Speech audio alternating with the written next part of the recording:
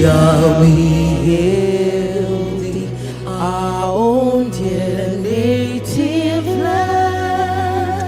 Though tribes and tongues may differ, in brotherhood we stand. Nigerians all are proud to serve our sovereign motherland. Our flag shall be our symbol, the truth and justice reign. In peace or battle or not, and this we count as gain. To hand unto our children a banner without stain. O God of all creation, grant this the one request. Help us to build a nation where no man is oppressed. And so with peace and plenty, Nigeria may be blessed. Long live the Federal Republic of Nigeria. You may please be seated. Thank you. A round of applause for yourselves. A round of applause for yourselves. Moving on, I'd like to take a moment to acknowledge and appreciate some of our honorable guests and dignitaries who have taken the time to grace today's event with their presence.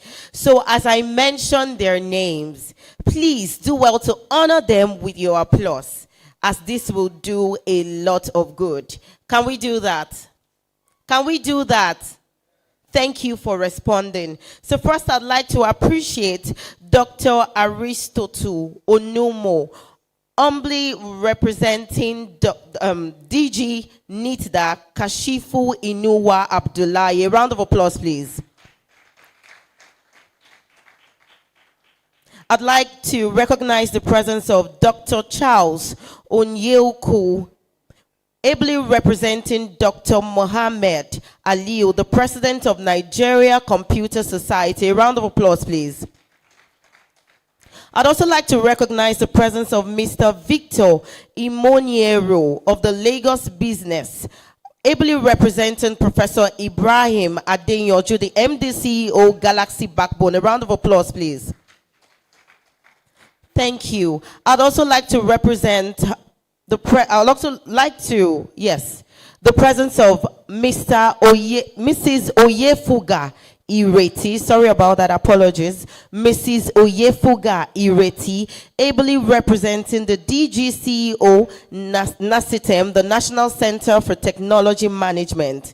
That's in person of Dr. Olushola Odusoya. A round of applause, please.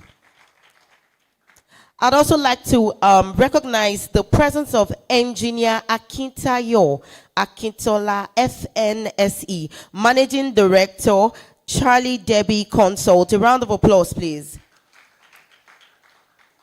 So as our guests and dignitaries walk in, we'll continue to introduce them to us. Thank you so much for your time. A round of applause one more time, ladies and gentlemen. Officially, would like to welcome you to the Lagos Future Conference 2025, proudly organized by Digivation Network, a multimedia and policy advocacy platform that's dedicated to driving digital transformation across Nigeria and Africa. A round of applause for them, please, for putting together these initiatives. And of course, a round of applause for our partners. I'm going to be coming up here to mention them one at a time as well. Please, a round of applause for them. Thank you.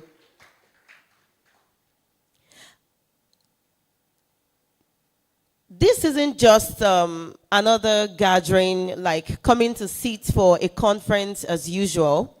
This isn't just another gathering. It's a bold and a multi-sectoral platform that brings together future-forward thinkers, that brings together trailblazers, entrepreneurs, innovators, policymakers, and digital disruptors across diverse industries, all united by one goal. And guess what that goal is? It's to shape Africa's future. And of course, today's conference this year, the spotlight is shining brightly on Lagos. And there's a critical question that comes to mind. And what is that question? It is this: how can the youth of today play a bigger role, a bolder role in harnessing the power of creativity, the power of technology, and entrepreneurship in building the Nigeria of tomorrow? This is a big question that I want us to pause, reflect on, and think about, because the truth about this is that the youth are the future of Nigeria. And if we do not take the bull by the horn, if we do not do what is expected of us, if we do not sit in conferences like this and listen to the speakers and gain more insight, we may not have the right resources and energy to build a brighter future for Nigeria. If you agree with me, please, ladies and gentlemen, a round of applause. Thank you so much for being so attentive. But before we go any further, please allow me to introduce to you this passionate, driven, and proudly Nigerian host standing in front of you. My name is Olayemi Olatunji. I'm a professional event host. And I am really passionate about meaningful conversations that fosters unity in Nigeria, and also passionate about conversations that brings about forward thinking as per building a brighter future for Nigeria. A round of applause for this young lady standing here. Thank you so much. Once again, my name is Olayemi Olatunji. And at this point, it gives me the great pleasure to invite on stage one of Africa's foremost technology journalists, a media entrepreneur with a career spanning over 2 decades. Come on now, a round of applause, please. It's not easy. He is the founder and CEO of Aviation Network. He leads a multimedia platform focused on digital transformation, innovation, and science communication. He also hosts an AIT's Infotech Network, Africa's longest running ICT TV show, educating millions of technology trends and digital policies. He has significantly impacted Nigeria's digital policy discourse, collaborating with government agencies and private stakeholders. He has represented Nigeria at international ICT summits, including the UN's World Summit on the Information Society. He is recognized as a digital hero of Africa. His work bridges the gap between technology and society, empowering communities through media and advocacy. Your Excellencies, honorable ministers, industry experts, distinguished ladies and gentlemen, I'm speaking of no other than the president of the Divination Network himself, with a clapping ovation, the one, the only Dr. Bayero Agabi, for his welcome address. A round of applause as he walks up the stage. Can we keep on clapping? This man is a voice that we need to hear. And we need to keep hearing to make Nigeria a better place. A round of applause, please. Can we keep doing that? Thank you, sir. Thank you very much. Hello, good morning, ladies and gentlemen. I was wondering if that ovation was for me, because I was at the back. And when she was rolling out all those whatever, I thought it was for someone, a lot bigger, than I am. Thank you very much for a good job, well done. And I think maybe we'll start it this way. Please, if you have a phone, have a selfie with yourselves, and then know yourselves. Let's just take 1 minute to do that. Take a selfie and then you post it on, either Instagram, anywhere, so that they will know that this event is going on. And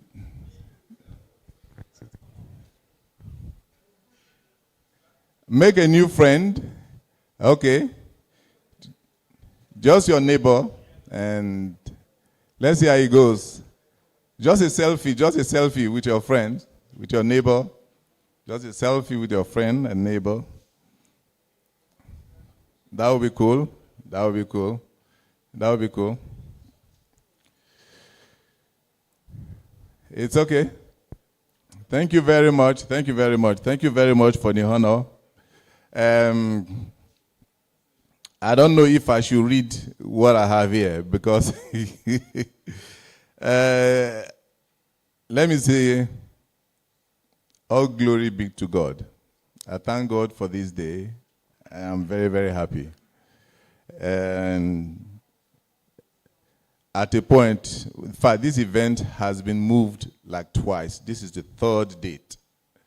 So we never knew it was going to take place anymore. So I'm very, very grateful to God, and I'm thankful to all of you. I'm just here to thank all of you, especially my mentor, Dr. Emmanuel Ekwuem.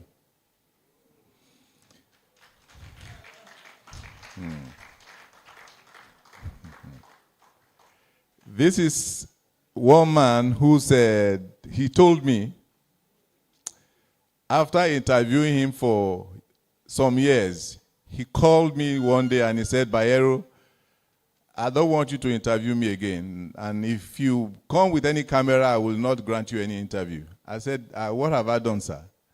He said, until you come with a business idea or a business proposal, I will not grant you any interview.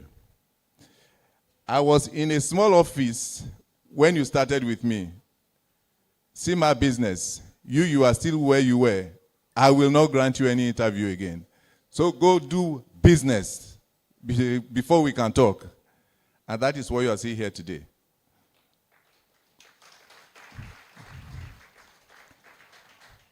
Today, we've been able to partner with CES Las Vegas. We've done with CAPSAT, and with Dubai World Trade Center, we have a running contract with the Dubai World Trade Center. We have done quite a lot of things that I can't mention on this podium right now.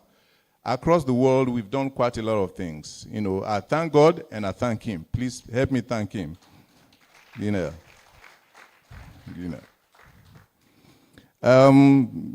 going to share this, but I do not intend to read it anymore. So let me also use this opportunity to thank our partners, especially NITDA. Please help us thank NITDA.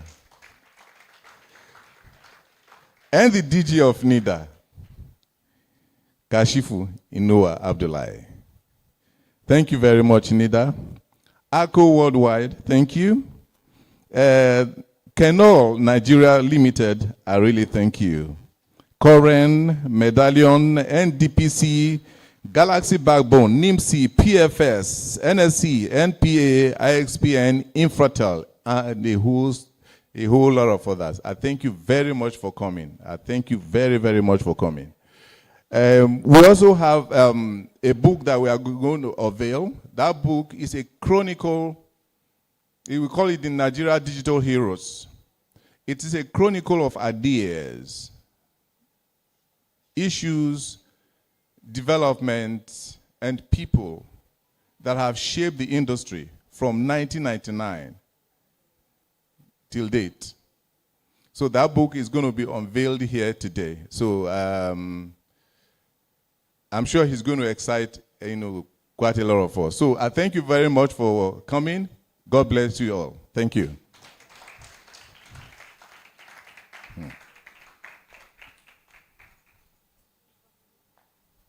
Okay, should I continue as the MC? Maybe.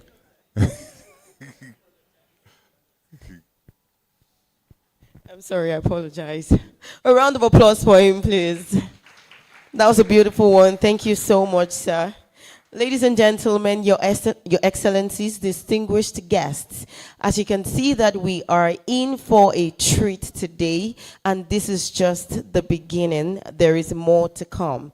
Before we commence, I'd like to make a few more recognition. Like I said earlier, as we walk in, as our guests walk in, I'll keep recognizing them because it's really important that we do so.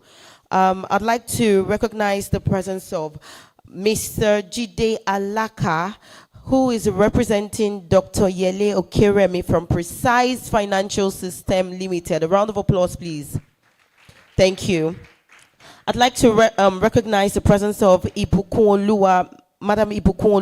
Owa, Ed Regulations Unit, Nigeria Data Protection Commission, representing Dr. Vincent Olatunji, the National Commissioner and CEO. A round of applause, please. I'd like to recognize the presence of Mr. Uche Chukwu Ugwani, the Designation Senior Manager Network, representing MD CEO Mohammed Rudman of Internet Exchange Point of Nigeria. A round of applause. I'd like to recognize the presence of Dr. Emmanuel Ekuwem, the Chairman Teledom Group. A round of applause. You're welcome, sir. To recognize the presence of Engineer Babajide Ajanoku, representing Koren President. A round of applause. And to also recognize the presence of Engineer Dr. Felicia Agobata FNSE, representing NSE President. A round of applause, please. You're welcome, ma. Also to recognize the presence of Engineer Tomide Akinowo. I'm sorry about that. Akinowo, the Ed Koren Lagos Regional Office. A round of applause, please. I apologize if I do not pronounce well. I'm so sorry, sir. Thank you. All right, ladies and gentlemen, I'd like us to do something real quick before we move on officially. Dr. Bayo was saying something that we should take out our phones and take a selfie to post on social media. And I don't know if he mentioned the social media handle, but I want the media to please display the social media handle so that we can tag the right social media page while we post these pictures on our stories. And please, while we're seated, I want us to say hello to the next person beside you. Get to know what they do. You don't know if the person seated next to you is the next president of Nigeria in a few years to come. Okay, that was on a lighter note. But who knows tomorrow? That's the truth. So you don't know who the next person seated beside you. You don't know who he is. You don't know if that's Dangote's, what do they call the people that inherit your wealth? What? Yes. Hair. The person to inherit. Yes, next of kin, that's the word I'm looking for. It's been trending on social media. So you don't know who's next of kin you're seated next to. So it's that time to connect with the person seated beside you. Get to know them, familiarize yourself. You get to know their names and what they do. Come on, I can't see the youth at the back doing that. Even our dignitaries at the front, they are relating with one another. Move from your seat.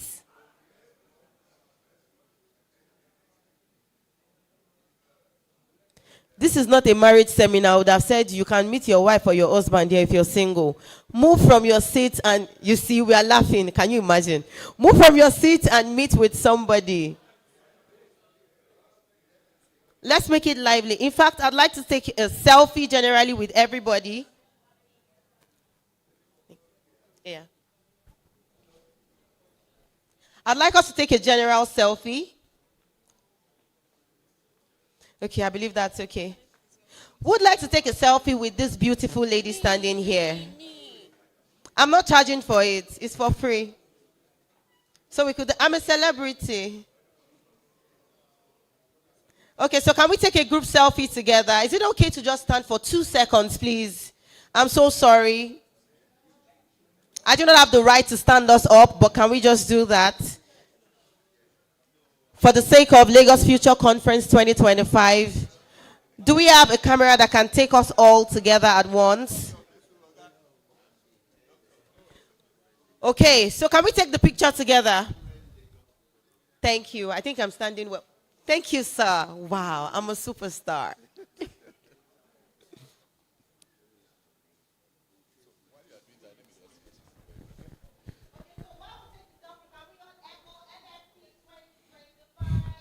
LFC 2025.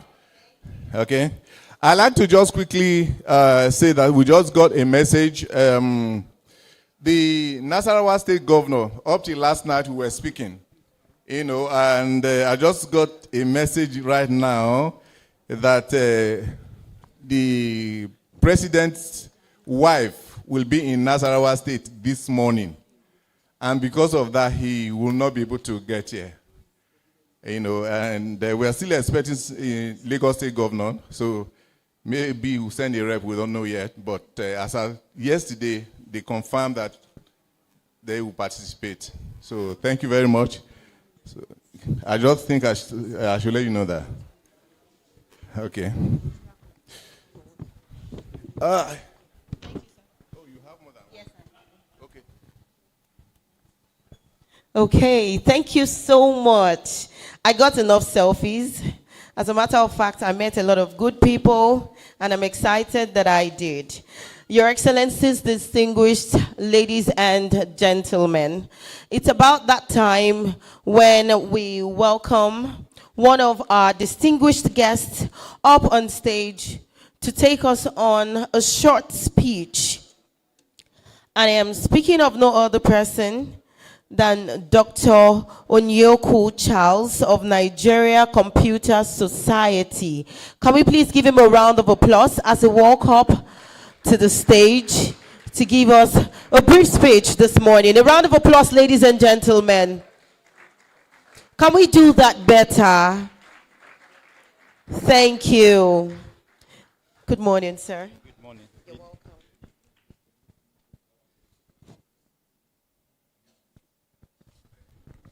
Shall I say a very good morning to all of us? I was asking the moderator whether she established any protocol so that I don't breach that protocol, but I think she will come back to do that later. But I want to welcome every one of us this morning. I'm pleased to be here representing my president, that is the president of the Nigeria Computer Society, Dr. Siraju Mohammed Aliu, who is unavoidably absent and has asked me to come in here and represent him. I just want to thank you all because some of you may not know the Nigerian Computer Society, and some of you are aware of our existence and what we do and what we cherish in doing as far as the IT space is concerned. Our Nigerian Computer Society has been around for the past 4 and more decades.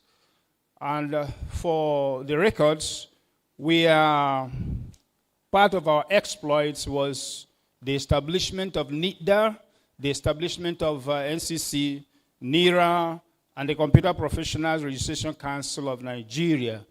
Our members are actually currently sitting on the board of these agencies of government. And that's what we have been doing to contribute our own culture to make sure that IT that is ruling the world is taken serious as far as Nigeria is concerned. And I also like to let us know that we have some flagship programs that we do annually to ensure that we are impacting especially the youths and then the adults with knowledge and skill relevant to the current situations as far as the trends are concerned, to make sure that we are not left behind. One of such programs is our international conference, which is an annual event, and it comes up again this year in Kano. We're almost getting there in the month of August. I invite every one of you. It will be holding between the 15th of August to the 17th of August. You're all welcomed.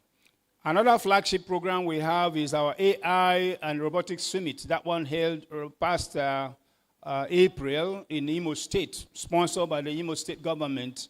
And there we always have a hands-on section where, in particular, we try to teach the youths essentially what is trending, what is the current situation in AI, and then robotics, so that at least they can be acquainted with what it takes to play with the global world. And then the next flagship program we have is our Cybersecurity Summit. That one is coming up next month. In fact, this month rather. Next week, this month, 23 through 26. There again, we are also looking at cybersecurity, which is an important technology that we need. Peradventure, there is a cyber war all over the world. If we don't have the relevant skills, no matter what you do to protect your data, you don't have these current skills, of course, you know we are in danger. So we are always proactively putting our people forward to know what is trending and what the bad guys in the dark web is doing, so that we'll be able to nip on the board whatever they are trying to do to thwart our organizations and mess us up all around, especially in the banking sector. If they strike there, there's a lot of issues. So we do all these to build capacity and, of course, knowledge and skill to make sure that our youths are carried along and they are up to date with the relevant skills they need to work. Another program we do is also our what we call ITDPE. One of our members, one of the elders of our profession, is bankrolling that one. He donates money annually for us to gather the youths that have ideas. And when I mean ideas that are capable of being transformed to product and service. We camp them 3 months, 6 months, and then bring in people that will mentor them, people who are already doing something great in that area their idea is coming from. So we incubate them to make sure we turn those ideas into products and services. This we do regularly, mainly for the youth. So the youth here, if you have a wonderful idea and you are incapacitated because of funding, I am inviting you to meet our secretariat. The executive secretary is there 24/7 to welcome you, to look at those ideas and pass it to the appropriate committees who will look into it and then possibly invite you for a chat. We discuss. When that idea becomes a product or service, we don't leave you there. We also help and take you to the market. We take you to the market where we have investors who are interested, who look at it again, bring in ideas.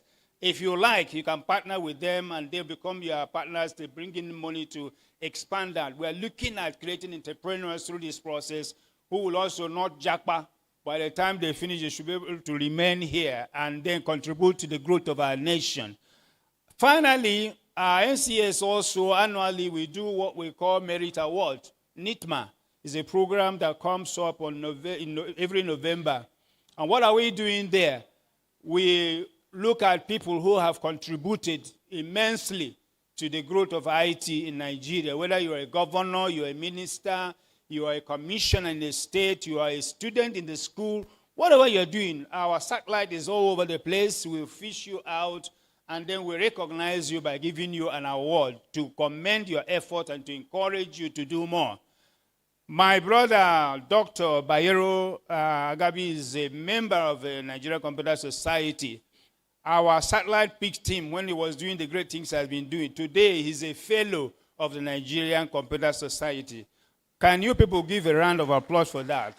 Yes, we recognize that he has been doing very well. That's why we conferred on him the highest honor given to every member of the society who have achieved greatly in that profession. So we confer that honor to him. Today he can raise his shoulder high and then brandish the FNCS. He's one of us and he's doing well. I'm glad that every one of you know that he's doing well. That's why we are here. My president commends you. In fact, last Wednesday, I was actually trying to go to Ogun State. But being my boss, he said, no, this is our fellow. Cancel whatever you're going to do in Ogun State. Be here for me and then tell Dr. Bayero that NCS loves him and then also encourage him in his program. So having said that, and looking at futuristically, NCS will continue to partner with both NITDA, NCC, NIRA, and every one of you here. We are open for partnerships, we are open for collaborations, so long as what we are trying to bring about is something that will bring good to Nigeria and its population, improve our GDP, and of course make life more meaningful for every one of us, even governance through technology. We are in there, we'll partner with you, we'll do everything humanly possible to support you to thrive. Thank you very much for listening, and God bless us. I wish you all a very fruitful deliberation. Thank you very much, sir. That was a very beautiful one. We appreciate that. A round of applause one more time, please. Media, can we please have a display of the file that was sent so we can understand? Is it ready, or should I move on? Media, I need a response. Is it ready? Okay, I move on. All right, thank you. We were about to display the letter we received from the State House, Abuja, Nigeria, informing us of the absence of Our Excellency. While the media is preparing that, I would like to move on. And please make welcome with me Dr. Aristotle from NITDA, representing Kashifu Inuwa, the Director General of NITDA, for his speech. A round of applause for him, ladies and gentlemen. Can we keep on clapping? Thank you. Clapping is a sign of honor, and honor is meant for everyone. So as you're clapping for him, indirectly you're clapping for yourself, because we are meant to be celebrated, each and every one of us. A round of applause one more time.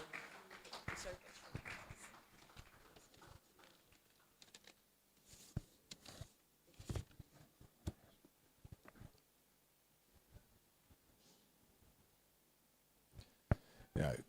Good morning, everyone. I want to stand on the existing protocol.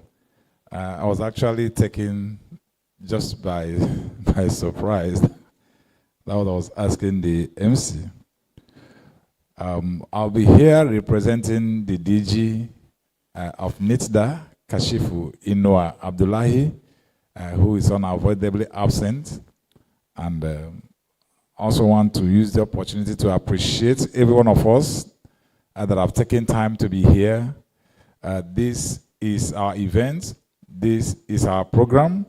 We have been a strategic partner with Digivision for all their programs in the past, and we will also continue to be a strategic partner. So I want to read the address on behalf of DG Kashifu Inuwa Abdullahi. Like I said, who would also love to be here, but unfortunately couldn't be here at this time. Distinguished guests, respected industry leaders, innovators present here, young minds, and fellow Nigerians. I say again, good morning. It is a profound honor to address this distinguished gathering at the Lagos Future Conference 2025, a platform that embodies vision, ambition, and possibilities.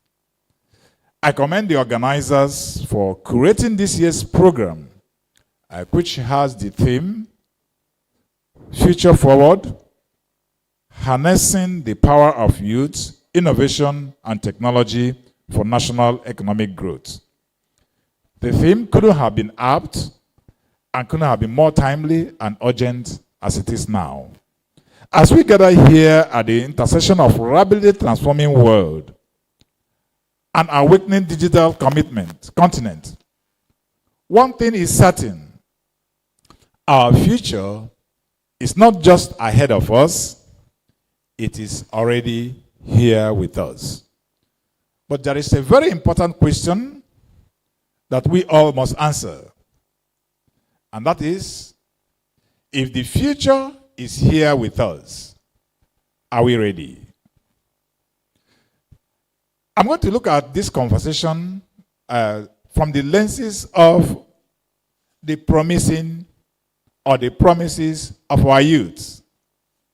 As of today, Nigeria remains one of the most youthful nations in the world.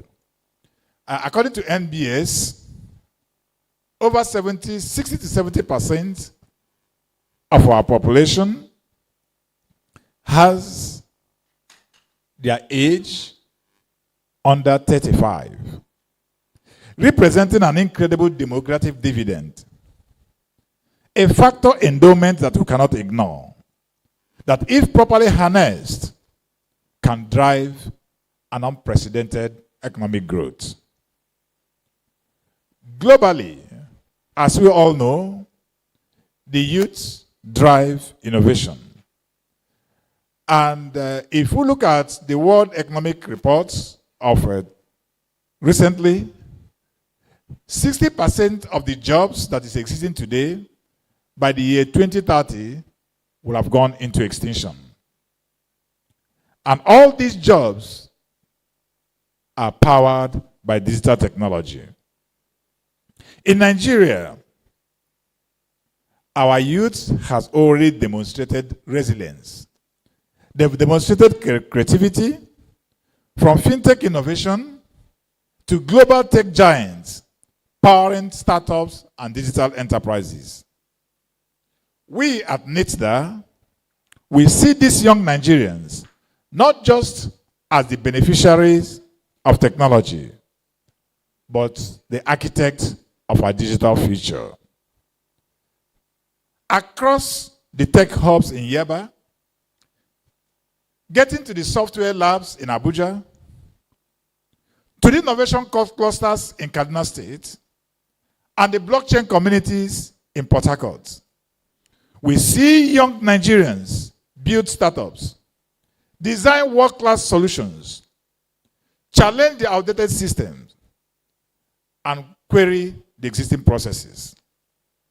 In 2024 alone, we have startups in Nigeria attracting over $1.2 billion in revenue or capital funding, placing Nigeria firmly as the leader of tech ecosystem in Africa.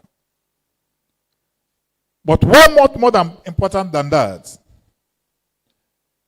it's not just the funding, but the spirit, the audacity to dream, to build, and to reimagine.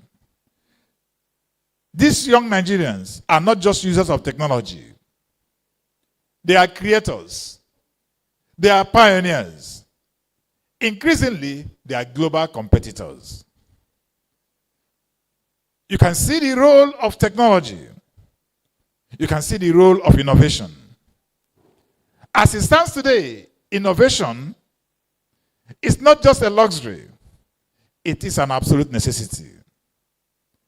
The technology we have today is not just a sector, but it's the backbone of every life. From agriculture to healthcare, from finance to education, from governance to security, technology is disrupting the old model and shifting the paradigm. According to McKinsey, digital technology could add close to about $300 billion before the end of this year. I asked the question I asked earlier again, how ready are we to take advantage of this projection? Nigeria has the population. We have the youthful energy. We have the entrepreneurial spirit. The time is now. If we must make the right investment, if we must do the right policy direction, this is the most appropriate time. Again, I need to let us know. Before now, you could have talked about oil. Before now, you can talk about your landmass. But I tell you, innovation is the new oil of today. The fourth industrial revolution, driven by artificial intelligence, big data, blockchain, Internet of Things, and cloud computing, is reshaping the global economy. As of today, African technology startup ecosystem attracted close to about $4 billion in 2024 alone. And according to Patek, with Nigeria accounting 30% of that attraction, there's no investment that's much more than that in a continent. Our startups are solving real-world problems. You can find them in the healthcare. You can find them in the financial inclusion. You can also find them in agricultural productivity. These are innovators who are building Nigerian economic resilience and global competitiveness. You know, as an agency, the National Information Technology Development Agency, under Federal Ministry of Communication, Innovation and Digital Economy, is fully committed to creating an enabling environment for innovation to thrive. And that has helped us, and that has led to several innovations that were put in place to catalyze the entire ecosystem. One of such initiatives is the Startup Act, that is providing regulatory clarity and support to innovators, that ensuring that our innovators, our startups, are well recognized and identified, profiled, and platform for support will exist. And that's why I want to encourage everyone who has bright mind and ideas, who is a startup, to ensure that he registers through the startup portal to be identified, to be profiled, and to actually be labeled as a startup. That will give you the opportunity to benefit and to have access to quite a lot of incentives that government is providing through the Startup Act. There's also a policy referred to the National Digital Innovation and Entrepreneurship Policy. The policy is in place to foster innovation, to create jobs, and also for wealth generation. We didn't stop at that also. The agency has a program that is bringing all the hub owners together to teach them, to train them, and to empower them. Because we believe that through these hubs, our young people, our youth, our innovators are also encouraged, are also trained, are also empowered. And as a result of that, we have a program we call the Technology Innovation and Entrepreneurship Support Scheme. It's a program that I've set aside across the Federation to ensure that we build the capacity of hub owners, build the capacity of the hub owner to translate the same to those who are actually members or in that community, those who are actually taking advantage of those things that the hub are providing as services. We also have the Office of Nigerian Digital Innovation. And that is the office that provides secretariat for the Startup Act. And this office is the office that takes care of the entire startup across the Federation. They also run different programs, ranging from the iHatch to other programs that are set out to empower the startup, empower the young people, and build the right kind of skills to ensure that our young people take their rightful place to participate and contribute in the digital economy. There's also the National Center for Artificial Intelligence and Robotics. Now, this center is geared towards research and is geared towards supporting the growth of artificial intelligence, which have become the engine of economic transformation across the globe. Not few years, just I think last year, or just last year, where we had the national AI strategy that aggregated the young minds across the globe, bringing them together to prepare a document that will provide clarity on the direction that the nation itself is going with respect to AI. And that's some of the initiatives that are going on. We also recognize that technology is the engine of growth.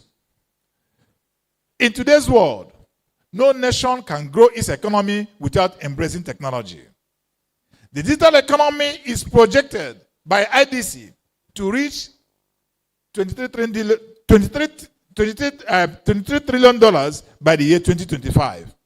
And that shows the contribution. That shows the power. And that shows the size of digital economy and what it can do. In Nigeria as a whole, Digital economy contributes close about 18.44% to our national GDP as at quarter two of 2024, surpassing oil and gas for the first time. And according to GSMA, Nigeria is expected to add over 40 million new internet users by the end of this year, further expanding digital opportunities in Nigeria. We are witnessing a rapid growth in this sector, in the e-commerce sector, in the health tech, in the agri-tech, in the edutech, and more of them. Now, the fintech sector alone has possessed close to about $800 million worth of transaction only in 2024, creating multiples of jobs, attracting foreign investment, and also building a resilient economy. These figures are not just numbers, they are proof that technology can serve as a bridge between Nigeria's current reality and desired economic future. At NITDA, we understand this. And that's why we are aggressively pursuing our vision as encapsulated in strategic roadmap and action plan. And our vision is very clear. We want to make Nigeria an IT-enabled nation, fostering inclusive economic development through technological innovation. And that's our goal. And this vision is focused under 8 pillars. I may not have the time to take us through the 8 pillars. You can go to our website, the document is there. But I'm going to bring out some of the initiatives that are incorporated and encapsulated in this vision. We are very clear in our mandate, we are very focused in our delivery, and we are very strategic in our action. In this vision, we focus on fostering digital literacy and cultivating talent. In this aspect of our vision, we are focusing on ensuring that by the year 2027, 70% of Nigerians will be digitally literate. Now, in doing that also, we have multiplities of buckets of program. One of such programs is Digital Literacy for All initiative. In that program, our focus and our goal is to ensure that for those in the informal sector, we will train 30 million Nigerians by the year 2027. Now, how do we go about to do that? We are partnering with NYSC. NYSC, we know, have their reach across the federation, across the 774 local government areas in the federation. So what we have done now is to partner with NYSC to, in each of the streams, we train 80 champions. So in 4 streams, we train about 480 champions. In that 480 champions we train, we ensure that each and every one of them train at least 2 people in a day across the federation. And that means in a year, we are going to have close about 10,333,000 people trained from the informal sector. Who are those in the informal sector? We are looking at those young boys who are outside, the bus conductors, the traders in the market, and those who are in the churches and the mosques, everywhere and anywhere. Think about this. We know that research shows that, in the markets, like that of Arara market, or that of, they do billions of naira worth of transaction every year. Now the question is, these people who are in this market, their transactions, has it been captured in our digital economy? That's the question we need to ask. So our calculation, our idea is to make digital transaction easy, firm, and across board, inclusiveness. So at the end of the day, we should have been able to define the contribution of digital economy into the entire GDP as a whole. And that's for 30 million for those in the formal sector. We have also taken a step further to ensure that all in our academic institutions, our curriculum is revised and digital literacy is incorporated in our curriculum. This we have done already from primary to secondary school is already established. So by next year, in the curriculum of primary, secondary school, digital technologies, digital literacy will be part of the curriculum. We're also not stopping at that. We are also partnering with NUC to ensure that digital literacy is made a GST course in all our universities. We have started with Nasarawa State already. Nasarawa State University, as at this moment, is running digital literacy as a GST course, and immediately anyone finishes his first year in Nasarawa State University, he gets a certification or certification from Cisco as one who is now qualified to possess, become digitally literate to participate in digital economy. We're not stopping at that also. We are also reaching out to all the civil servants, both federal and state, to ensure that all our civil servants are appropriately trained and they are digitally literate. Because we know, if you look at the 8-point agenda of the Renewed Hope agenda, we know that the first one is what? To reform the economy. If the economy is going to be reformed, then digital literacy must be an anchor of reformation. If you look at the 8th one also, is also to improve service delivery. That's the 8th in the Renewed Hope agenda. The 8th one has to do with improved service delivery. So if service delivery is going to be improved, then we must empower our public servants to become digitally literate so that they'll be able to contribute their quota in that of digital economy. There are quite a lot of other programs in the 8th pillar that we have in our strategic roadmap and action plan. But what is more intriguing about it is that the 8 pillars is in alignment with the federal government Renewed Hope agenda, which also has 8 pillars. We now believe that if federal government is going to achieve its goal as regards to the 8 pillar or Renewed Hope agenda, then digital technology or digital literacy is always the anchor. Now, what is the part of future forward? Let me be clear. The future belongs to the nation that empowers their youth, incentivizes innovation, and embed technology across governance and industry. This is why being future forward is not just a buzzword, it is a strategic imperative. It means investing in digital education at all levels, so that every child in Nigeria, regardless of location, regardless of gender, should have access to 21st century skills. It means creating safe and enabling environment for startups through regulatory sandboxes, tax incentive, and access to capital. It means building tech infrastructure, not just in cities, but in rural areas, so innovation is democratized.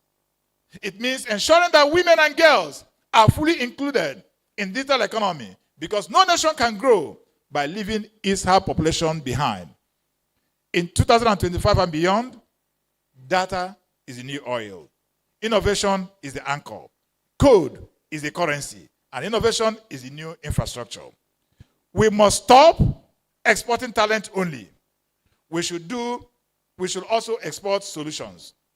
Nigerian built platforms, AI tools, fintech models, agri-innovation that solves Africa and global problems. Now, in all this, the imperative of partnership, I'll soon end. To fully unlock the potential of youth, innovation and technology, collaboration is non-negotiable. The government must continue to provide policy support and enable infrastructure. The private sector must invest in building scalable solutions. The academia must recalibrate curriculum to prepare a digital-ready workforce. International partners and investors must continue to see Nigeria as a hub for Africa's digital transformation. We must also work collectively to ensure inclusivity, ensuring women, persons living with disability, and the underserved community are fully integrated into the digital culture. Now, before I round up, just a few minutes before I round up, NITDA is doing quite an elaborate program which I want to encourage every one of us to be part of. Now, one of such programs that is coming up now, which everyone must be part of, is the GITEX Nigeria. Now, you all know that GITEX is a global brand, which has been going around all other countries, but now it's coming in Nigeria from the 1st of September through 4th of September this year. It's going to happen here in Lagos. So there's a portal where we expect those who have ideas to log in and register as a startup, because there's going to be a supernova competition, and there is $50,000 to win. Please log on to our website and ensure that you get registered to compete and favorably take advantage of winning this $50,000 that is at stake. Call to action to our young people in the audience and those watching us online and those who may watch us later. You are not only the leaders of tomorrow, you are the disruptors of today. To our investors, policymakers, and industry leaders, the time to double down on innovation is now. Let us build ecosystems that are inclusive, competitive, and globally relevant to all Nigerians. Our greatest asset is not under the ground. Our greatest asset is our classrooms, our course spaces, our young people, our innovation hub. Let us nurture it, let us protect it, let us invest in it. In conclusion, I want to remind us of the words of Chinua Achebe, who said, every generation must recognize and embrace the task it is peculiarly designed by history to provide, to perform. This is our task. This is our moment. Distinguished ladies and gentlemen, the future is not something that is distant. It is already here with us. And Nigeria, with our youth population, our factor endowment, our entrepreneurial spirit, and our abundant tech talent, we are well positioned to lead Africa to this new digital future. As we gather here today at the Lagos Future Conference 2025, let us renew our commitment to empower our youth, foster innovation, accelerate technological adoption, and build a Nigeria that is future ready. The future is forward. The future is now, and together we can build it. This future belongs to those who create it today.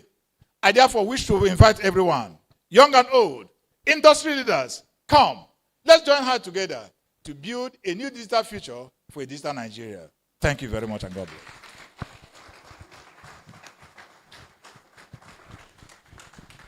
Wow, that was indeed insightful. A round of applause once again. Thank you so much, sir. We really do appreciate your presence. Please, sir, I would like to get the website for people to sign up for the opportunity you just shared with us now. Maybe one of the ushers can please walk up to him and get the website so the media can kindly display. So media, are we ready to display? All right, please, let's go.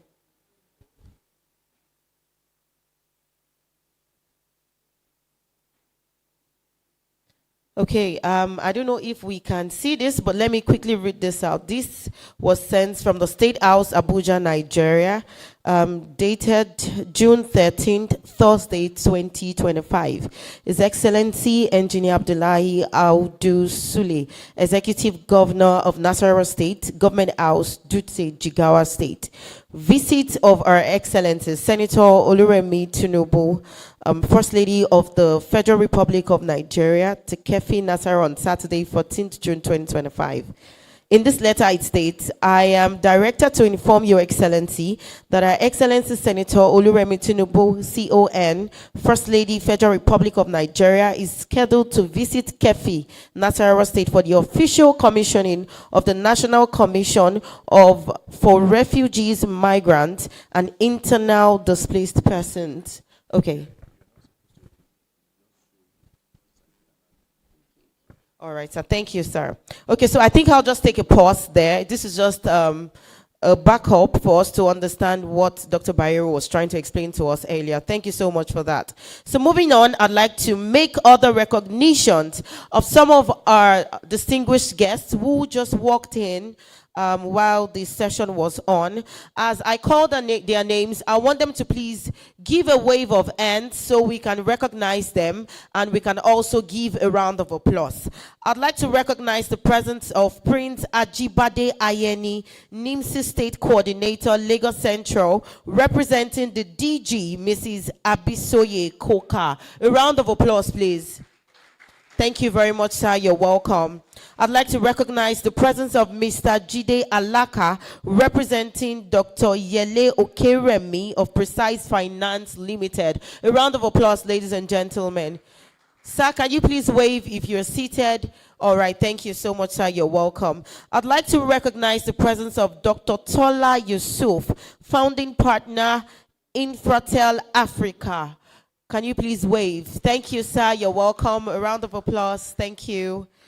And I also like to recognize the presence of Mr. Oluwakayode Olatunji, CISOGH, INFOSCC, and GRC, I'm sorry if I didn't pronounce rightly, GRC Advisory. Yes, Digital and Code Limited is here, is representing Professor Obadare Peter. A round of applause.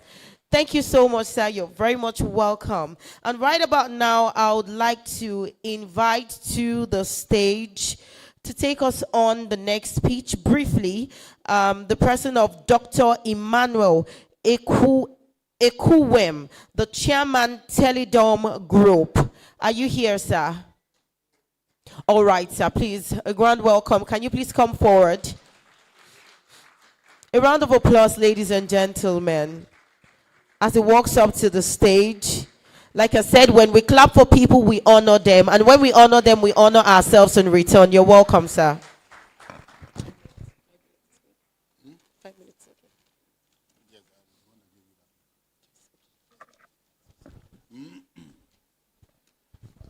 Dr. Bayero Gabi and my friends from the industry that are here gathered. I had to let go an NSC event in Akwa Ibom State in order to be in this event. That event is going on even as I'm speaking. The gentleman from NITDA, you consoled me, and you also fired my imagination. But you know what? We have to start doing things that are down to earth and very practical. I was secretary to government for about 5 years and 4 months, and I left the industry to assume that responsibility, and I have seen where the disconnect is. Very serious disconnect between the IT industry and those in government. 67% of our youth, or of the Nigerian population rather, are considered youth. And then we kept on, or we keep on saying that they will be the leaders, or they are the leaders of tomorrow. The question is, are we grooming them, we the leaders of today, for them to take responsibility to provide leadership in the future? Sadly, we're not doing that sufficiently.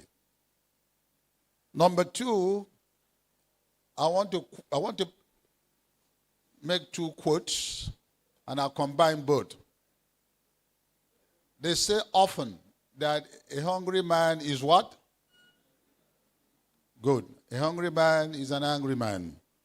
And they say often that an idle mind is what? The devil's workshop. Okay? Ancient statement. So, and I want to mix the two. If a hungry man is an angry man, and an idle man is the devil's workshop, then combine the two, it means that a hungry, idle mind is an angry devil's workshop. Very serious statement. It means that a hungry, idle man, all right, is an angry devil workshop. Because he's hungry, therefore he's angry. And he's idle, therefore he's a devil's workshop. So when a young man or woman is both hungry and idle because he doesn't have a job, no sense of purpose, no encouragement, no inspiration, so he becomes both hungry and idle. And when he's both hungry and idle, he becomes an angry devil's workshop. That's why you have banditry, they call it, Boko Haram, they call it, armed robbery, they call it, whatever you want to call it, you restiveness. That is the bane of our society today. So when I listen to my colleague from NITDA talking or speaking or addressing us, I said, well, that is good.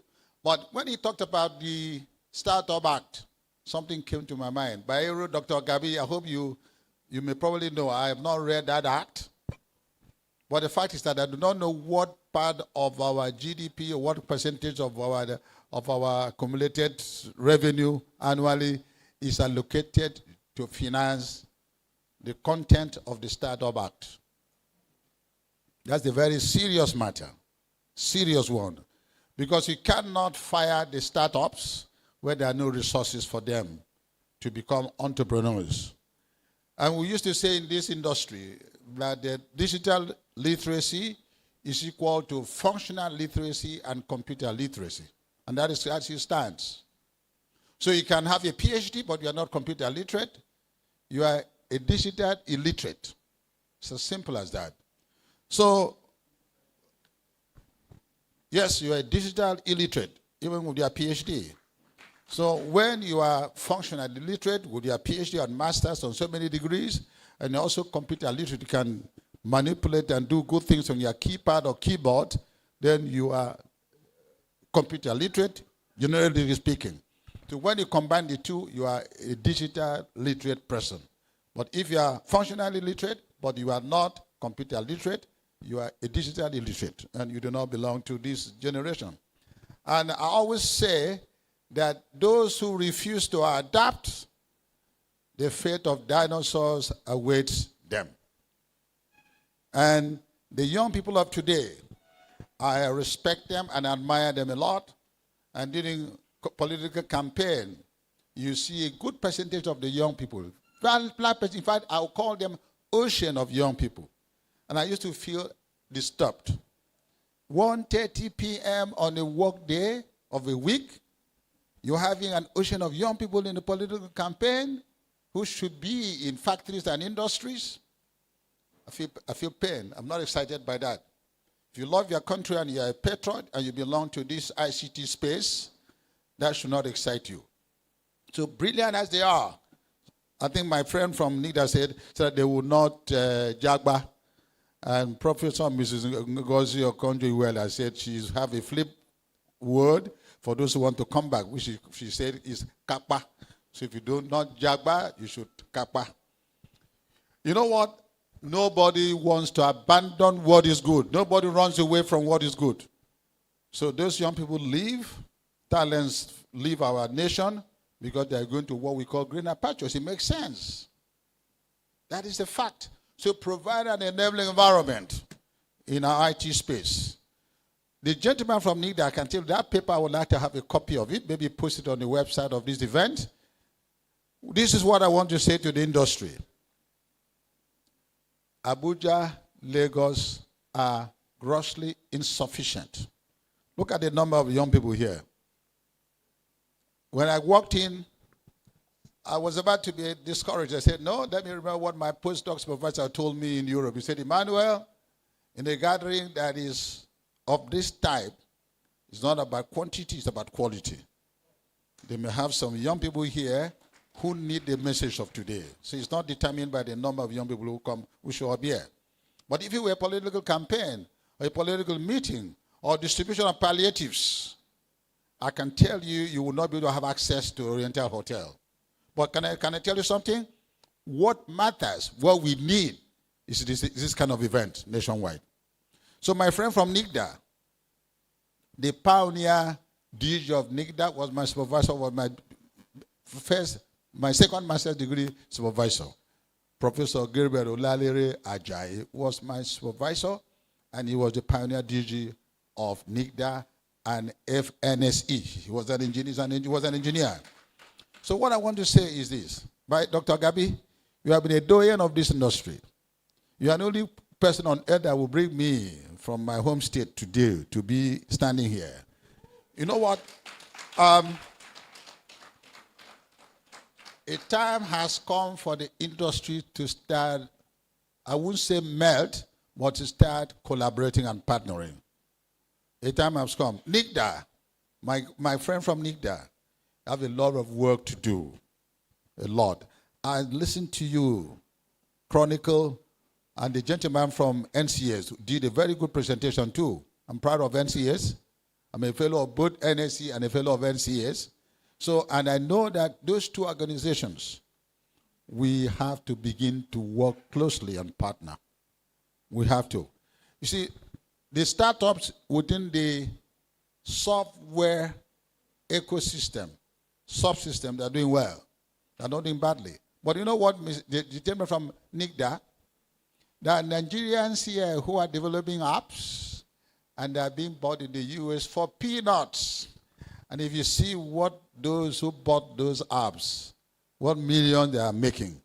So it's an area for you to look into. I call that bit DG colonialism. You know, you have slave trade, you have commencement of independence, you have new colonialism, and I call it digi-colonialism. You know what? You export expertise without physical movement, and that which you export is paid for as peanuts, and someone makes millions out of what you develop. And if you expose those young people, I can tell you they will price their sweat equity appropriately. So my suggestion is this: one, NSC, NCS, NITDA. As I said, you're doing a lot in Abuja, Lagos axis. 36 local government, 36 states of Nigeria, and 36 state capitals. Can I tell you something? Lots and lots are not happening there. In other words, there are lots for you to do in the state capital. They should grant you sufficient budget to start what I call a rippling upwards, centrifugal movement to 36 state capitals. Two, who are the commissioners of science and tech and ICT in those states? As I said, I've been in government, and I know how government works. The presidency will go through the governor to the ministries. But we, as professional entities and organizations, and you as a regulatory agency, both NITDA and NCC, and then the industrial associations like NCS and NSE, what are we doing in those 36 state capitals? Number two, 774, you said it too, 774 local government areas. If you see the creativity from young people, but they are not mentored, they are not exposed. Nobody has tutored them. They are underutilized. I like young people because they are creative, they are hardworking, they are imaginative, they are innovative. But there's another thing I like about them. They are impatient. Yes, and impatience is good for progress. You know what? They say, wow, good idea. And they approve of it, and they gave me a letter of acceptance. Arrived in Nigeria, ran to NCC. Oh, good, great affair. This is good. Great affair. I'm an IFE graduate, so great affair. This is brilliant. This is good. The same thing with NITDA. You know what? It died there. Nothing happened. The Germans wanted to find out where are the exhibition centers. They wanted to know, because a typical exhibition hall should have provision for what they call story booth. I hope you know what I'm talking about. You have ground floor and you have a first floor, all part of the exhibition stand, and government support and the regulators support. But thank God, the NITDA gentleman talked about GITEX Nigeria. We will be there, and we'll give you all the amount of support. It's absolutely necessary. It's part of industry development and growth. There was a time when Nigeria was the largest and fastest growing ICT or IT market in the world in terms of growth during the revolution. And there was no event here. That was shortly after CTO, the famous CTO in Museum Center. We were moving very fast. Not even a single event is holding in Nigeria that attracts all the whole world to Nigeria. So GITEX was also discussed, and I'm happy that NITDA has been able to corner GITEX Nigeria, or maybe there's a one in Marrakesh. And let me use a common English. I yapped NCC in one event here last year. Said, you are running to GITEX Africa in Marrakesh as a delegation. You are not ashamed that Nigeria, big as you are, you are going to Morocco to be part of GITEX Africa. That's what you ought to have cornered into this country as GITEX Africa to be held in Nigeria. So to have a GITEX in Nigeria in September is a very healthy development. It's part of the growth of the industry. It's part of the development of the, for us to know what abound. Interesting. And what NITDA is doing, what the NCS, the various workshops and modules of NCS would address this and attract these young people. So the young people I talk to you, they are there at the back, and I address them directly. Please, these are my avuncular and uncle's recommendations to young people. Number one, do not give up. Can you get me? Do not give up. Number two, remain creative and positive. Have a positive attitude towards life. Number 3, know and learn how to partner. There's certain things you cannot do on your own. Like the Israelis would say, 100% of nothing is 0, but 10% of something is something. Am I right? Learn how to partner. 2, 3 of you galvanize energy and resources, and you can do what one of you alone would not have been able to do. 4, learn how to do what the World Bank teaches. Think big, start small, and do what? Grow fast. Have a big picture. Don't give up. Bill Gates started business in his father's garage. I don't want to mention names so that I would not be seen as marketing someone. That's some of Africa's very richest, so to say, or Nigeria's very rich. They were selling biscuits. They were selling audio cassettes. There's somebody that owns an airline in the UK who was selling audio cassettes. So never you give up. Be determined to excel. Number 5, open a bank account. That is your business bank account. Do not mix business account with personal account. And learn how to save. Number 6, be patient with respect to having to learn the ropes. Many of you, as soon as you start working with Bayero Gabi or NCC or NITDA, you want to become CEO overnight. I like that. But you know what? Learn the ropes. Master the market. Be known in the market. If you are too impatient, then you fall from frying pan to fire. So learn and master the market. Key person. Those of us in NCAs, NSC, NITDA, NCC, adopt one of them and be a mentor. Provide guidance. Provide counseling. Inspire them. Motivate them. So Dr. Bayero Gabi, being a doyen of industry, what I recommend to you to do, you are respected by all of us, be it ADCON or Alton or NCAs or ITAN or NITDA or NCC. Bayero Gabi was a young reporter when I used to come from. One fell off the table in time to synchronize the mouse to the mass part. So, Bayero Dr. Gabi, what you do is this. Let industry associations, we have never talked to ourselves. I want to have an event organized by you, or inspired by you, or moderated by you, where you have the major industry bodies present, so that we can have a roadmap for the future of industry. NITDA, NCC, Galaxy Backbone, NICOMSAT. I don't hear much about NICOMSAT these days. Then NCS, ATCON, Alton, NIG. Assemble them. Start with their ESCO first. And we start addressing the challenges that face our country. We cannot move from where we are to where we intend to be.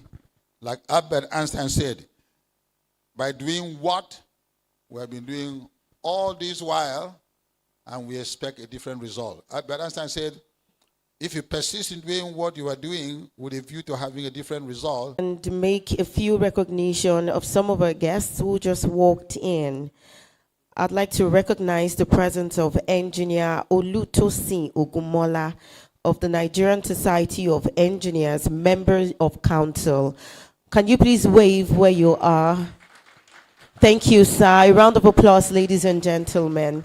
I'd also like to recognize the presence of Mr. Gabriel Ida Osa, the President, Lagos Chamber of Commerce and Industry. A wave of hands, sir. Wow. You're very much welcome. Ladies and gentlemen, it pleases me to inform you that one of our speakers is here already. She's seated at my left hand. Yes, if you look towards the left hand, there's a very beautiful young lady seated in person of Madam Oluwatoyin Banjo, the International Development Leader, Director of Programs, Aviation Hub Africa. A round of applause, ladies and gentlemen. If you're familiar with DDK in Nigeria, she's a force, then you should know this young lady. A round of applause once again. We're in for a treat today, that I can tell.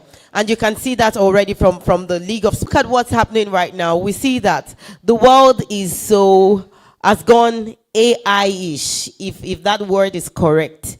You can see somebody seated in his house sleeping, and the next thing you find him on social media, they could have framed something up. He's probably in an airplane sitting with somebody else, and the person himself is looking at social media. I'm at home in my house. What am I doing on an airplane? That's how far AI has gone. And people are beginning to abuse the use of AI. As a matter of fact, somebody walked up to me and said, this is witchcraft. And in fact, you need to delete anything AI from your phone. It is demonic. And, it appeared to me that the person is just saying this because of the negative effect that he has been seeing over time. But the truth about it, if we look inwards and deeply, AI has been one of the best things that has happened to, that's happened to us. And if I'm going to speak from the Gen Z angle, before you do anything, you go to Meta AI or ChatGPT to ask your questions. Am I correct? Am I correct with that? Now you want to write love letters. You ask ChatGPT, how can I toast the love of my life? Am I correct with that? Oh, how do I wish my husband happy birthday? How do I send a happy birthday? And ChatGPT will give you full details of everything you want. ChatGPT will even ask you, do you want me to paint an image for you? Do you want me to do this? That's how revolutionized the world has gone. So it's no longer what it used to be. And it is very important that we harness the power of the creativity of how the world has gone digital. This will help us build a better tomorrow in Nigeria. So one more thing that we're going to be doing, I'm going to be stepping down now, and I'm going to be bringing forward somebody that I think has a Gen Z spirit out of our invited that seem to be like your favorite. That seem to be like your favorite. Looking at him, he said something about suffering and smiling. Okay. Can you sing it for us? DJ, do you have Fela's music? Suffering and smiling. Yes, sir. So we're going to dance, so. Okay, that's fine. He said he's ready. DJ, are we ready, please? What's the title of the song again, sir? I believe it's suffering and smiling. Suffering and smiling. 99 standing. 99 standing. Every day, my people, they sign suffering. Wow.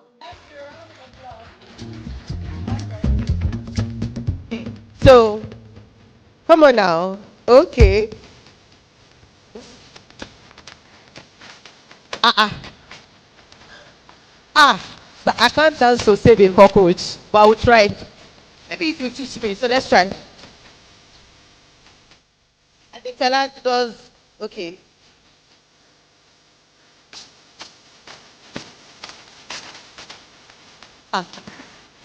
What's in me, pal? All right, that was a beautiful one. Thank you so much. Thank you so much, sir. That was lovely. So I'm going to be going around, and then I'm picking one more person. This time around, I'm picking a female. And there's one beautiful woman who has been smiling at me since she got in here. I don't know, maybe she's attracted to this beautiful young lady. Ma, you're welcome. I love you too, please.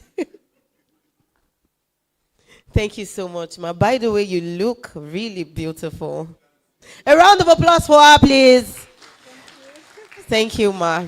So during your time, what music is it for you? Oh, yes, it's still your time, yes. I'm so sorry, apologies. It's still my time. Yes. Anyway, I love inspirational songs. Oh, okay, can you try an example? There are two. Okay. In Yoruba song, I like Sonny Ade. Sonia That plays appreciation. Mo dupe, because you need to always appreciate. You need to always give thanks.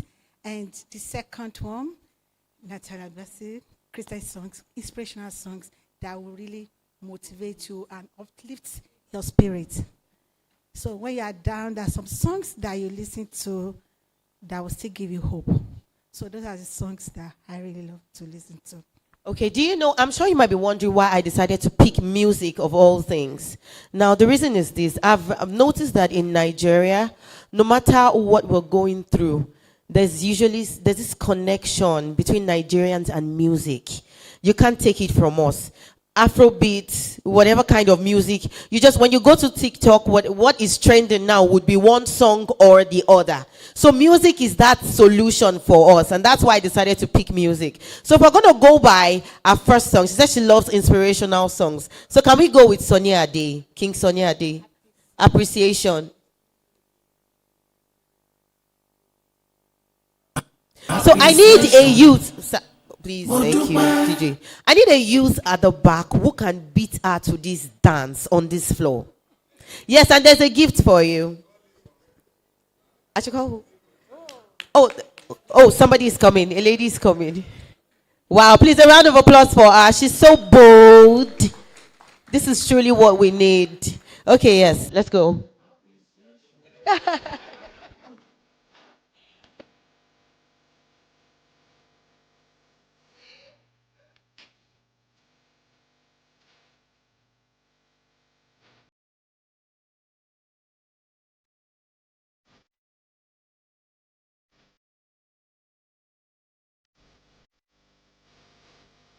Jency, don't disappoint us. Old school is beating us already. Oh.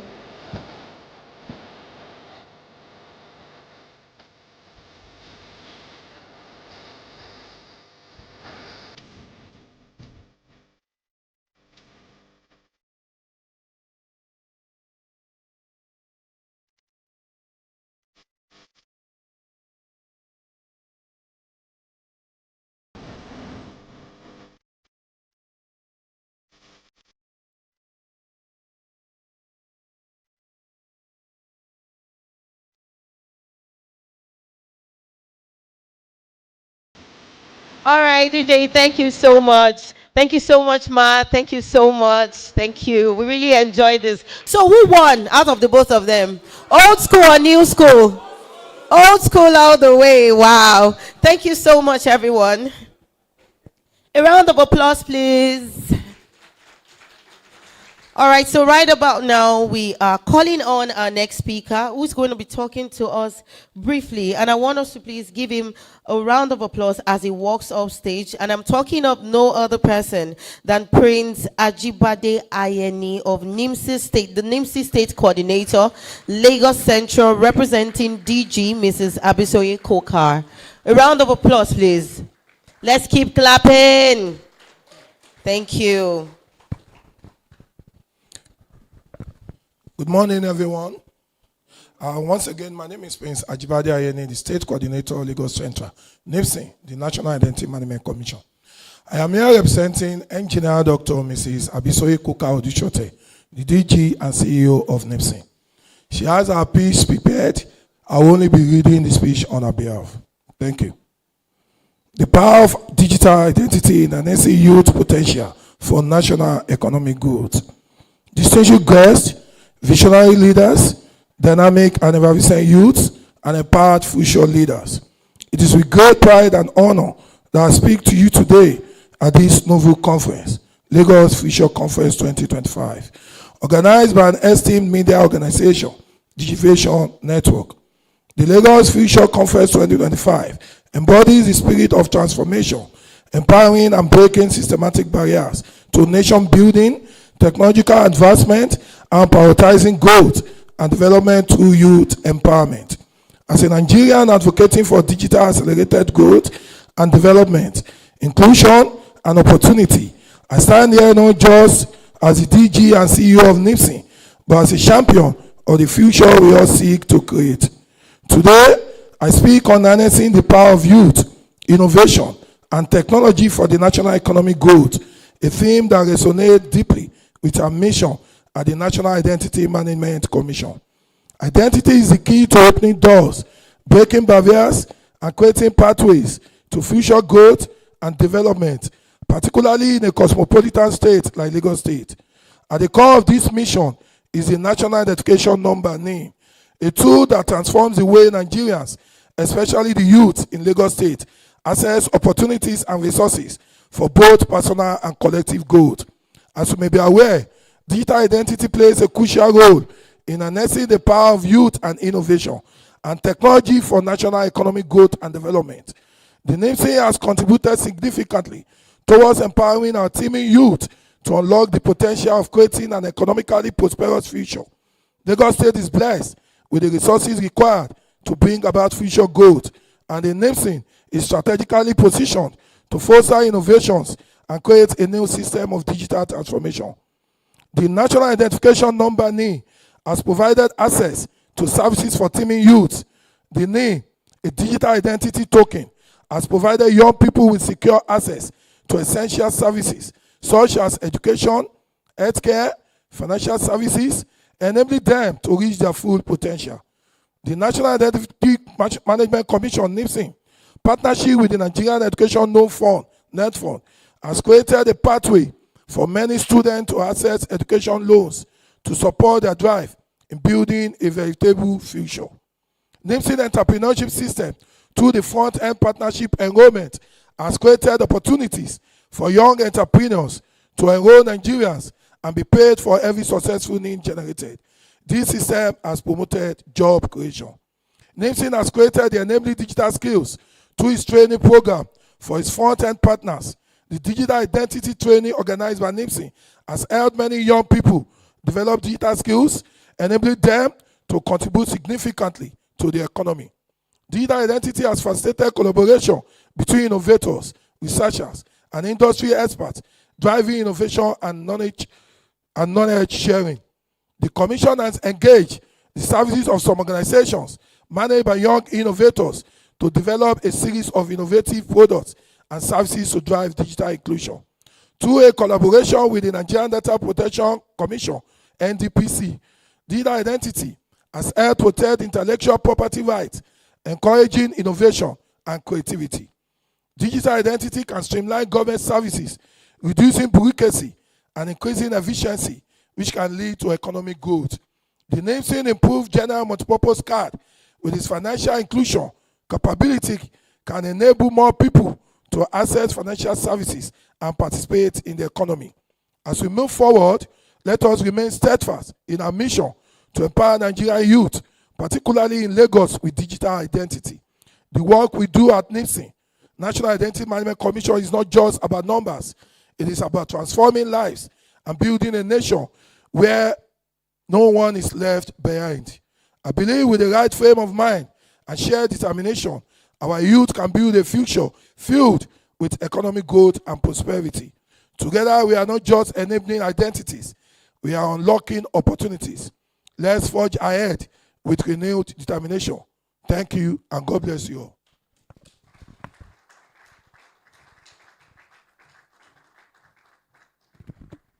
All right, thank you so much, sir. That was really insightful. We do appreciate your presence.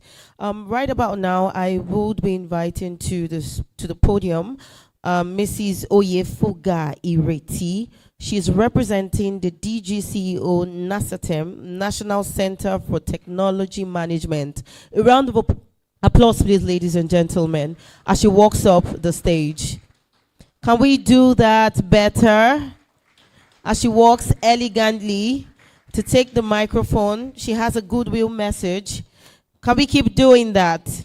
Remember, I said when we clap for people in honor, we are also clapping in honor of ourselves. Thank you so much.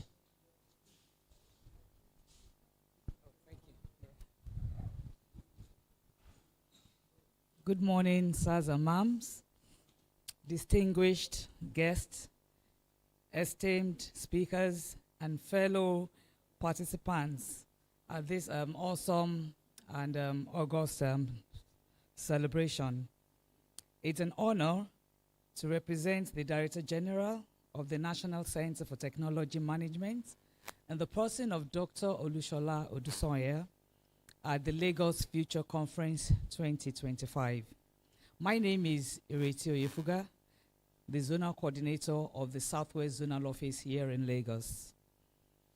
We commend the organizers for convening this important gathering, which brings together thought leaders, innovators, and policymakers to discuss harnessing the power of youth, innovation, and technology for national economic growth. As Bill Gates once said, Technology is just a tool in terms of getting the kids working together and motivating them. The teacher is the most important. We believe that technology combined with effective leadership and innovation can drive transformative change in our nation. At NASATEM, we are committed to promoting research, technology, and innovation in Nigeria for sustainable development.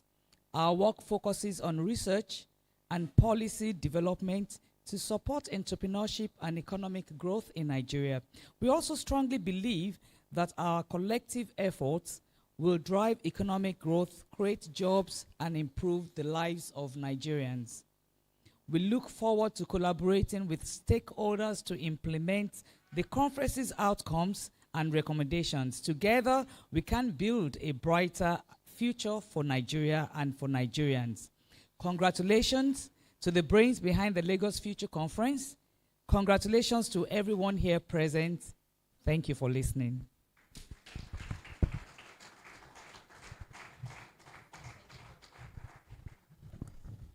Thank you for the beautiful goodwill message on behalf of the DG. We do appreciate this. A round of applause one more time, ladies and gentlemen. Shortly before I bring up Engineer Dr. Felicia Agubata, I'd like to make the recognition of one of our speakers who is here today, in person of Engineer Atinuke Wurola Owulabi, FNSE, FNIEEE. You're welcome, Ma. A round of applause, please. Thank you so much, Ma. Thank you for gracing today's occasion. All right, one more time with a clapping ovation. Let's welcome Engineer Dr. Felicia Agubata, FNSC, representing the NSC President, Nigeria Society of Engineers. She's here with our goodwill remarks. Let's keep clapping.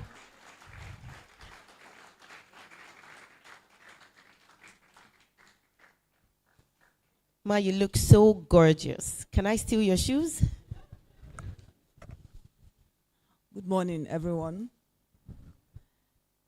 The president of the Aviation Network and the convener of this program, Dr. Bayero Agabi, the president of the Council for the Regulation of Engineering in Nigeria, Professor Zubair Abubakar, a fellow of the Academy of Engineering and a fellow of the Nigerian Society of Engineers, ably represented by current council member, Engineer Babajide Ajanako, a fellow of Nigerian Society of Engineers. The DG NITDA, represented by Dr. Aristotle, President of Nigerian Computer Society, represented, MDC of Galaxy Backbone, represented, MDC of NASITEM, represented, the benefactor of the convener and chairman of the Telecom Group, Dr. Emmanuel Ekowem, the state coordinator of Nigerian Management Commission, NIMC, Engineer Ajibade Ayeni, MD and CEO of Kenol Nigeria Limited, the DG himself, ably represented, President of Lagos State Chamber of Commerce and Industry, Mr. Idahosa, here present,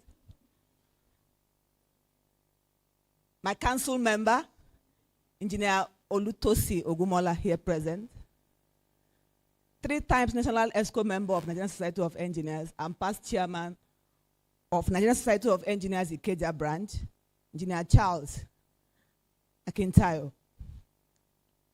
chairman of APWEN Lagos chapter, my sister, Engineer Tinuke Wurola Owolabi. Gentlemen of the press, ladies and gentlemen, I'm standing here today on behalf of the president of the foremost engineering institution in Africa, the Nigerian Society of Engineers. The first female president of Nigerian Society of Engineers, since inception in 1958. It took Nigerian Society of Engineers 67 years to produce the first female president. And that is in the person of a woman of substantial capacitance, 2025 Vanguard Professional Icon of the Year awardee, the 34th president of the society, Engineer Margaret Aino Oguntala, a fellow of Nigerian Society of Engineers. Now she is unavoidably absent in this occasion. I'm standing in for her. The rest you are going to hear is her prepared speech. Distinguished ladies and gentlemen, on behalf of the Council and the entire members of the Nigerian Society of Engineers, I bring you warm and sincere greetings. It is indeed a great honor to be part of this auspicious occasion, which is the Lagos Future Conference and Awards 2025. I would like to express our profound gratitude to the organizers for the kind invitation extended to our society and for the extraordinary recognition bestowed upon me with the Lifetime Achievement Award in Engineering Excellence. This honor is deeply appreciated and humbly received. This event is both crucial and timely, and I commend the thoughtfulness behind the theme, Future Forward, harnessing the power of youth, innovation, and technology for national growth. As we all know, STEM is an economic driver, science is life, but we all know that engineers are problem solvers.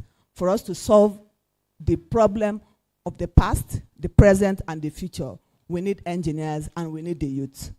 In today's rapidly evolving world, deliberate efforts to empower the younger generations through innovation and technological development is wholeheartedly welcomed.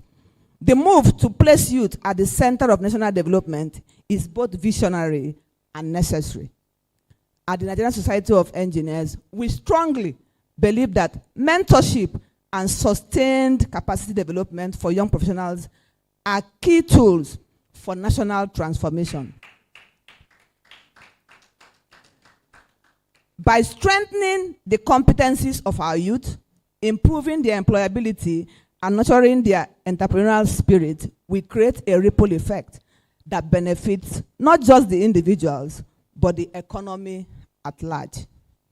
We are particularly pleased with the alignment of this conference objectives with our vision at the NSC, especially our focus on empowering young engineers. Our ongoing initiatives are designed to provide young professionals with the training, exposure, and networks they need to thrive and become valuable contributions in nation building.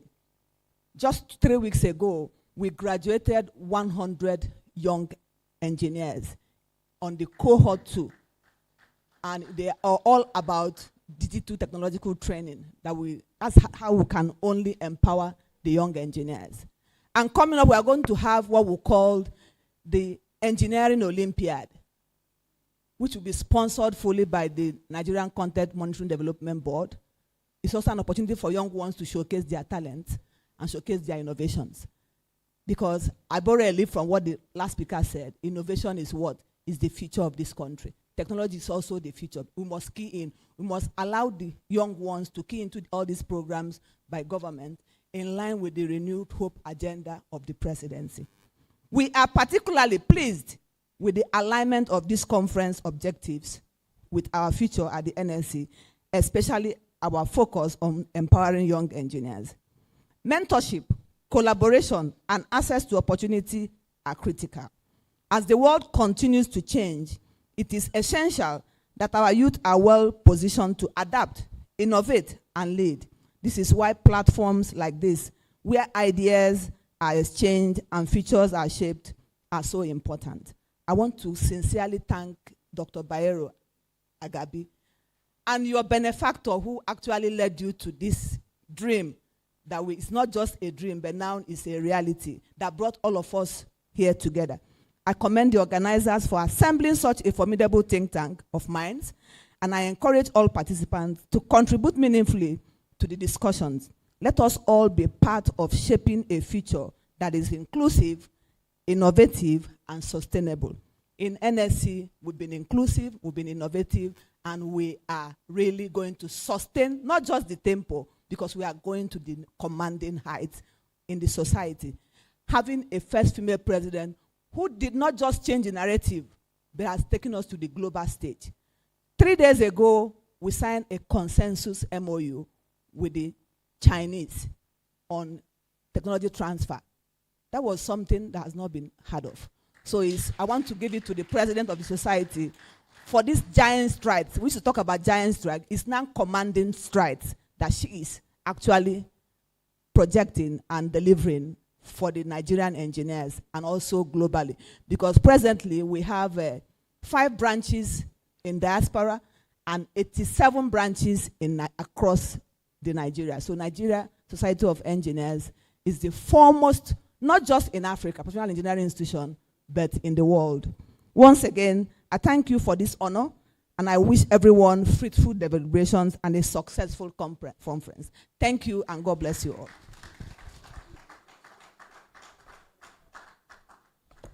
Thank you so much. Thank you for that beautiful speech from the president of the NSC, and we really do appreciate this. And one thing that caught my attention is that she said it took 67 years, did I hear correctly, before the female president emerged. And ever since then, she's been doing lots of good. She's been making the community progress in leaps and bounds. A round of applause for the NSC president in absentia. Can we do that? Women are indeed taking over. Maybe in another few years from now, we'll have a female president in Nigeria. Is that even possible? I think it is. All right, so if it's possible, I want to hear that. I want you to clap. I mean, clap it out. We really hope to see that. Maybe then we'll see the bigger change that we're really hoping for. God bless the future of Nigeria. Thank you so much, everyone. So right about now, I will be recognizing and also bringing forward to the podium one of our speakers. Is a young mind, a brilliant mind, a trailblazer, and he's seated here. Will be speaking to us in the next few minutes in person of Ofoluwa David, Acting Head Strategy and Business Development of Arco Worldwide Services Limited. With a clapping ovation. Can we please welcome him to the podium as he takes over the microphone? I'm sure he has lots to share with us. So much we are going to be benefiting from. So much to learn from him, because this is a young man who is paving way. A round of applause, please. Why did we stop clapping? Thank you so much. It's nice having you here.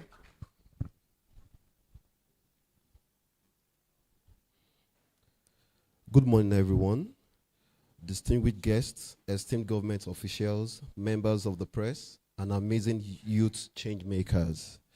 It's a real pleasure to be here with you today, not just because of the inspiring team, but because this room is filled with the energy, ideas, and innovation that are shaping Nigeria's future. I bring special greetings from Arco Worldwide Services Limited and from our Managing Director, Engineer Okosubide Mozimo, who deeply believes in the potential of Nigerian youth and the power of technology to drive national growth. Unfortunately, he couldn't be here today due to other important commitments, but he has given me the honor of representing him. I'm David Ofoluwa, and I serve as the Acting Head of Sales and Business Development at Arco Worldwide Services Limited. But today, I'm not just here as a representative of Arco Worldwide Services Limited. I'm here as someone who believes, like many of you, that when we invest in young minds, support innovation, and embrace new technology like drones, we are not just talking about change, we are building it. It is both an honor and a privilege to stand before you at this prestigious conference to speak on a subject that lies at the very core of Nigeria's economic and technological future, harnessing the power of youth, innovation, and technology for national economic growth, and the strategic contribution of Arco Worldwide Services Limited through its Aviation Academy in driving the future of drone technology and youth innovation. Nigeria stands as a defining moment in its history, a moment brimming with both challenges and tremendous opportunities and potentials. We are a young country, not just in years since independence, but in spirit, energy, and most notably in demographics. Today, over 60% of Nigerians are under the age of 25. That is not just a number, it's a national asset, a resource more valuable than oil or minerals. But youth are only a true asset when they are equipped, empowered, and engaged. When we equip young people with the right tools and knowledge, they do not just succeed, they transform nations. So the question before us is, how do we unlock the potential of Nigerian youth? The answer lies in education. In education, technology, innovation, and specifically aviation and drone training. Aviation has always been a powerful driver of development. It connects people, cultures, and economics. But today, a new chapter is unfolding, one driven by unmanned aerial systems, popularly known as drones. Globally, the drone industry is projected to surpass $90 billion by 2030. Drones are no longer futuristic gadgets. They are practical tools being used in agriculture, oil and gas, infrastructure, logistics, disaster response, to save lives in hard-to-reach places. This is not science fiction. It is happening now. And the nation that embraces the revolution will be the ones that lead in the decades to come. Nigeria must be among them. That is where ACO Worldwide Services come in. As a subsidiary of ACO Group, ACO Worldwide Services Limited is a trailblazer in Nigeria's commercial drone sector, headquartered in Lagos, and we are among the pioneer companies licensed for commercial drone operations in Nigeria by the Nigeria Civil Aviation Authority and the Office of the Nigeria National Security Advisor. We specialize in delivering cutting-edge security solutions using unmanned aerial vehicles to support critical sectors like oil and gas, defense, agriculture, and infrastructure. ACO Worldwide Services Limited is a fully indigenous company, proudly Nigerian in ownership, operations, and workforce. We strongly believe in our power of local content and in building homegrown capacity that meets world-class standards. We are a youthful, forward-thinking company, not just in our team composition, but in our mindset. Over 80% of our workforce is made up of talented, innovative young Nigerians who are passionate about solving real-world problems with technology. This aligns with the mission of the Nigerian Content Development and Monitoring Board, which is to promote in-country capacity through effective implementation of the Nigerian Content Act.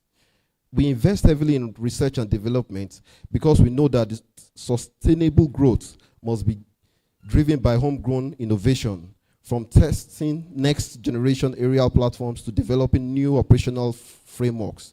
R&D is embedded in everything we do. As part of our long-term vision, we established the ACO Aviation Academy, the first and only NCAA-approved aviation organization in Nigeria, focused solely on drone training. While our programs have just launched, our objective is bold: to produce not just drone pilots, but future-ready innovators, engineers, and entrepreneurs. We are laying the foundation for a generation of professionals who will be technically sound, locally impactful, globally competitive. Our training integrates flight simulation and real-world drone operations, regulatory compliance and airspace management, virtual reality, artificial intelligence, and geographic information systems, innovation labs, and entrepreneurial development. This is not just about flying drones. It's about building careers, solving problems, and scaling businesses. Our future graduates will launch drone startups in agriculture, logistics, and construction, support pipeline inspections in the Niger Delta, offer critical mapping services, create new jobs in Nigeria's growing tech ecosystem, lead innovations in environmental monitoring and disaster response.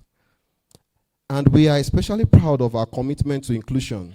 We are determined to ensure that young women are not left out. We envision a Nigeria where female UAV pilots, engineers, and tech entrepreneurs are not exceptions, but the norm. Drone training sits at the intersection of these goals: youth empowerment, digital innovation, and human capital development. But we cannot do this alone. We urge our government leaders to take bold steps to support drone training institutions with the right policies, funding, and national strategy. Include drone tech in planning for infrastructure, security, and education. To the private sector, invest in drone technology, partner with training institutions, sponsor students. You are not only strengthening your industry, you are strengthening Nigeria. To international partners and development agencies, help us scale the initiative across Africa. Let Nigeria become the regional hub for drone technology training and innovation. To the youth here today, the sky is no longer the limit, it is the launch pad. Step into this opportunity, innovate, build, and lead. Let's imagine a Nigeria where drones deliver vaccines to remote clinics, undergraduate designs UAVs in local labs, drone tech flights, erosion and desertification, women lead drone logistics for smart cities.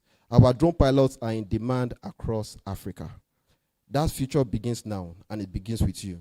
In conclusion, ACO Aviation Academy is not just training drone pilots. We are shaping the future of Nigerian aviation and positioning Nigeria to lead the fourth industrial revolution in Africa. Let's invest in the future, in the youth who will fly higher than any drone we've built, in the systems that will drive Nigeria's global relevance, in a future where innovation leads beyond the sky. God bless our youth, and God bless the Federal Republic of Nigeria. Thank you.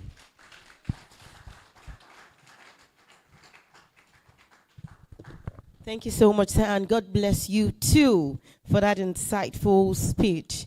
I'm sure we heard the part where he talked about drones delivering vaccines. Imagine how easy it would have been. We wouldn't be having lots of, cases of, diseases killing people here and there, because why? Things are now made easier. So imagine that vaccines or food or items are being delivered via drones. I don't think drones take longer.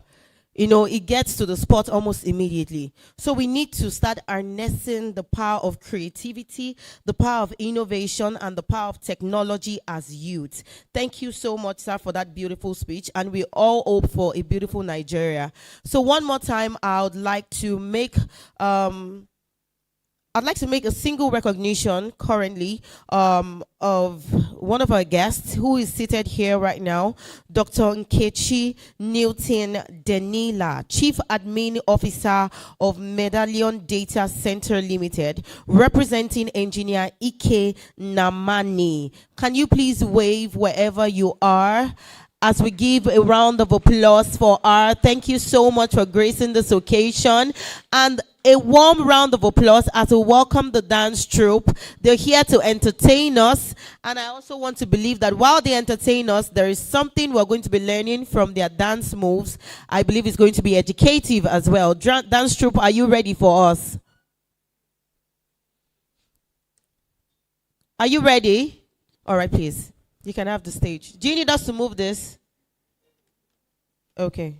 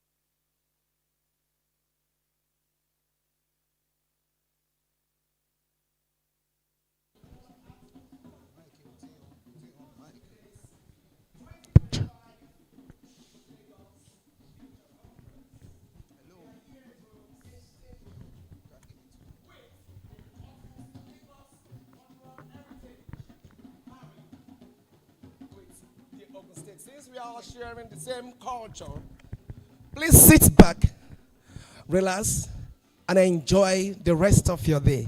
Thank you.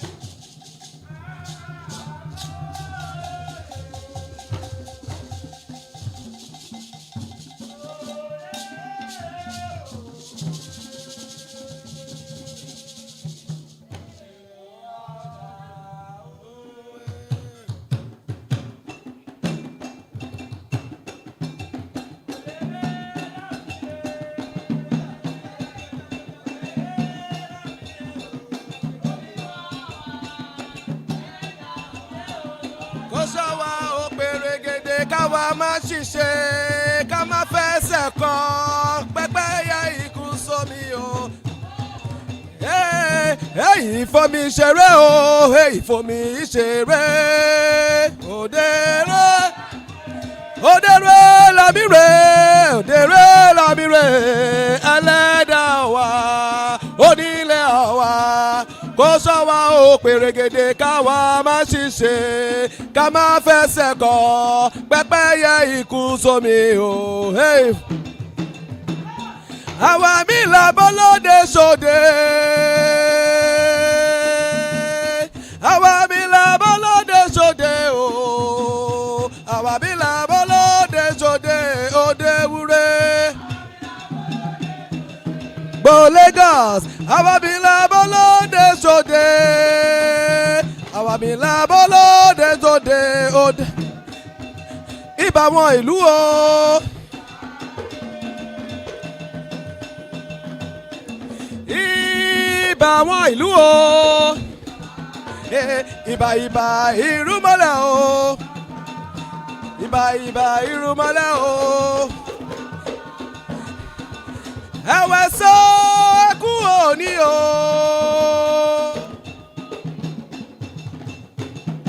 Ẹ̀wẹ̀ sọ ẹkú òní o. Ìjẹ̀bú alárẹ̀. Alẹ́ àyẹ̀wò ayẹyẹwò mẹ́gbọ́yìnbó mo rẹ̀ Lagos gúdú mọ́rì mo mú bọ̀ wá sílé.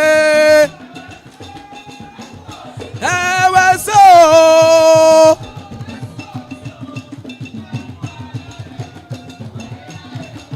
Ayé ayé.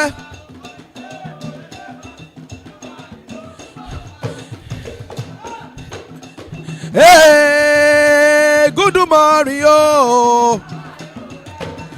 Good morning o. Èdè òyìnbó. Èdè òyìnbó. Ẹwẹ́lẹ́wẹ́ kú ẹwẹ́lẹ́ o. Ẹlẹ́wẹ́lẹ́ kú ẹwẹ́lẹ́ o. Ní délé sunkún ara wa o. A ò ní délé sunkún ara wa o. A ò ní délé sunkún ara wa o. A ò ní délé sunkún ara wa o. Ìyálóde ìyálóde ẹ bá mi pè ìyálóde àfàgbò sàṣe ìyálóde òwe kí ni mo wí.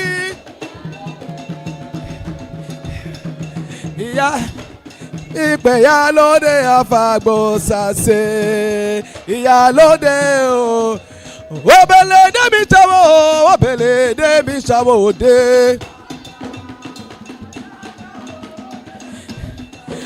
Obèlè débi ṣàwò obèlè débi ṣàwò òde. Ìjọ àwàdùn ó gbé.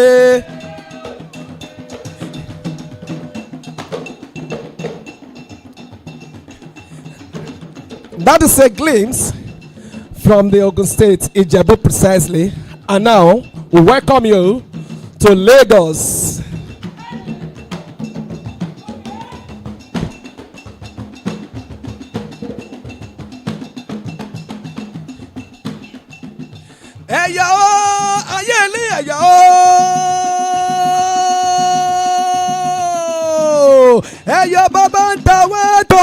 gòlù ṣeré ọwọ́ onísanwó oníbodè ó dilé.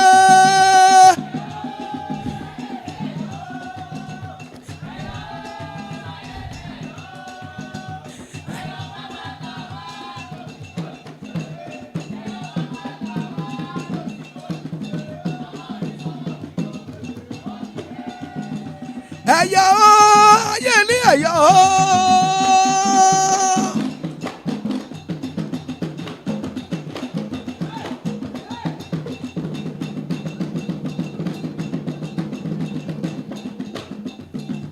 ẹ̀yà bàbá tọwé tó fi gòlù ṣeré èmi onísanwó oníbodè ó dilé.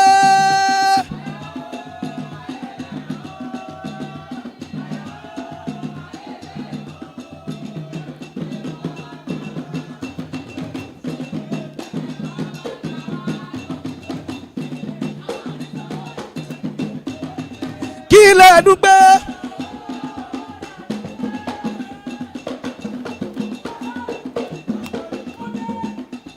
kí la fi ṣe aṣọ kí lè rà ẹdúnjalè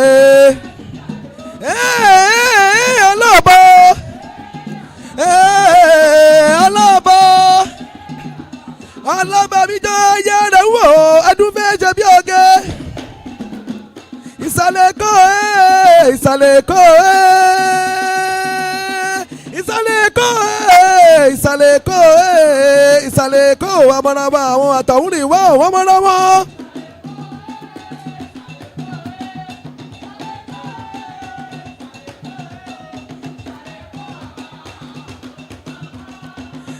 kí lè dúpẹ́ kí la fi ṣe aṣọ kí lè rà ẹdúnjalè ẹdúnjalè o ẹdúnjalè o ẹdúnjalè o ẹdúnjalè o Àjàmí ikú méjì lọ Àjàmí ikú méjì lọ Àjàmí ikú méjì lọ Àjàmí ikú méjì lọ Àjàmí ikú méjì lọ ọlọ́bọ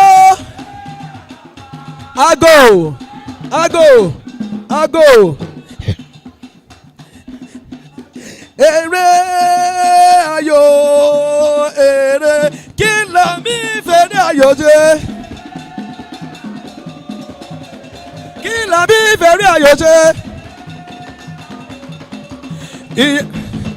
ìyẹ̀tù ìyẹ̀ pẹ́pẹ́ yẹ o ìyẹ̀tù ìyẹ̀ pẹ́pẹ́ yẹ ẹ̀jẹ̀ kú yẹ wá o ẹ̀jẹ̀ kú yẹ wá o ẹ̀jẹ̀ kú yẹ wá o ayédèdèdè ayédèdèdè ayédèdè máa kú jọkọ ayédèdè máa kú jọkọ ayédèdè máa kú jọkọ ayédèdè máa kú jọkọ ọ̀bùlẹ̀dẹ́ mi sáwọ́ ọ̀bùlẹ̀dẹ́ mi sáwọ́ òde gbangba gbangba ọ̀bùlẹ̀dẹ́ ìjọba dùn ó gbé ìjọba dùn ó gbé ìjọba dùn ó gbé ìjọba dùn ó gbé èṣù máa jẹrẹ o èṣù máa jẹrẹ o máma lọ́wọ́ lọ́rọ̀ wọ́ máma lọ́wọ́ lọ́rọ̀ wọ́ máma lọ́wọ́ lọ́rọ̀ wọ́ máma lọ́wọ́ lọ́rọ̀ wọ́ onílẹ̀ ń fàgbà pẹ́ta yo onílẹ̀ ń fàgbà pẹ́ta yo onílẹ̀ ń fàgbà pẹ́ta yo èrè ayò èrè èrè.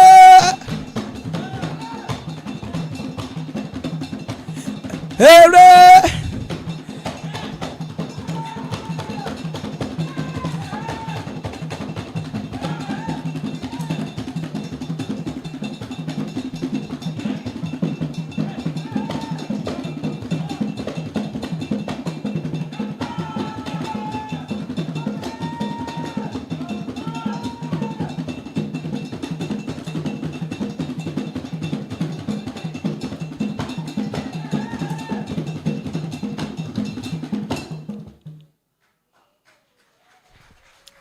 That is a wonderful performance from eFrost Production. Thank you as you enjoy the rest of the day. kí la bí fèrè ayò ṣe. Fèrè ayò ṣe. Kí la bí fèrè ayò ṣe. Ìyẹ̀tù yẹ pẹ́pẹ́ yẹ ẹ̀jẹ̀ kú yẹ bá o. Ìyẹ̀tù ayédèdè máa kú jọgọ́.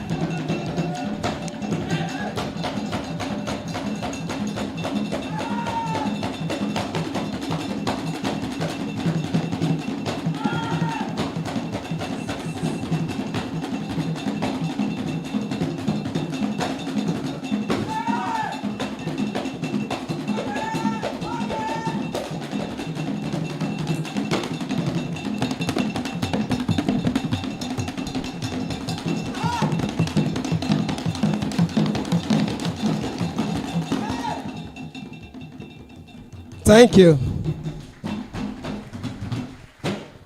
Wow, if you believe that was entertaining, can you give a round of applause one more time?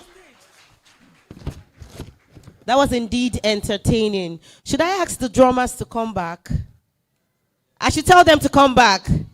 Okay, so if I ask them to come back, can I have 4? If you know that you can give us very entertaining moves like this, I just need 4. And you know, if 4 people can come here gallantly, I promise to write you a check. Right now, where I'm standing. You think I don't have money? No, oh, wow, this is see finish, sincerely. So can I have 4 people who are bold? I want the drummers to please come back just for 2 seconds or 5 seconds. Yeah, 4 representatives. Oh yeah, I'm waiting now. My check is here. Oh. 4. The beautiful lady on blue shirt. Yes, no, you're looking to the side. Yes, you. Please come forward, ma. Thank you. A round of applause for her. She knows I'm talking to her. Thank you. Yes, you're so beautiful. Can you please come forward? Let's quickly test something. Oh, yeah, now. Yes, I was asked to call one Mr. Lekon the other time. Are you still here? Where is he, please? Is he here? No, he's not here. Please come forward, ma. Thank you. Wow. Let's keep clapping for her. Oh, you're here. Thank you. So can I have one person to beat the drum? Or have they gone? Please, can we get one of the drummers? I should drum myself. I should drum myself. No, that won't be nice. Okay, so thank you. Please just help me have a seat somewhere close by. When one of the drummers come, I think we'll just play this game. It's important we do this. All right, a round of applause one more time for the dance troupe. That was really entertaining. Right about now, I'd like to invite our next speaker. But before we do that, I would like to inform us that we are currently live on YouTube and on Instagram. So I'd want us to bring out our phones and go to Instagram right now and search for Lagos Future Conference. If you're not following us yet, we'll need you to please follow us on Instagram right now at Lagos Future Conference. We are live. And you can check on YouTube at Digivation Network. That's where you find us live. Today's conference is currently live. So you can bring out your phones on Instagram at Lagos Future Conference. Kindly follow us. You can tag us in your story, and of course we would repost and maybe try to follow back. Thank you. So the drummers are here. Can you please give me like 2 seconds? Yes, thank you. Where's that blue fine auntie? Oh yeah. I think you should start dancing from that place, safe. Come on now. Hey.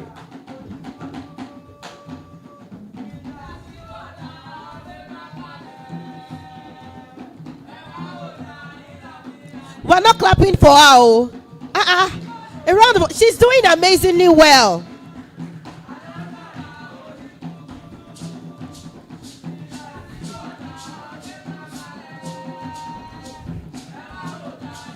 Oh yeah, thank you. No office, no Jara. Thank you. Really do appreciate it. Don't worry, wait for your check after the conference. I'll write it personally. All right. Right about now, I'd like to invite to the podium our next speaker. And please, before we do that, I would like to recognize the presence of one of our speakers. She's here today, Mrs. Shulamite Ilebi, FCAA FNSC, Chairman Publicity, Events and Trade Services Committee, Nigeria Computer Society, the lead advocate, ACCA Women's Network Nigeria. A round of applause for her, please. Can we do that better? Thank you so much. You're very much welcome, ma. It's indeed a privilege to have you here. So right now, let's welcome to the podium to take over the microphone the person of Mr. Jide Alaka, representing Dr. Yele Okeremi from Precise Financial Systems Limited. A round of applause, ladies and gentlemen. Are you here, sir? Oh, thank you so much. A round of applause, please. Let's keep clapping. Let's keep clapping. Don't get tired. Let's keep clapping. Thank you. You're welcome, sir. Thank you very much.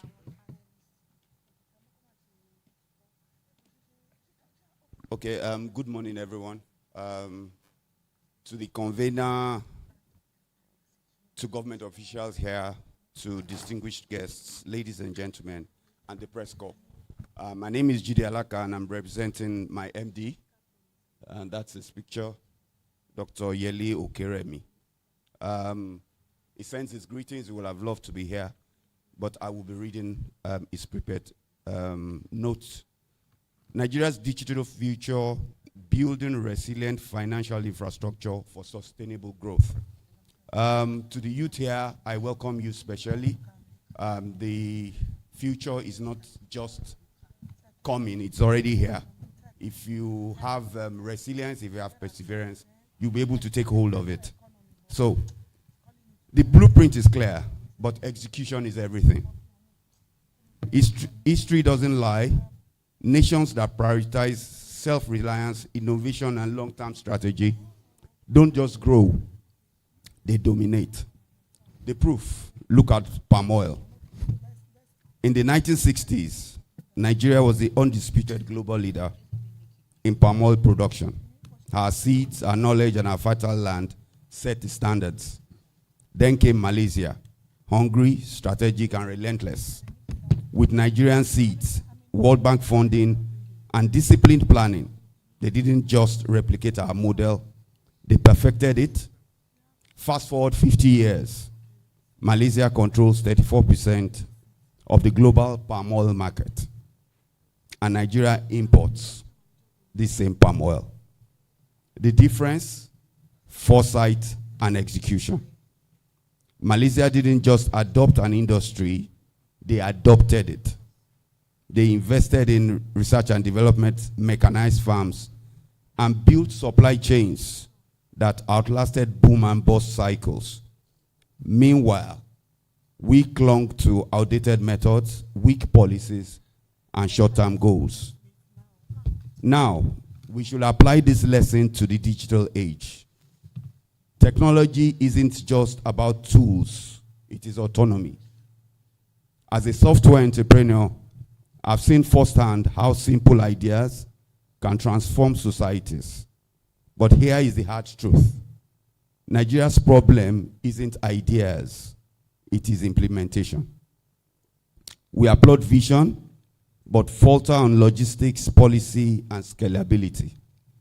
The speakers before me, I talked about the youth, the plans, and all of that. Dr. Ekwem mentioned the fact that we should ask how much has been budgeted and how much is going to go to each state.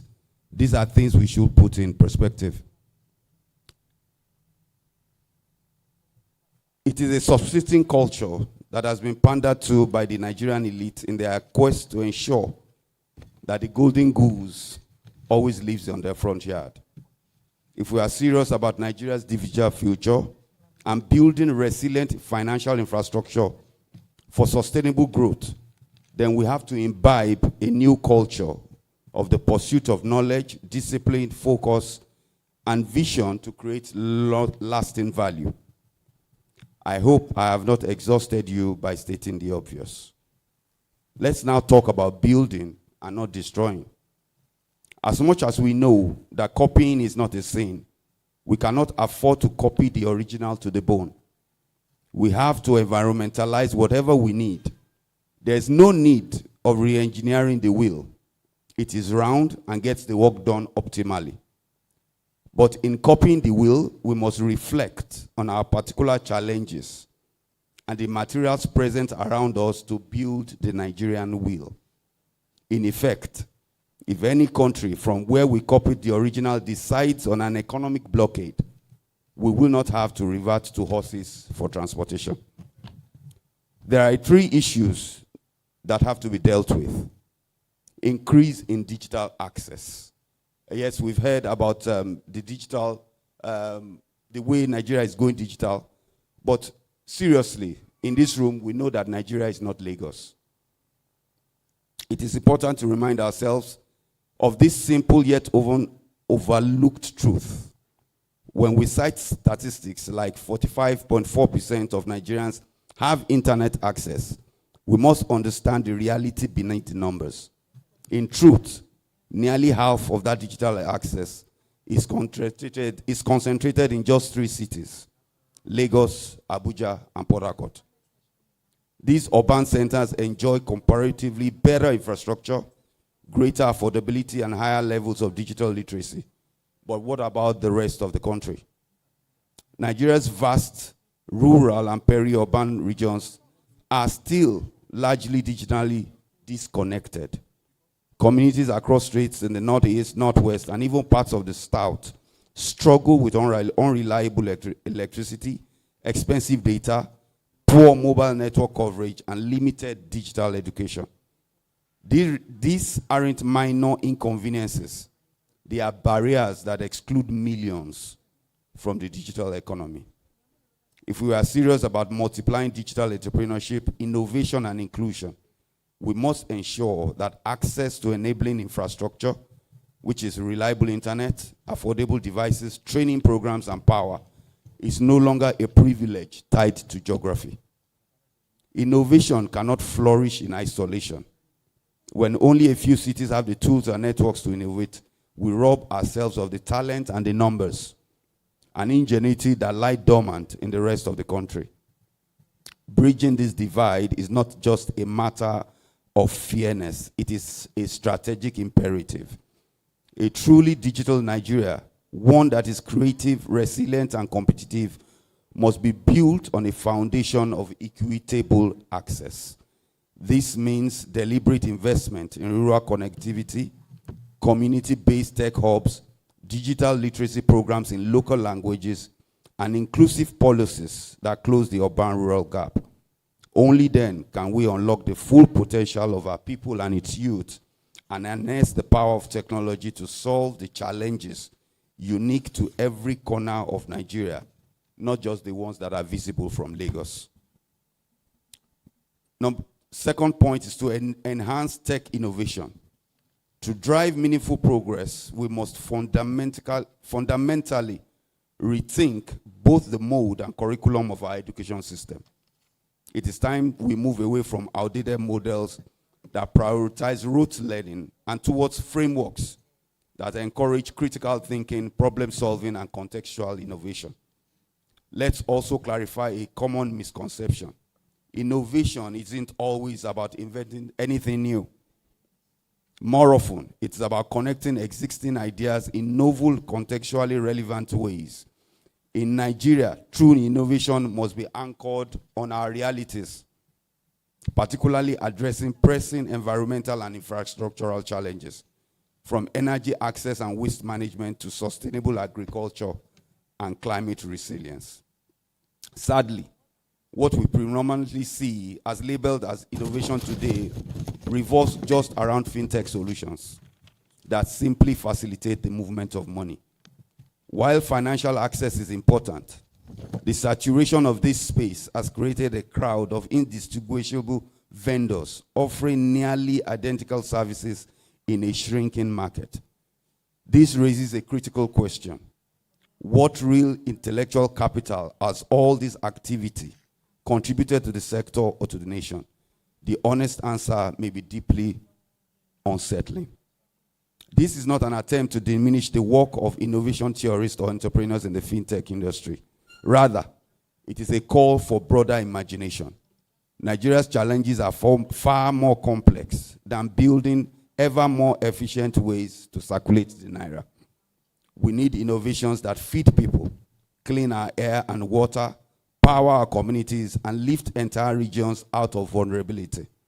If we want a future where innovation truly transforms society, we must stop measuring progress by transaction volumes alone and start building solutions that matter, solutions that change lives and shape a more resilient and inclusive Nigeria. Thirdly, and finally, we must identify the critical stakeholders in this project. It is important to confront a fundamental realism.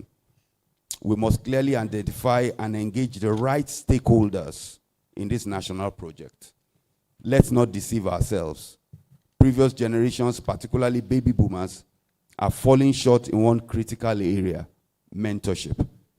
They have not adequately passed on the torch of excellence, leadership, and integrity to the generations coming after them. This has created a void, not of talent or of potential, but of guidance, structure, and a shared vision for nation building. That must change, and it must change now. To move forward, we must appoint shepherds of this vision, not gatekeepers of self-interest. There can be no room for bias, no political favoritism or tribal leanings that cloud judgment or distort the mission. The stakes are far too high. This project is for the collective good, for every man, woman, and child in Nigeria, not just for today, but for the generation yet unborn. Every Nigerian is a stakeholder in this journey, from the student in Sokoto to the trader in Aba, from the tech innovator in Lagos to the farmer in Taraba. They all carry a piece of the nation's future, and the blueprint must be inclusive, participatory, and transparent. But beyond leadership and structure, we must undergo a deep mental shift. We cannot build a new Nigeria with old thinking. The shift must touch every sector: our education system, our financing models, our national consciousness. We must stop outsourcing belief. The Nigerian state and its people must believe in the promise of this project, not as a fantasy, but as a realistic, achievable future. We must indoctrinate hope, discipline, and collective purpose in our national psyche. It cannot be business as usual. I write 4 steps that can be taken quickly. Primary stakeholders must talk openly about failures, encourage experimentation, and back teams who are trying to build new things. We can make rollback easy, fast, and safe. We must bring developers, ops, QAs, and businesses into shared planning of problem solving. We must also celebrate near misses by sharing and analyzing incidents that didn't lead to failure, which are golden templates for resilience insights. I believe in Nigeria, its people, its promise, and its untapped power. The question is, can we unite all of this potential and turn the dream into a living, breathing reality? Right? Nigeria must not remain an idea. It is time to make it real. Thank you. Thank you so much, sir.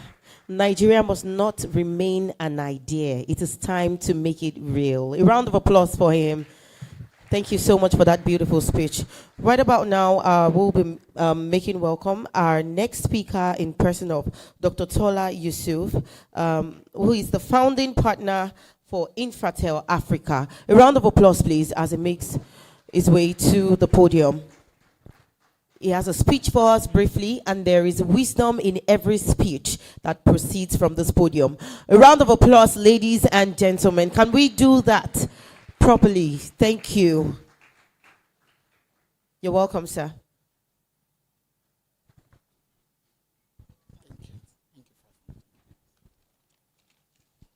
Thank you very much. I will be standing on existing protocol, but let me thank DigiVision Network for this program.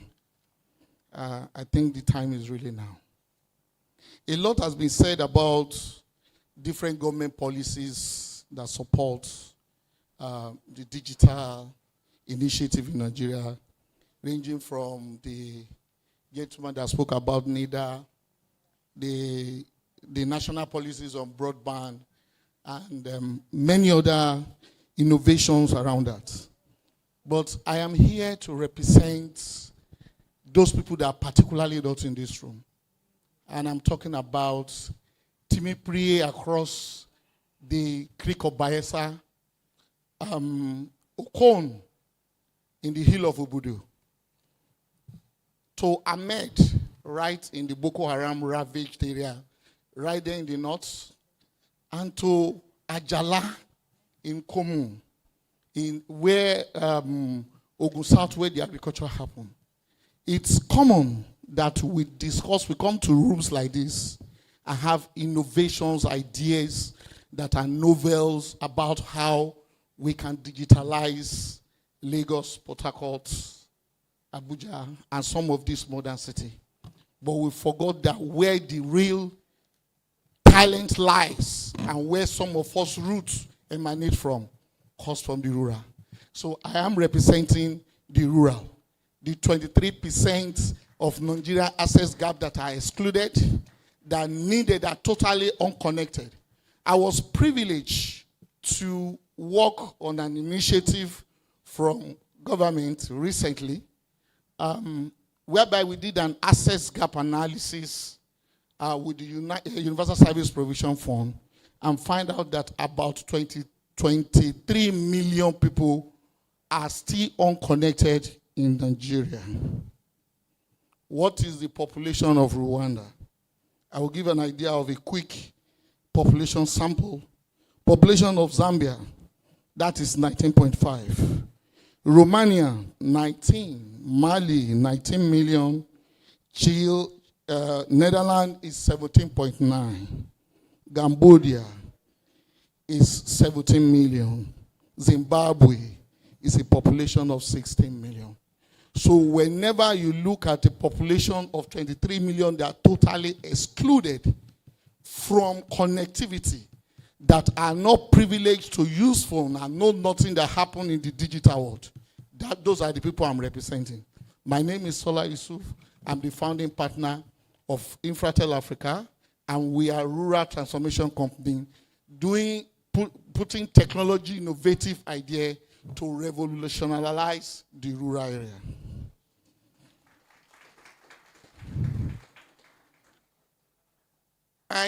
Malcolm, a famous philosopher, Victor Hugo, says, nothing is more powerful than an idea whose time has come. I think the revolution today, starting from the Stone Age, the Stone Era, to the agricultural era, to the Industrial Revolution, down to the knowledge era, now the digital era. The revolution today in the technology, in the digital sector, there can't be any other time to discuss the impact and how we can integrate into the main world than now. Nigeria has all the potential. I posted on my LinkedIn page a few days ago on the statistic of Business Day in terms of migration.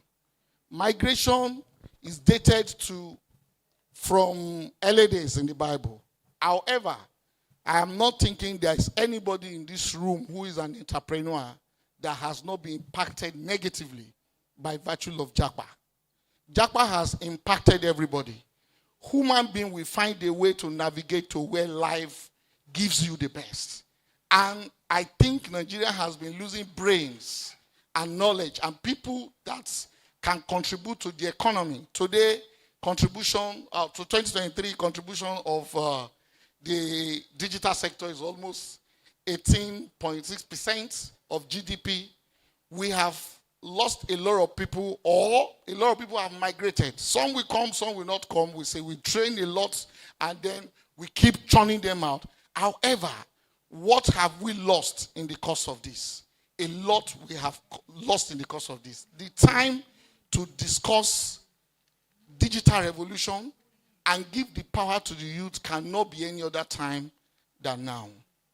Another famous futuristic say, Alvin Tovar, said, the literacy of the 21st century will not be a man that cannot read or write. It's going to be a man that is not ready to learn, unlearn, and relearn. I think this is the time where we have this conversation, where we do not just have this conversation about the digital revolution, but we take action. However, when we are doing this discussion, we should not forget that we have people that are in the unconnected 23 million people that are not connected, and about 44% of this country is either underserved and not served. So when you carry your phone and you are trying to do digital services, these people are totally excluded. Some of them are still behaving like it does not exist. If you go to the Far Creek and you mention crypto, you will hear that some of these people don't even know what is crypto.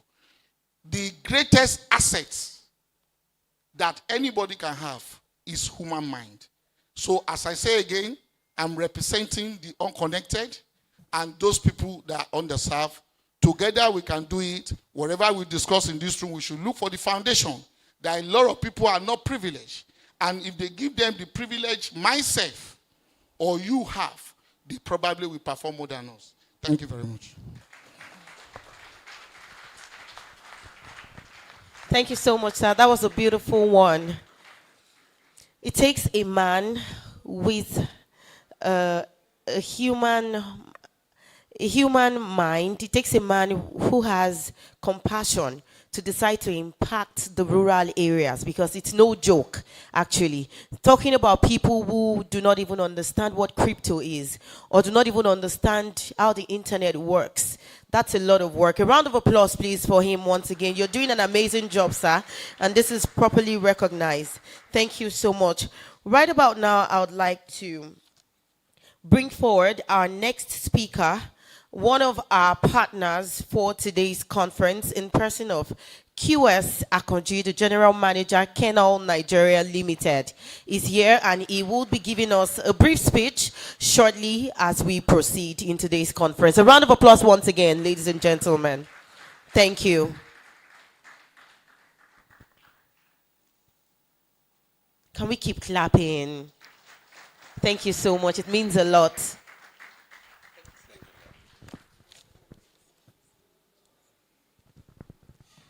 Thank you very much. Permit me to stand by the established protocol. I stand before you this afternoon under the privilege and the honor of my MD, who is unavoidably absent today because of some official engagement.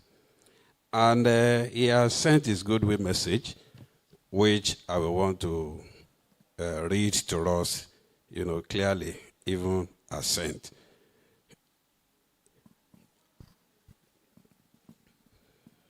My MD and the CEO of Keynote Nigeria Limited is very much appreciative of this initiative of the organizer, and heartily wish you sustainable success stories by the day until fulfillment of your desired goal. As we have been talking since morning, we dwell around digital economy. The development of this aspect of our society is a good-to-go agenda, going by its enormous benefits to the society in general. It is a catchment area for the bursting youth age in appropriately preparing them for future prosperity potential.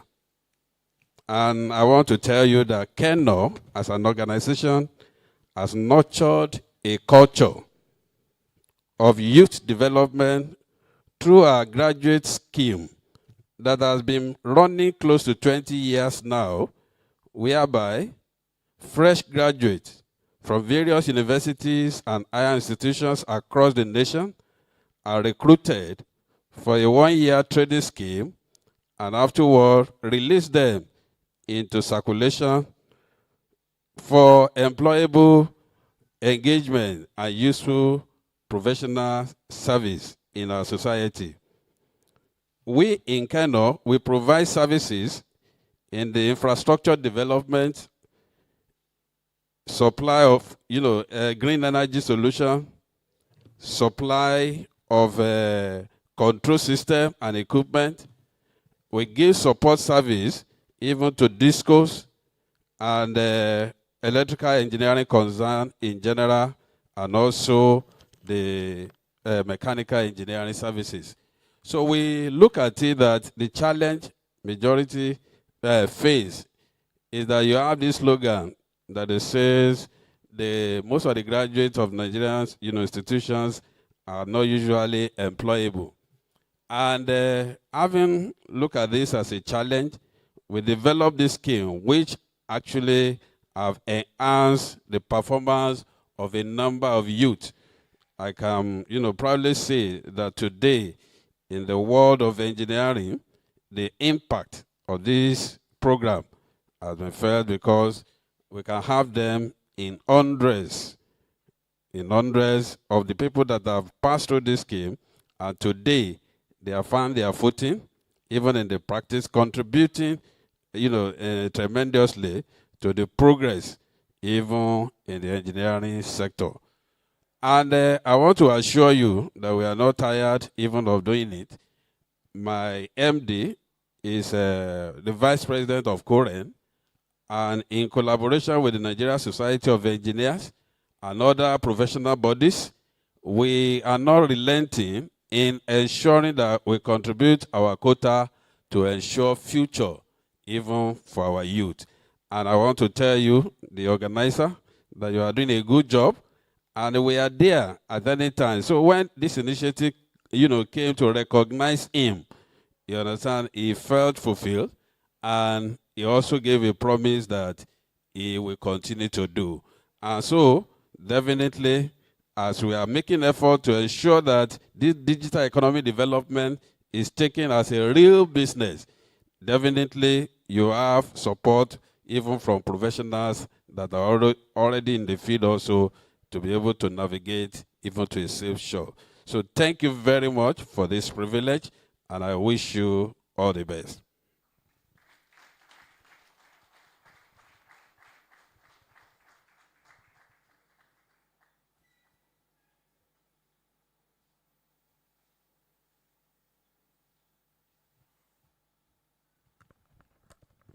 Thank you so much.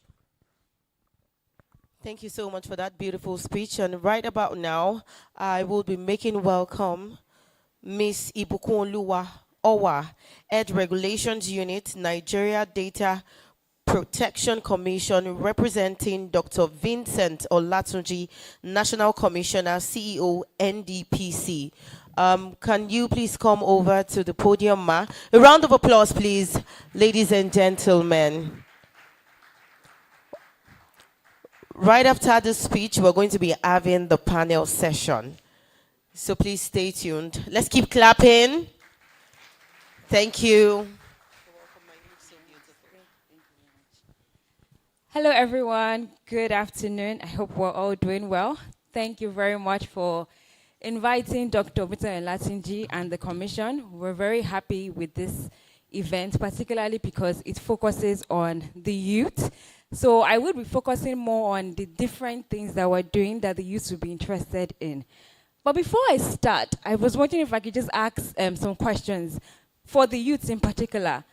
Do any of you actually know about the Commission? Not just based on the fact that they just introduced me now, but do you know about the Nigeria Data Protection Commission? Can I see a show of hands if you do? The youths? Oh, wow. Okay. So not that many people know about us. Okay. Do you know what personal data is? Personal data? Nobody knows? Oh, okay. Oh, I'm really sad, but I'm also happy at the same time because this is an opportunity to sort of inform and raise awareness. So the Nigeria Data Protection Commission regulates personal data. We ensure that your personal data is well protected. Now, what is personal data? Personal data is any information that you can use to easily identify somebody directly or indirectly. So what do I mean? I mean your phone number, I mean your name, your email address, your IP address in the system. If anyone can use a particular information to address you, then that's personal data. So I'm sure that a lot of you will be familiar with the fact that you probably receive messages from people that you don't want. So maybe like MTN is sending you a message that you don't want, or you see all these websites sending information about things to buy that you don't want. Now, what they're using to send that to you, that's your personal information. And in instances where you have not told them you would want to receive those sort of information, we act as regulators to ensure that they only use your data for what you have instructed them or obligated them to do. So that's just to lay a background and foundation on what we do. So I would be focusing on 5 different initiatives that we are currently handling now to ensure that the youths are empowered. I know that one thing in this economy that everybody's worried about is money. How do we make money? A lot of people are crying that there's not enough money for the youths, and youths actually don't have jobs to be able to sustain them and their families. One thing in our act is that all companies in Nigeria, as long as you're dealing with personal information, you have to have a data protection officer in your company. So that's one obligation. Now, about 2 or 3 years ago, we conducted a study that showed that we have over 500,000 companies in Nigeria, and we have less than 5,000 data protection officers. Now, if you look at the numbers, how would that minimal number be able to cater to the 500,000 companies in Nigeria that are processing personal data? We don't have enough. So we did a study. Okay, what do we do about this gap? How do we try to close it?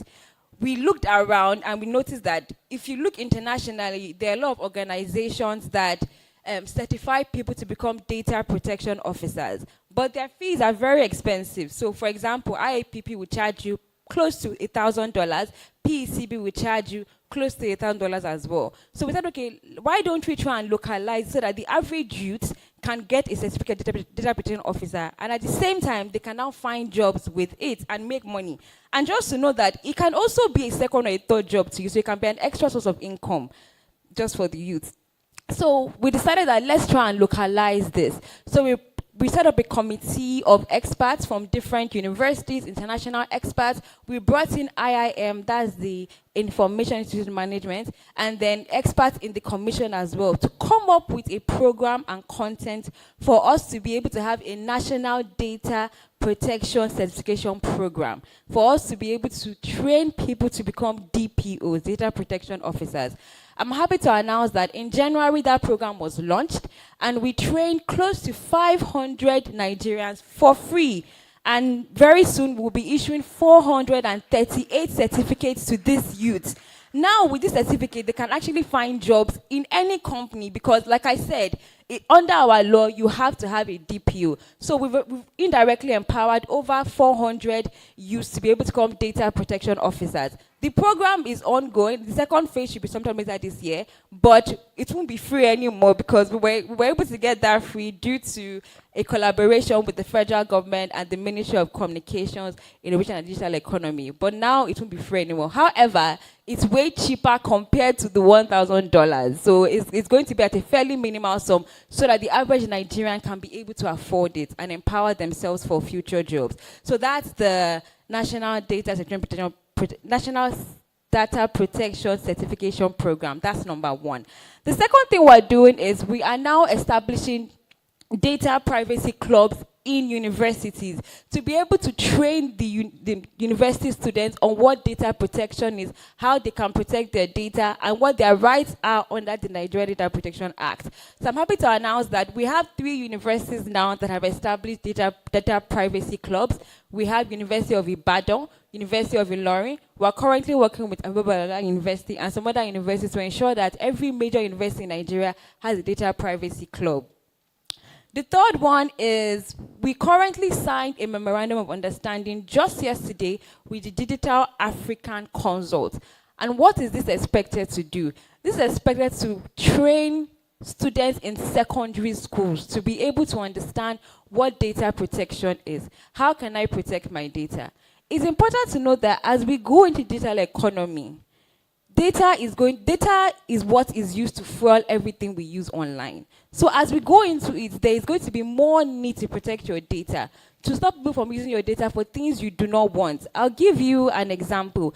There was somebody that got the wrong information from a hospital. They told him he had HIV/AIDS. And that actually was not his own accurate. It wasn't his results. At the end of the day, when he saw that, he almost killed himself. Luckily, there was something that was able to be done and he stopped that. But because of that misinformation, because his own information was not well handled, he almost killed himself. There are people that have actually killed themselves based on misuse or not handling data properly. So it's important to know that this is something that is very important as we go into the digital age. So we want to ensure that all our youth, right from the secondary school stage, they are already trained on what it is, what their rights are under the Act, and how the Commission can protect them. So this MOU would help us to train secondary school students across the nation on what data protection is and how they can protect themselves. The fourth one is we've also signed an MOU with the Ministry of Youth to train 5,000 youths in Nigeria for free. This is currently ongoing. If anyone is interested in how to register, you can see me after my speech. So when you register for this, you will enroll for courses and classes that can train you on data protection and how to protect yourself online. I know that some youth may be aware of, there was a girl, I don't know her name, and I probably will not even say her name to protect her. And her image was floating online recently regarding some sexual activity. And honestly, that's actually so sad to see, because under our acts and under the law, the data of youth are supposed to be protected. There's supposed to be an additional layer of protection, and it can only be shared with their parents or legal guardians' consent. Now, I don't think that any of that was done in that case, but you can see how that young girl's image is already being perpetuated and is actually being damaged from a very young age. You don't know if that would affect her from getting a job sometime later in the future or even other opportunities. So it's very important to protect our youth. And I feel like one way to that is educating the youth so that they themselves, they can actually fight for their rights. They can know what laws are available and they can know where to go to actually complain about their rights being abridged. So that's a current MOU going on with the Ministry of the Youth. I would advise and encourage youth to please sign up for it and learn about this. Even if you don't want to use certificate to actually work, it would be good for you to just have it so that you know how to protect yourself online and so that your experience online is safe and is secure.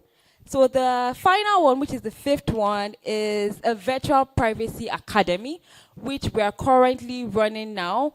It was launched during the Network of Africa Data Protection Authorities Conference, which we held last month in May, and brought over 2,000 guests to Nigeria, local and international experts, and we brought over 26 DPAs, so people like us in other countries. So, like for example, equivalent of the Commission in Kenya, in Ghana, we brought them to Nigeria to discuss how can we protect data online for the African children, for the African people, and for the African continent. And at this conference, we launched a virtual privacy academy, which allowed you to go online, sign up for courses, and you'll be taught by renowned experts and given certificate at the end of the day that you can use to protect yourself and also get jobs for you to be able to empower yourself. So those are the 5 major things that we're doing regarding youth. There are more things, but I want to focus on this because I believe that they're very beneficial to the youths of today. Before I go, I just want to note that we have the Nigeria Data Protection Act. That is the act that gives us, the Commission, the right to regulate data protection and ensure that your data is well protected and that it's safe and it's secure. If you want to find out more about your rights, you can go to this act. It's on our website, www.nicda.gov.ng. www.ndpc.gov.ng. You can see your rights there. You can see, companies can also see what they're expected to do under the law, and then how we can all protect you. So I would encourage everyone to please take note of that and visit the website. You will see more of the other things that we are doing, how we're trying to cleanse Nigeria to ensure that it is a data protection secure economy. We also have another law that was issued in March, which is the General Application and Implementation Directive. It gives further directives on the act. I wouldn't say much on that because it's a very comprehensive law. But if you're ever trying to figure out whether the law can protect you in this area, these are resources to consult.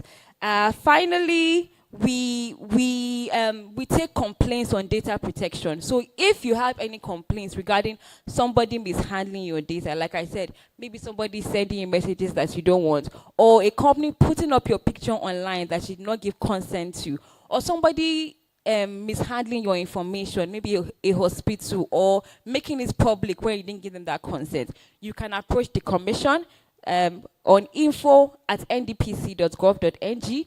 We will take on the case and fight on your behalf. Our commissioner, Dr. Bezalachi, is a very exemplary leader and is very, very, very particular and concerned with the youth. That's why you see that we have different things that we're doing to empower the youth. And please see this as a means to also empower yourselves. Not just educate yourself, but how to make money for yourself and also contribute to ensuring that we have a secure Nigeria. So I would end by saying that we are very interested in co-creating a digitally empowered country, and by large, continent, Africa. Thank you very much.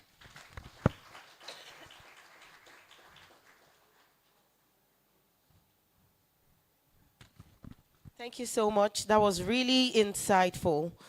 Thank you. We really do appreciate your presence here. Right about now, we're going on to the panel session. Please, a round of applause for her, please. She just delivered something really insightful. Can we please have some of the ushers help us arrange the seat here for the panel session? Can we do that? While we do that, can we have like light music in the background? Not too much shouting, just...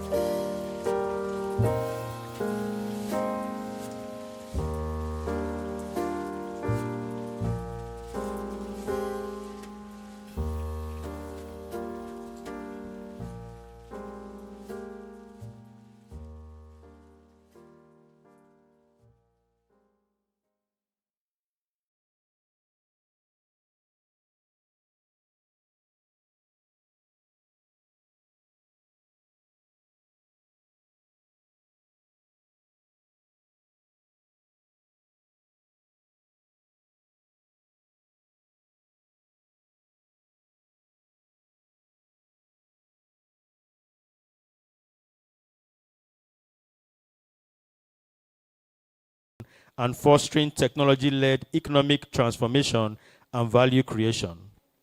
In our world today, where digital economies are fast outpacing traditional models, the role of infrastructure and visionary leadership in shaping the future cannot be overemphasized. We believe strongly that innovation does not thrive in isolation. Rather, it flourishes within a dynamic ecosystem where infrastructure, collaboration, and people intersect. That is why in the last 2 years, under this current leadership, Galaxy Backbone has been deliberate and strategic in its approach to national digital transformation. In just past 18 months, we have made remarkable progress in this direction. We have expanded our high-speed fiber optic network to span over 5,000 kilometers, reaching nearly 30 states, including strategic areas like Lagos, Ibadan, Ilorin, and beyond. This effort is a key component of National Information and Communication Technology Infrastructure Backbone, NITDA project, which we are proud to champion.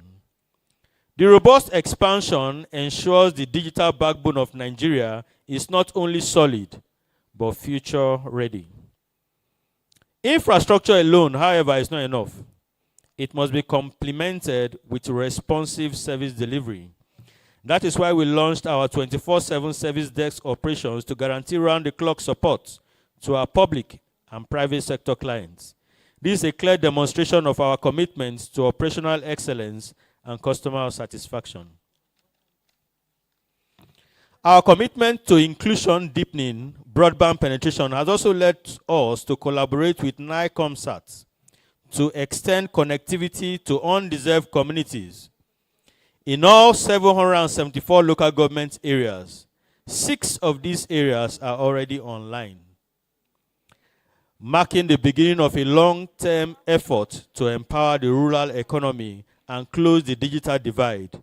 We understand that inclusive digital access is not just a technological necessity, but a socio-economic imperative. That tells us that at the end of this tunnel, we can also see light. So please, let's just be patient. Light is coming. Similarly, we have commenced delivering connectivity services to hostels in a number of higher institutions across the country. We have recently completed 2 of these hostels in 2 universities, and we hope to complete the rest before the end of this year, 2025. Central to our strategy and belief in building a strong and viable digital future is collaboration. We have forged strong partnership with state governments, including Benue, Zamfara, and Bauchi, and have entered strategic alliances with key local and global industry players, all aimed at enhancing digital transformation across the country. These partnerships amplify our capacity to accelerate broadband penetration and deliver technology solutions that make real difference. Our commitment to excellence is further demonstrated by the certifications we have achieved. Galaxy Backbone is proud to be Uptime Tier 3 and 4 certified for constructed facilities. We have also earned globally recognized certifications, including PCI DSS, ISO 20000, ISO 27001, ISO 9001, and ISO 22301. These credentials reaffirm our adherence to global standards in quality, security, and resilience. However, infrastructure and partnership are not the only drivers of digital transformation. People are. That is why we have invested in capacity building across government institutions. Over 500 civil servants have been trained on our government email system, GovMail, and over 15,000 official mail boxes have been deployed. These efforts enhance secure, efficient, and professional communication across ministries, departments, and agencies. Looking to the future, our vision is clear. A Nigeria where the youth are empowered by innovation, where technology is the bedrock of inclusive economic development, and where collaboration is the cornerstone of progress. We are proud to be laying the digital foundation for this future at Galaxy Backbone. In closing, let me emphasize that this vision will only be realized if we, the government leaders, industry players, innovators, and young minds work together. The future belongs to those who are bold enough to build it. Let us remain focused, collaborative, and determined in our journey to a more prosperous digital Nigeria. Let us remember that nations are not built by chance. They are built by choice. The choice to invest in human capital. The choice to leverage technology, not just for consumption, but for creation. The future is not something we wait for. It's something we build. And in our hands, in our classrooms, in our tech labs, and in our communities lies the raw materials to build a prosperous future. Once again, I congratulate the organizers of this event and thank you for inviting us to be part of this initiative. Thank you, and I wish you all a truly impactful and rewarding conference. Professor Ibrahim A. Adeonju, Managing Director, CEO, Galaxy Backbone Limited. Thank you very much. Thank you so much. Thank you. We do appreciate your presence here. Thank you. Right about now, I'd like to recognize the presence of Ambassador Hamed Alex Omar, Global Ambassador for World Packaging Organization, founder and chairman. If you're here, please, can you kindly wave? A round of applause for him, ladies and gentlemen. Thank you so much. Thank you for gracing the occasion. We do appreciate your presence here. And now it's time for the panel session. It's time for the panel session. Please, can we have the chairs on the stage? Thank you. We have 6 panelists that will be attending to our panel topic. It's an interesting one, an insightful one, and it's really going to be entertaining and educating at the same time. So I really want us to pay rapt attention. Sir? Thank you. I want us to pay rapt attention. Are we together? Are we together, please? Thank you. Thank you so much. Thank you, well done. A round of applause for them, please. It's not easy to carry one single chair, you know. It's like carrying a bag of rice. Can we please clap for them once again? Thank you.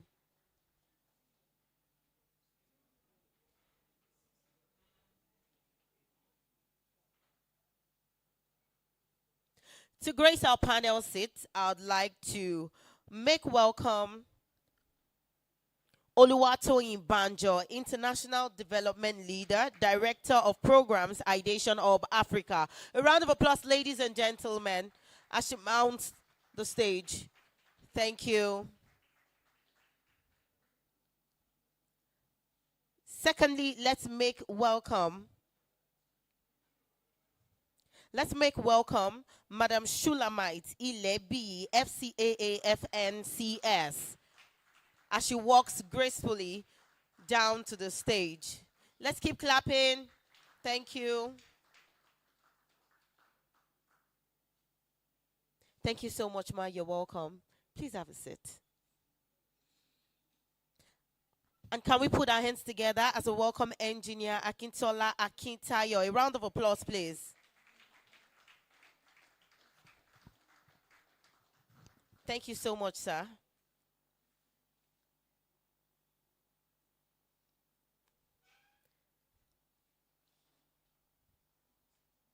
Yes, you can sit anywhere. Anywhere is fine. Thank you. You can sit there. Thank you, sir. And also, let's make welcome engineer Tinuke Wurola Owolabi, FNSEFNIEEE. A round of applause. Let's keep clapping. Thank you. You're welcome, Ma. Is Dr. Ekwem in here, please? Yes, okay, so please, let's welcome Dr. Ekwem as he mounts the stage as well. Can we keep clapping?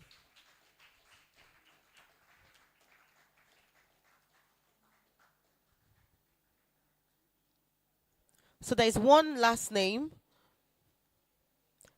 Let's make welcome Mr. Andrew Abu, the founder, Young Innovators of Nigeria. Are you in here, sir? Yes, thank you so much. Thank you, sir. Let's keep clapping.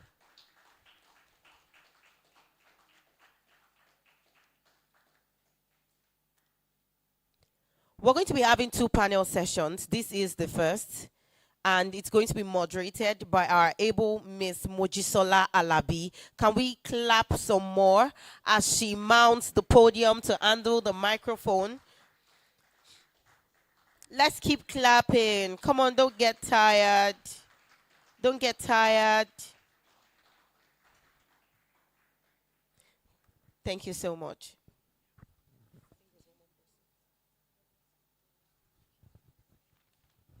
Hello, good afternoon, everyone. Hello, good afternoon, everyone. Are we in afternoon or morning? Because the AC has been doing some serious judgment to my body temperature. Thank you for your patience so far. And we are having actually 2 panel sessions in one. Yeah. Okay. We're having 2 panel sessions in one. Let's see, I think this is better.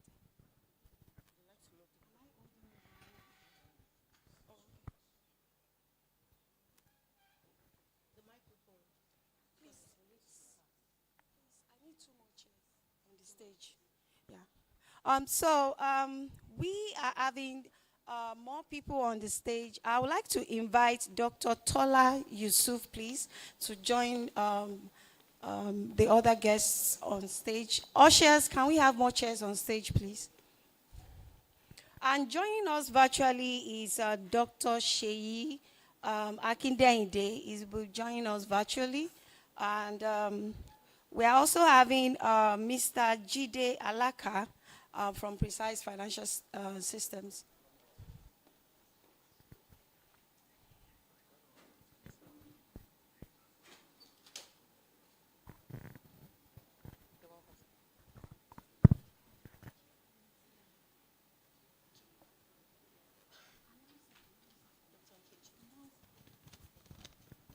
So we'll be delving into 2 beautiful topics.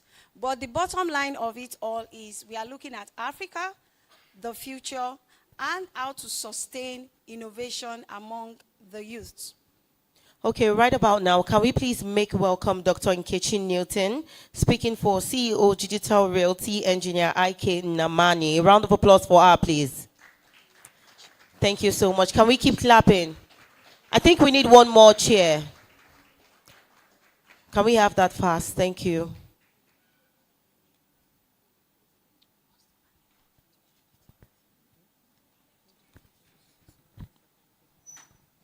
Welcome, madam. And that smile is quite beautiful. Okay, let me start off with this. Can anybody here tell me the time exactly Africa was made? Anyone? Even the millennials, the Gen Z, the Gen Y, the Gen 0X. Somebody is... Okay, can we give him the mic, please? Yeah. Thank you.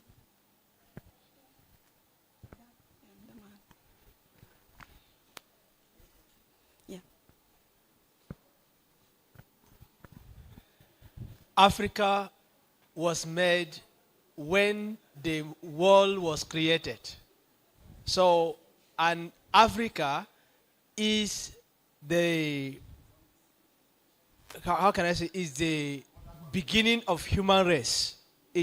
Human race began in Africa.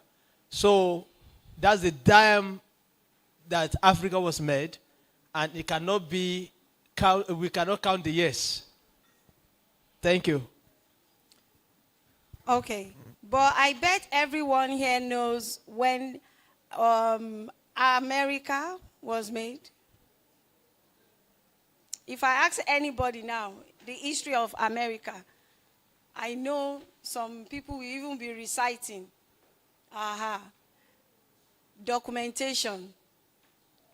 Passing a story from generation to generation. Sharing what we stand for and sharing that with each generation as we evolve. Recently, I watched a video that is about why the colonial masters are trying to defend why they invaded African continent and why they had that meeting in Russia in 1894, where they are having a meeting about Africa and no African leader or African is on that table. And that has affected us till now. Our story, our future, our present is still being directed by others. So this panel is going to take a look at the challenge. How? Why? Where did it all go wrong? What can we start doing right from our various capacities and organization? And the bottom line is sustainability and how these innovations have social impact on the younger generations, most especially. I'll start off with Dr. Ekwem. I know you have, I can see you are shaking your head already. You have so much to say. But my question to you is this. For us to be able to sustain innovation, basically, because we know innovation is the mother of future. If we don't evolve, there's nothing we can do in the future. But where did we get it wrong in the first place? Thank you. We got it wrong when we became victims of what, or exponents, would I say, of what I want to quote a philosopher in Kalakuta Republic. And that is Fela Aníkúlá Kuti. He said we were suffering from colo mental. And what he meant by colo mental is that sugar made by a white man is more sugary than sugar made by a black person. So that's what he meant. And then in Nigeria of today is, oh yeah, this is imported. This is imported. This is imported. So the brainwashing to profile yours as inferior, as of lower quality, and should not be patronized. That was mistake number one. It was pure neo-colonial. Don't forget that slave trade was economic. Neo-colonialism was economic. Today, digital dependency is also economic.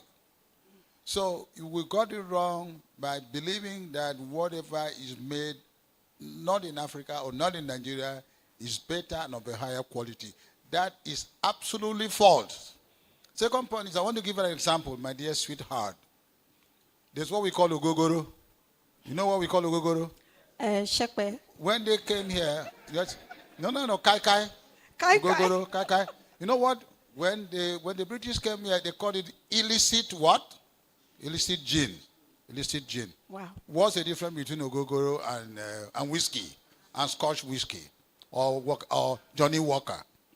So you were made to see yours as inferior and out of lower quality. So colon mentality was number one. Number two is because of that colon mental refusal to patronize what is made locally. Thank God for Mr. President. I must tell you, sweetheart, Madam Moderator, say let's patronize made in Nigeria. Is it not so? Yes. That's what President Asiwaju Bola Ahmed Tinubu said recently. Patronize what is made in Nigeria. So innovation can only thrive where there is a market. If there's no market for what you innovate, what you produce, will you continue in it? So sustainability and patronage are dependent on availability of local market.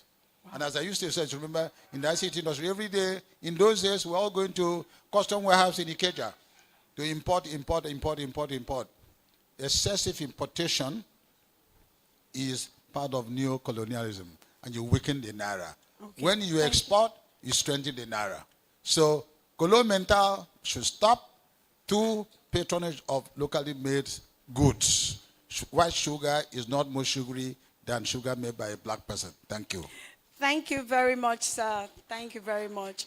I move to Dr. Nkechi Newton. Let's start from you, ma'am. On that end, technology, very, very important. But then again, it evolves quite rapidly. And one of the factors that Africa is facing is capacity.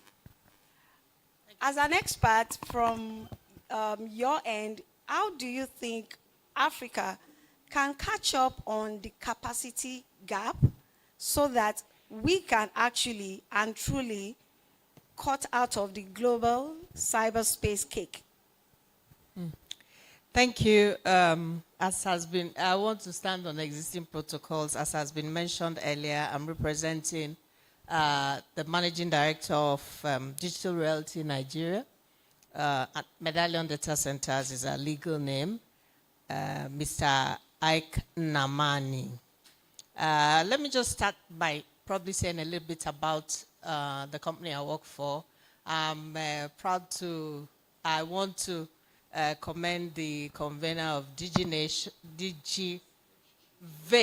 I don't know why. Digivation. Yes. I always digital think about it as innovation. nation. Digital innovation. So Digivation, thank you for what you're doing here. And Medallion is happy to be associated with you. And hopefully we will continue to, work side by side with each other. Medallion Data Centers is the foremost data center in Nigeria. We've been here probably the longest in terms of carrier-neutral data centers. It was acquired by Digital Realty a few years ago. Digital Realty is, I think I can say, the largest data center operator in the world, running about 300 data centers across the globe and with presence in the 6 regions. And also in Nigeria, our capacity is growing. I want to say a little bit about the space I work in. If you look at how it is going, you will see that right after, a few years after Medallion, Rack Center came on screen, and then there were a few other data centers hopping up here and there. And as we begin to expand, everyone is expanding. Why is this happening at this time? Nigeria has a population of about 200+ million. I leave it to Dr. Yusuf to tell us how many of those millions have data, access to data, and those who don't. But like you said, the world is really going digital. In fact, the world is already digitalized, and Africa is trying to catch up. The good thing, however, is that in a lot of those places, where I want to give you a little bit of example with what is happening in the cloud. In a lot of those places, their capacity is running out because they took everything from the world, the rest of the world, and kept it with themselves. And now they're promoting everybody keeping their data, for instance, where the data is generated. So that provides a good environment for investment into Africa, a good environment for Africans to get up and take their destiny into their hands. And I believe that is happening. A lot of governments are trying to incentivize the big companies to come in and develop, bring in direct investments. We hope Nigeria will follow soon. We know that a number of discussions are going on in certain places to say, how can we bring investment? But more than that, for instance, my company, my data center in Lagos is the most connected data center in Africa, in West Africa, in terms of peering, connectivity. The internet exchange point is there. All the MNOs are there. Everybody is there. All ICT players are there. It's the place to meet people. With this happening, I see a lot of development. I see jobs opening for the African, for the Nigerian engineers. One of my expectations in terms of what is happening within the space is that there will be a time when the typical Nigerian engineer will actually do the job they are trained to do and not just provide IT support, Amen. in the simplest way. Amen to that. But I believe, just like Dr. Ekwem has said, if you want to drive sustainability, then you have to develop local appetite for local products. What we need to do now is to have a certain form of cultural revolution whereby we say to ourselves, what we already have, let us support the services that are local every way that we can so that we'll be able to grow. Because if you patronize local products, if you bring, for instance, your data home rather than keep it far away, the companies, in Nigeria will grow, will be able to invest in people, will be able to one day begin R&D. However, I believe that as we continue to have these conversations, we will start driving home to little issues. One of the greatest resources that Africa has is manpower. This is what has made China what it is today and continues to make China dominant in the digital space. Okay. Many years ago, you understand, China was as poor as we are today. But what did they do? Right from childhood, they began to teach children how to assemble, the logic of assembling, manufacturing digital infrastructure and those kind of things. And we have people.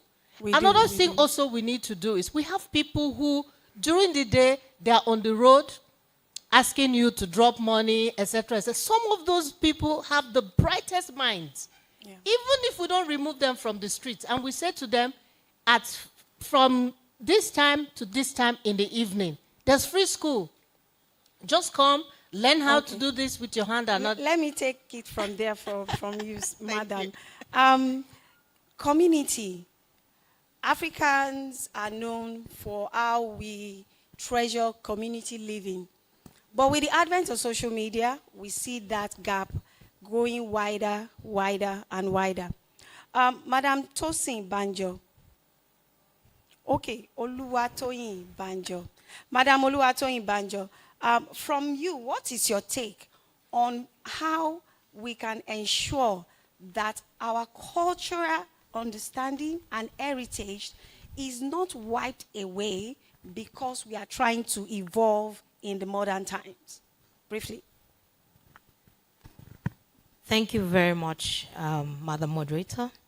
I stand on existing protocol, and I must say, I think I'm the youngest, maybe, on this panel, and it's a great privilege. So I honor my elders, as they would say it. Back to the question. That's such a very great question. I must say, I am dressed in proudly Nigerian. This is locally made from and the Etito. white. Yes. And so I truly believe that it is possible. But it starts with you and I. Just as Dr. Ekweme said, it's not like people don't know these things. We attend conferences, we attend events, even you are part of such conversations online. And I think there has to come a time where everyone takes the onus on themselves. And it's what we call self-responsibility. Everyone takes on that onus to know that you can only preach Nigerian. No one else can do that for you. Just as we will say, most times we blame it all on government and not realizing that we are also the government. The government is made of a composition of people. So, and it starts with you and I at every level. Government has different stratas. You have the local government, you have the state government, you have the federal government. Now, back to the question. How do we ensure there is no misalignment, no devaluation of this cultural heritage. And one thing, I must also take note of the good sides.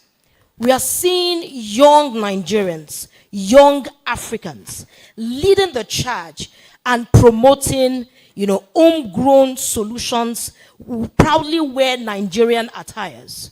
However, it's not enough if they don't have people on the demand side patronizing them. Now, there's also the question of, they are making these proudly Nigerian attires, and maybe some people say they are overly priced. But you also cannot blame them, because cost of production, manufacturing, all of those things are on the high side. They also have staff members to pay. And there is inflation. These things are realities of the day, right? So, first and foremost, the responsibility lies with everyone. And I will sort of line up what the role is. For the government, create the enabling environment. For the individuals, be a true ambassador of the Nigerian heritage, not by mouth, but by action. Thank you very much. Now, talking about homegrown, Mr. Jide Alaka, Precise Financial Systems is one of the best indigenous financial software solutions in Nigeria. My question to you is this. In fintech, Africa is virtually like leading even the rest of the world when it comes to fintech. We are going mobile with our banking. We are going mobile with our financial transactions. So my question to you is this, sir. How can we, once again, Africa, be the giant of innovation, especially in financial inclusion? Okay, thank you very much, Madam.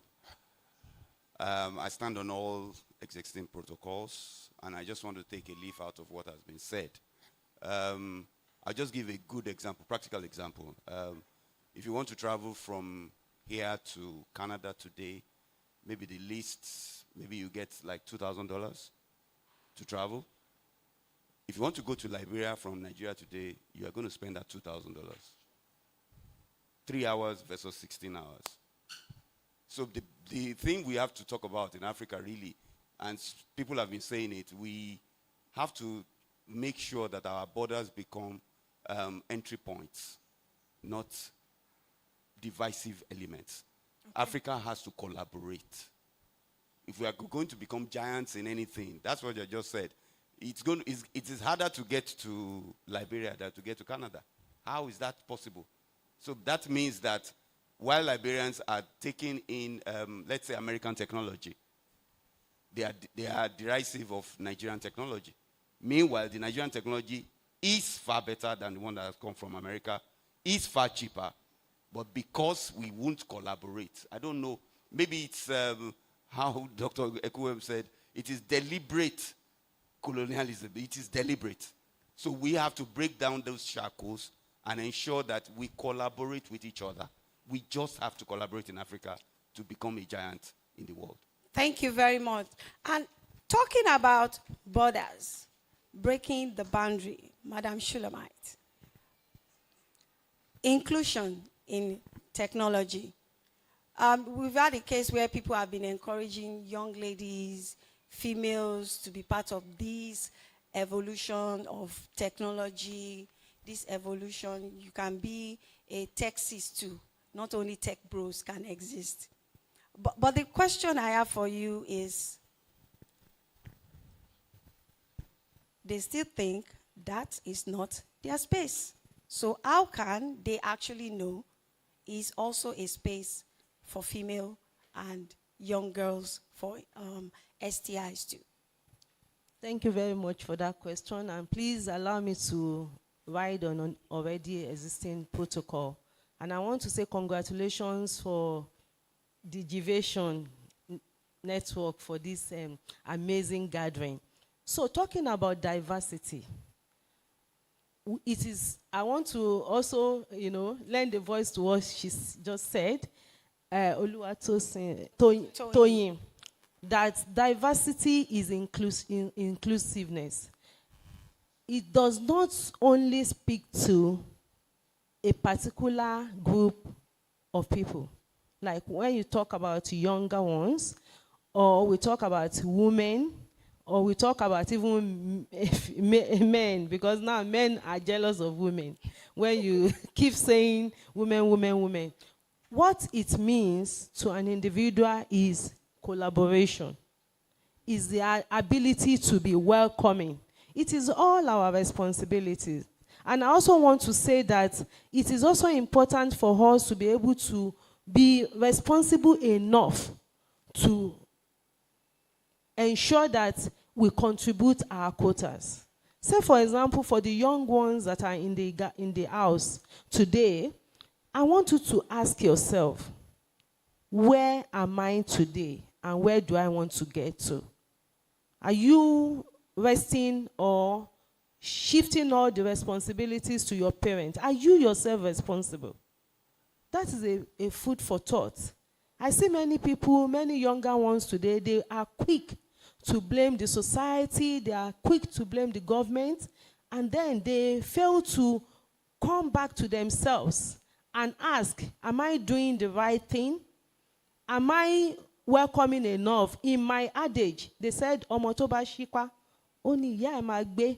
If a mother wants to carry a child, and the child is so stiff and is not, relaxed enough to allow the mother to carry him, then it will be difficult. So the same way today, we must all come back to this fact that we all have a role to play. So when it comes to diversity, we must be able to embrace people of all sorts, irrespective of their age, their expertise, their gender, even their experience in life, where they earlier on we were hearing about what Mr. Izideji said now when he was talking about, the village, people that are not connected. And he said that about 25% of Nigerian population are not connected. So we can begin to ask ourselves, and I love what they are doing, trying to connect those, those in that category. That inclusiveness is all about recognizing gaps in different areas. I want us to move from the fact that we're talking only about women. There are so many diverse areas that we can look into to ensure that there is inclusiveness and to ensure that there is diversity. So today, all the MDs in the house must ask themselves, what is my staff's capacity like? All the entrepreneurs in the house must ask, am I relating only to those in Lagos? Can we go to the village, to those that are not connected as well? Every one of us must ask these questions to ensure that every facet of the environment is well represented in whatever we're doing. Thank you very much. You spoke extensively on diversity, and you mentioned the village. Dr. Tola Yusuf, I know that is one of your passion areas. The villages, the communities, to be connected for growth, not only for financial inclusion, but also for growth. Now, when we look at economic growth, like we've all established so far, Africa has the numbers, but we are not using it right. How can we use these numbers right? What are those strategies? Can you just give Nigeria federal government and Africa as a continent, give us Orijo? These are the strategies that we need to, give us Orijo, sir. Thank you very much. I recently was trying to browse through my Instagram a few days ago, and I saw a social experiment in America. And they were asking few people, about 10 people, question, where is the poorest country in the world? I heard the answer is Africa. The poorest country in the world is Africa. First, I was analyzing and saying, how did we get here? Who brainwashed us? I am very sure that in any country, not even in Lagos, when I was in the village, If you ask me, poorest country, of course, Africa is not a country. So I was beginning to look at it in America, but that is where we are by virtue of today. We have been so brainwashed that we are second tiers. And we have been so brainwashed that we have no value. And how much of this have we been able to do? We will all fail if we do not change this trajectory in the upcoming youths. I can tell you for free, a lot of the youths right in this auditorium, or if you go to university, are just waiting to finish university and jabba. Because they have the context of there's nothing we can gain here. There's nothing here. It's already in our mind. Where you will begin to glamorize the grammatical ability of A and fail to identify with another person, very intelligent person who cannot speak English.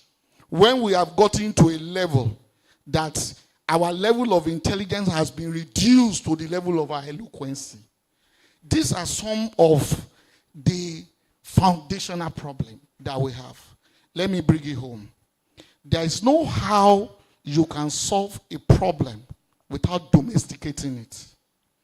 A solution in America is for America, and is certainly different from the solution in Nigeria.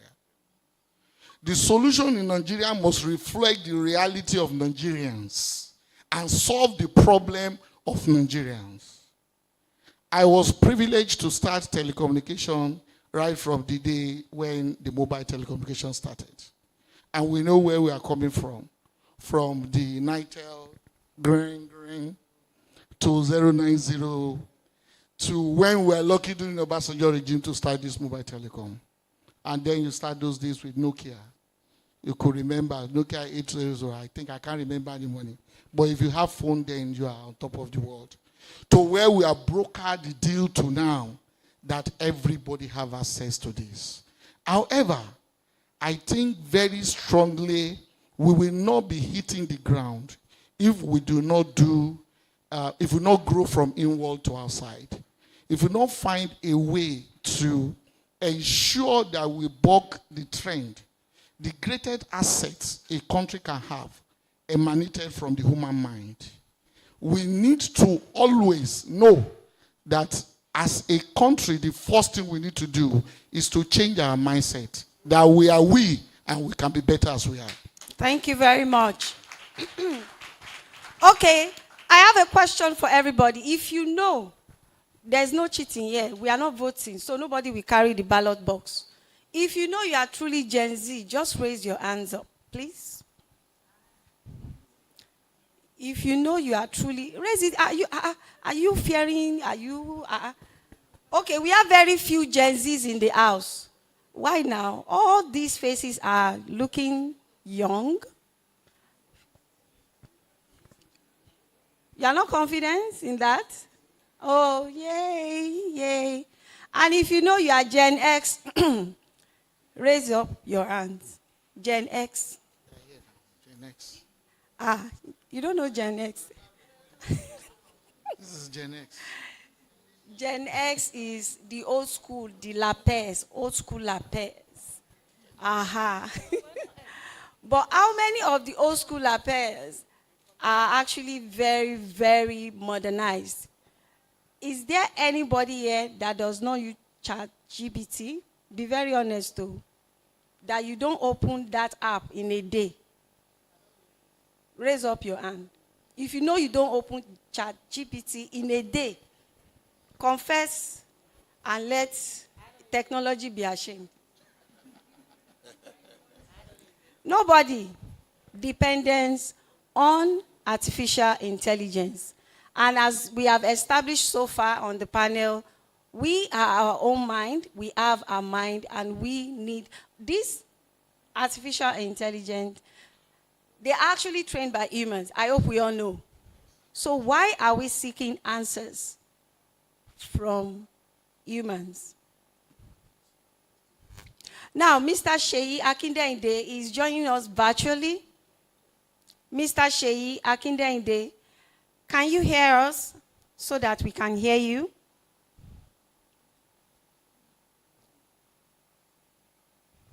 Mr. Sheyi Akindeyinde.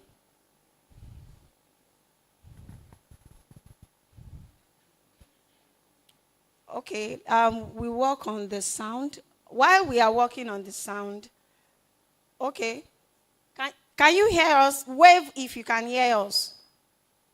Okay, we can't hear him. Technical?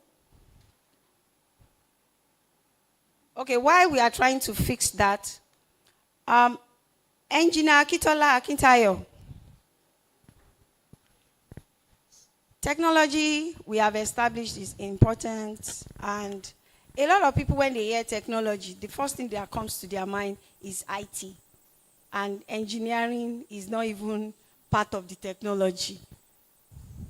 What is that orientation that we actually need for us to actually understand the full concept of technology itself, innovation itself, and how we can use it to our benefit to have a future? Yeah, thank you so much. As an engineer, there is no way you can dissociate science and tech. That's what engineering is made up of. And for anybody to be talking about tech without talking about engineering, I think is not, is defeating himself or herself.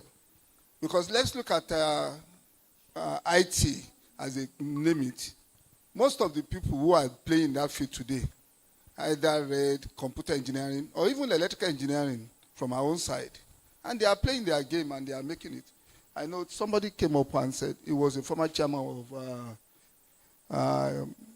is this TACON? I know of engineer Titi Ometu, a fellow of the Nigerian Society of Engineering and also a fellow Academy of Engineering. These are people who played in that game because he was a telecom person, and later engineer Dr. Ige, who was a former commissioner, minister, and all the rest. But the area you talked about, how did we get there that we've now dissociate everything?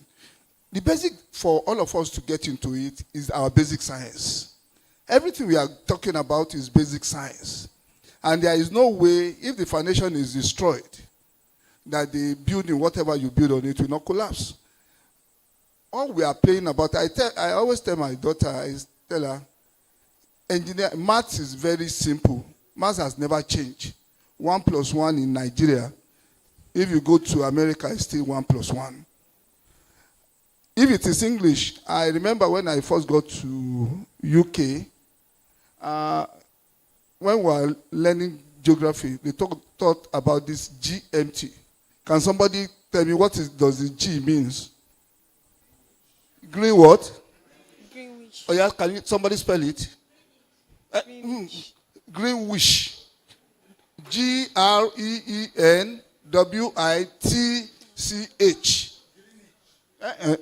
It's your own English. That is the witch. That is their culture. They got the name from their culture. And most of their brown witch, broom witch, it was the witch we know, all of us, they are Jays. But when they allow something else to come into their English, so when I got there, I said, I'm going to Greenwich. My friend looked at me and said, you call it what? Madam, greenish. I said, what is the spelling? They've allowed the American English to go into their own English, and it has changed. And that is the trend of English. When even your phone will ask you, is it American English or British English? But 1 + 1 has never changed. I think we need to go to our foundation. If we really want to be where we want to be, our basics must be solid. The basics. Like government is talking about recruiting students for technical colleges. How is the foundation? Have we laid the foundation? All this technology we are talking about, that's why they don't take us serious. But unfortunately for us, with that archaic foundation we have, anywhere we get to in this world, we are still making it. There was a TikTok I saw yesterday. He said there is nowhere, no technology, nothing in this world that you will not see a Nigerian flying. It's even not a Nigerian saying it, a Kenyan. that she's proud of Nigerians and she wants to come to Nigeria, that they should tell maybe there is a concussion that they give us that makes us to be. But one thing is that, please, I want to talk to our younger ones. Please, whatever you find your hands to do, the Bible says, do it with all your might. Money is not everything, but what you have upstairs. The value system of our country have derailed so much. So whatever we are doing, just take it in with a pinch of salt. Okay. And at the end of the day, there is no result. I go to schools and I tell them, where is that product you research into? You remember, sorry, let me just start with this. The Pandoya machine you use today is a product of Nigeria.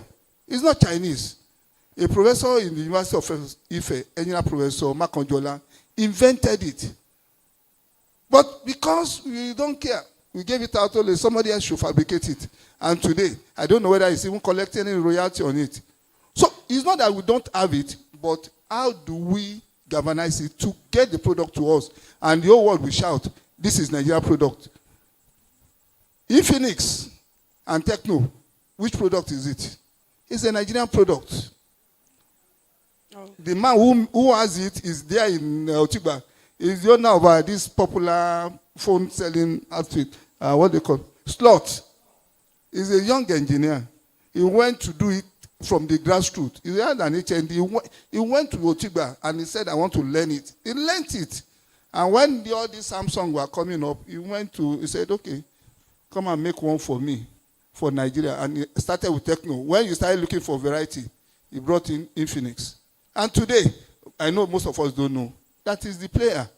And some of those products, apart from the ones you know, they are Nigerians, but they are not ready to shout it.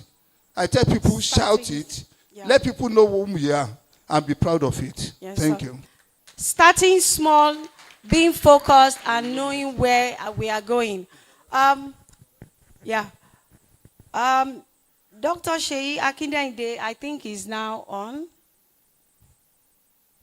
Good afternoon, everybody. Can you hear me? Yes, we can. Thank you for joining us from that end. And thank you to technology for allowing us to see you and you to see us.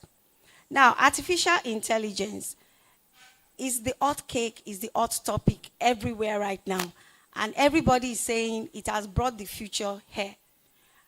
And we are asking ourselves, the future is right here, the youth. But quite a number of young individuals depend on the AI to mold themselves for the future when they are supposed to be building the future from the AI. Why? Why are we having so many young individuals relying on AI even just to do school assignments? The danger of over-reliance of artificial intelligence. Okay, thank you very, very much for that lovely question. Thank you also to the wonderful panelists that have been contributing so eloquently to the topic at hand.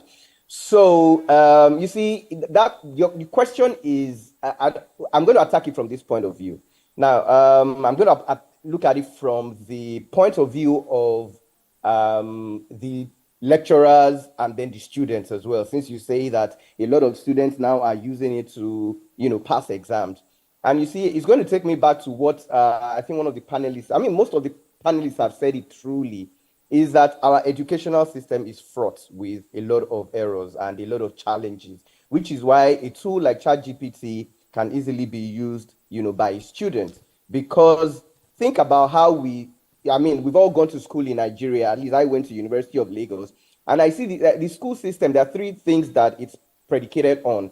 Number one is that it is based solely on grades. So you go to school, and all you're thinking about is, what am I going to come out with? And it's natural when you graduate from school. The first question somebody is asking you is, did you graduate with a 2-1 or a first class or a 2-2? So we have optimized for grading. We have optimized for, scoring the highest mark. Now, one of the panelists was talking about China, was talking about all these advanced countries. Go and see their educational system. They optimize for problem solving. When you optimize for problem solving, grading becomes just a natural part of what it becomes like a side thing. So when you optimize an educational system for grading, naturally, the kind of questions that you will start to ask will now be something that ChatGPT can ask.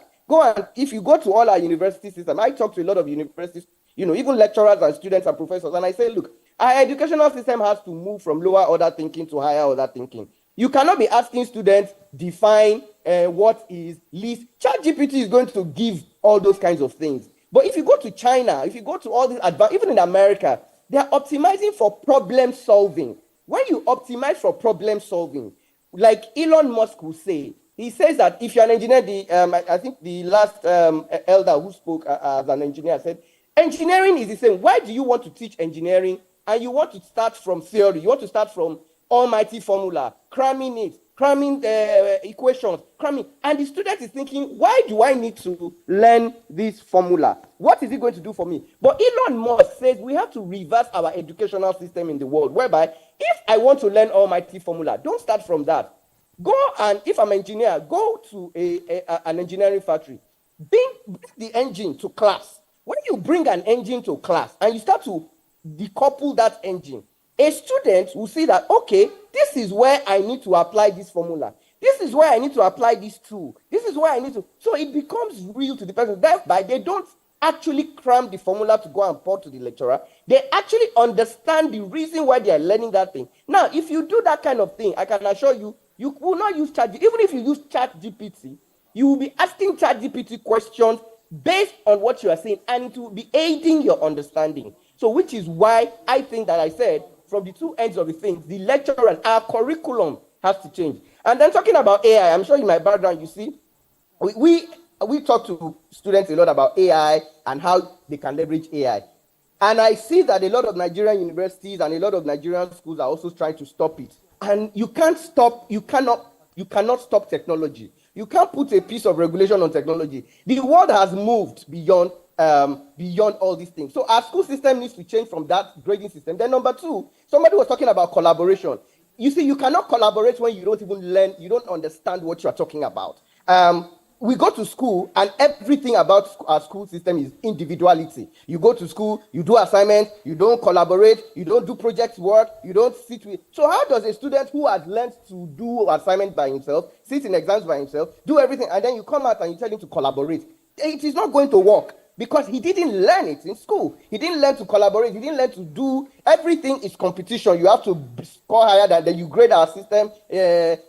First prize, second prize, third prize. So that person will come out into the real world and start to see that, well, this is what I have learned all my life. And then you now want me to collaborate. How does that work? You've spent all your life there. Then the third thing I quickly want to talk about is we do not reward. Nigeria is a place where we do not reward failure and mistakes. When you fail or when you make a mistake, you are automatically, it's already a stigma. So we don't, and there's nowhere in the world, go and check any educational system. You learn better by making mistakes. All the inventions, all the patents in the world, nobody makes a patent and then you get it right the first time. I have 4 patents, for instance, and I know what we went through to even, get it patented. You make mistakes, you adjust this, you do this. But our educational system, once you fail, you will repeat a class. And once you do that kind of thing, go to America, they have venture capitalists where they actually fund failure. In fact, if you have not failed before, some of them will not fund you. And when you fail, it's not a stigma. Some people will even tell you, oh, I've done 10 startups. Maybe 8 of them failed. 2 were stuck. All the big people we know, Elon Musk, Bill Gates, Jeff Bezos, all these people have had failures, but they were not stigmatized. But in Nigeria, so the thing is, we need to start to appreciate people who try and make mistakes. They need to have that kind of thing and reward, people. That's the only way you can create and invent and innovate that ChatGPT will not be able to do. I think I'll leave it there. Thank you very much. Thank you very much. So, youths in the house, you've been challenged. Gather knowledge that will solve problems. You are quiet. You are smiling. That's a real challenge. not to carry the handout, cram. I bet make I just pass this paper, make I go to 300 level so that I can write my project, do my IT, get out there, make money. Make money how? Everybody is making money. I want to make money. Yeah, money is good, but how? Money, Mr. Andrew Abu. A lot of youth are so eager, like one of the panelists have said earlier, to make money. Some too early, some very, very early. We've had cases where very young individuals take their parents' clothes for ritual making and, because they want to do Yahoo Plus or something. And they too, they want to be riding Benz to school and they are in 200 level, but they want to be riding Benz. That took someone 25 years to work to, in fact, you even had to borrow money to add to itself. So, Mr. Andrew, innovation at the center of it all. Some have given us the origins, some have given us the strategies, some have actually challenged us. But I want you to speak to the youth because they are part of this equation. As a youth, what must I actually do to actually change the future of Africa when it comes to innovation and technology? Thank you very much. Let me stand on the already existing protocol. My name is Andrew Abu. I'm the founder of the Young Innovators of Nigeria. I'm privileged to be seated here with some of my mentors, and that's an opportunity to appreciate Dr. Bayero Agabi, who was one of the first mentors I had when I left the university. And I was a cop at NITDA then, so he was one of the first media people that interviewed me when I started in. We started at NITDA Knowledge Hub for Young Innovators. So I was a young chap in the university then. I was NACOS National Secretary. And I was looking at young people coming to the university to do computer science, and we were all taught theories. Very few computers in the lab, and I was a digital guy then, a digital native. So I was always watching. Were you one of those students that they had to draw the computer on the blackboard to explain the keyboard components? I think I was privileged more than that. I was because my secondary school, I attended Nigerian Military School Zaria. There was a lot of one or two computers. Then I could always touch one or two things then. But I was looking at the younger people coming to study computer science, and we created what we called Programmers Club then. We were looking at using benchmarking UK students who read, then we'll come and brainwash the younger ones that look, oh, read this part, don't follow this theory. Little did we know that what we're doing will become an application that will start making us money. So at the University of Jos then, we were the first set of students that developed the University of Jos website, accommodation portal. We started making money from the university that we paid school fees to. Your phone was already vibrating before. So by the time I came to NITDA, it was a bigger platform for me to impact. So I told the management, look, there's a lot of opportunities that young people can, if we bring more young people in, they can be able to impact more. So we started the first, I think NITDA had an ideas hub then. It was in Lagos and Calabar. So we decided to expand that network. So that's what you see. There's about 98 innovation hubs in Nigeria now. That singular ideas. So NITDA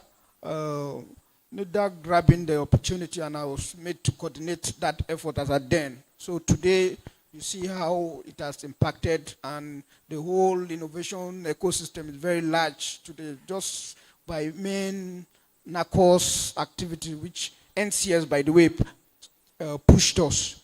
So this little effort made the ocean that we are swimming in today, and there's more opportunity. There's no crime when young people want to make money.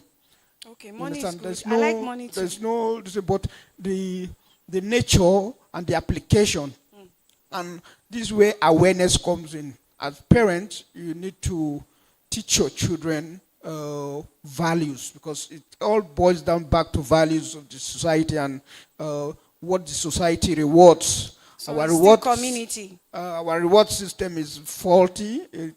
It's faulty, because what the people appreciate, what the society appreciate more now is negative content. You go to YouTube, TikTok, just put any negative content, you see what to attract. And you put positive content, you see the likes. You not even get up to the likes that you want. I always use myself as an example. I think I left NITDA in 2017 after one of our inventions got viral. We're having a problem in Nigeria. Then the US stopped selling military hardware to Nigeria. And one of the startups that NITDA supported, one of my companies, Imperium Industries, we developed the first indigenous MRAPs. MRAPs is what they call mine-resistant ambush vehicles for the army. We named it Ezugu MRAP. Ezugu was the general. Ezugu was a general from Enugu State, Major General Victor Ezugu. He was the commander at that time of Command Engineering Depot. So he supervised all that project. So we named that vehicle after him. Today, we've produced about 8 variants of that Ezugu armored vehicle. Wow. And that's a challenge to the youth. Theater today. So there are a lot of Nigeria. There's Nod here. The companies in Lagos is also a tech bro like me. So, and young people are doing amazing. See Paystack. I think Paystack, they were one of the students, one of the young people that we supported in NITDA 2016 for Aso Villa Demo Day. This is less than 10 years now. Paystack sold to Stripe for about $200 million US.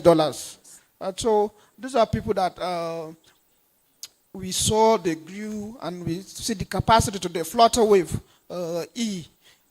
We are all in the same ecosystem. We saw the impact that these softwares continue to make in our society. So young people is a challenge to all of us here. We have to, they say, stay hungry, stay foolish. No matter how hungry you are, we know that hunger does not kill a man. It only shaping his life and shaping his thought. So if you look at your environment and see that you are very hungry, ideas will come.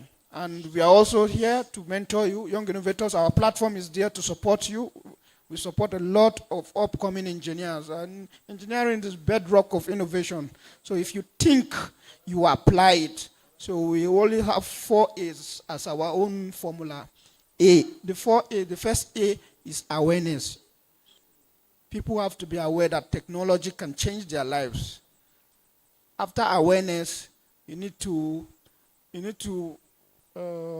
have access, because if you don't have access to technology, you cannot apply it, because after awareness you have access, then you have to adopt it, then you apply it.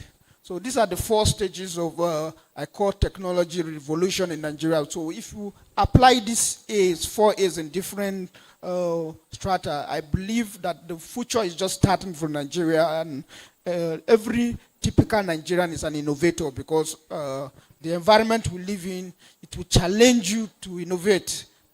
Thank you. Thank you very much.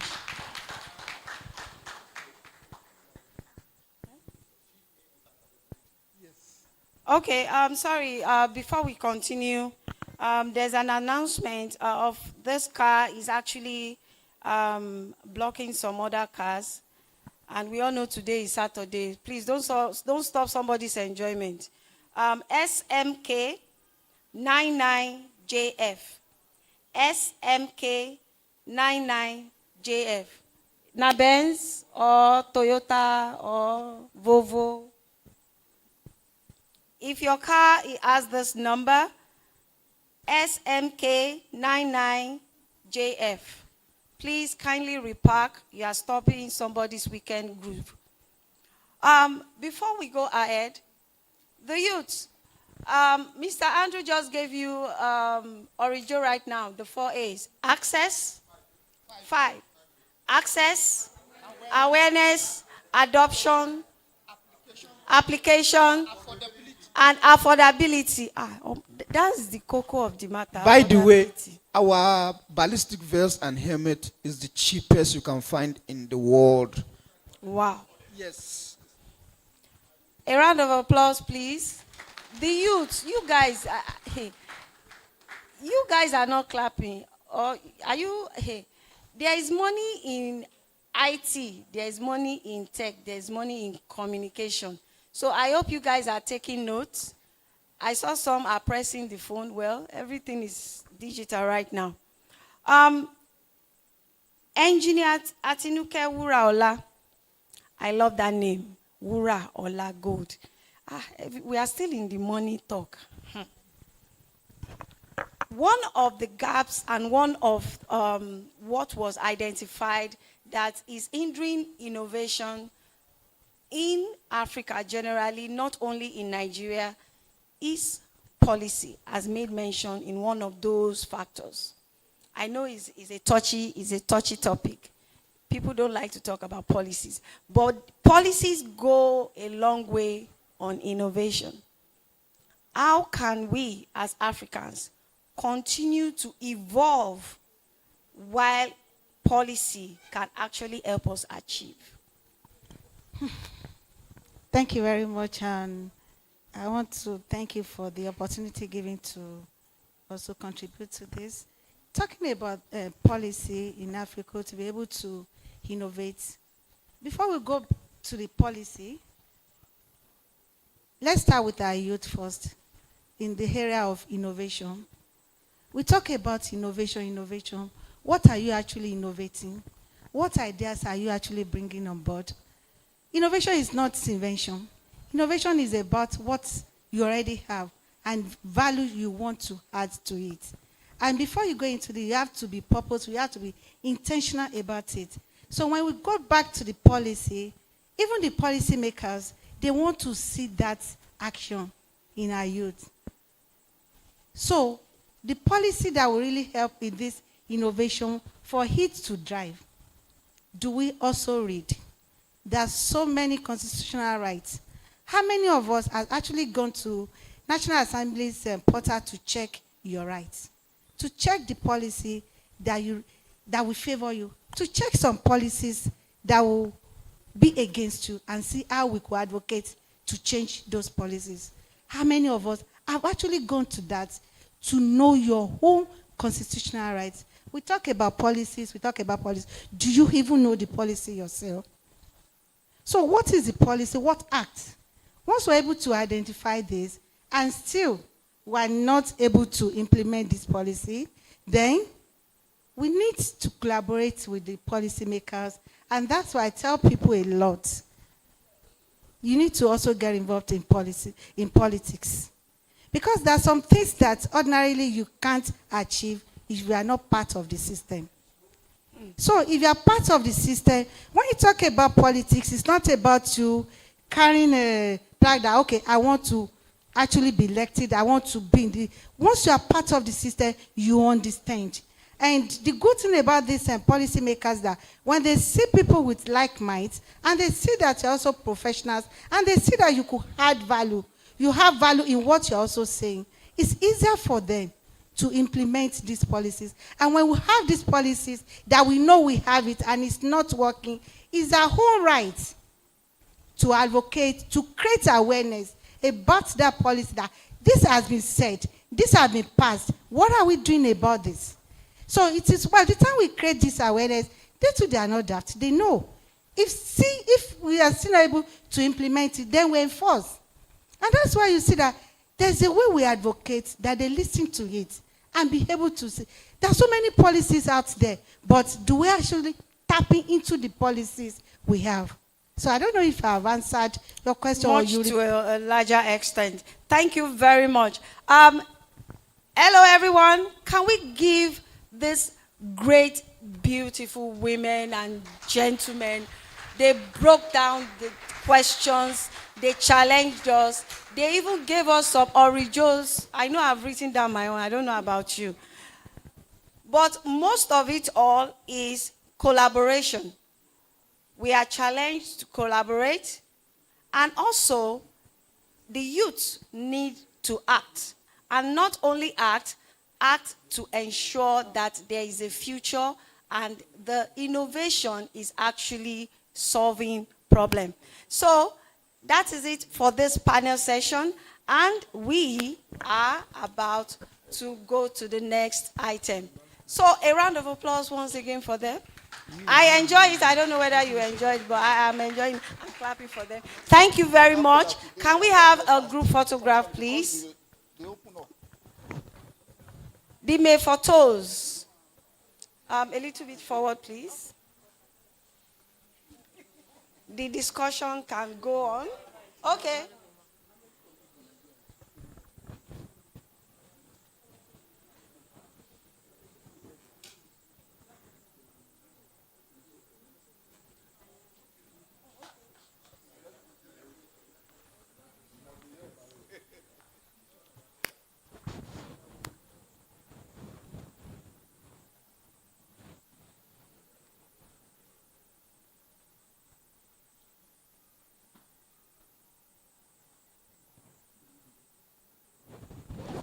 Okay, thank you very much. I am Mojisola Alabi, Digivation Network.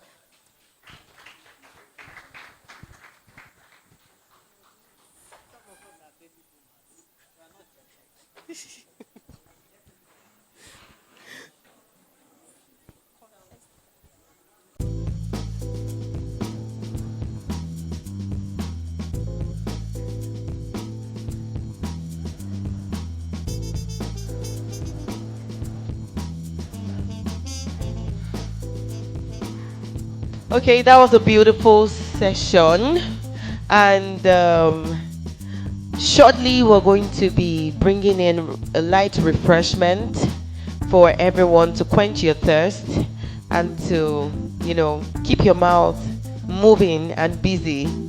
And right about now, it's a very important segment, and I would crave our indulgence to please, if we're outside, can we kindly come inside? It's an important segment right now. Can we come inside if we're outside? If we're still outside, we may not be able to proceed. So while we go on with this segment, can we bring in the light refreshment so we can quench our thirst while this is ongoing?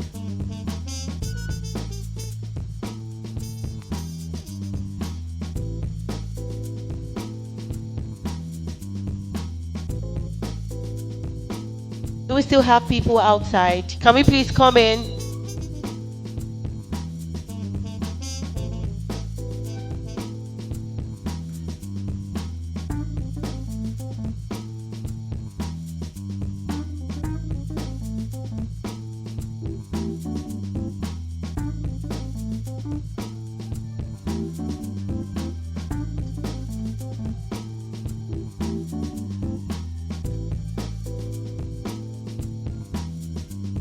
Now, I'd like to ask a question, a very simple question at that. When you hear the name Bayero Agabi, Dr. Bayero Agabi, what comes to mind first? When you just hear that name, you know him so well. What's the first thing that comes to mind? Oh, you want to say something, sir? Thank you. Actually, the first time I met him in Abuja, I was thinking that he's from Kano. Yes, because of the family name of the Emir of Kano, Adobeiro. Yeah, actually, I can see a person that want to transform Nigeria. Yeah. Thank you so much, sir. This is a man who, over 2 decades, has been on just one simple assignment, and which is about digital transformation.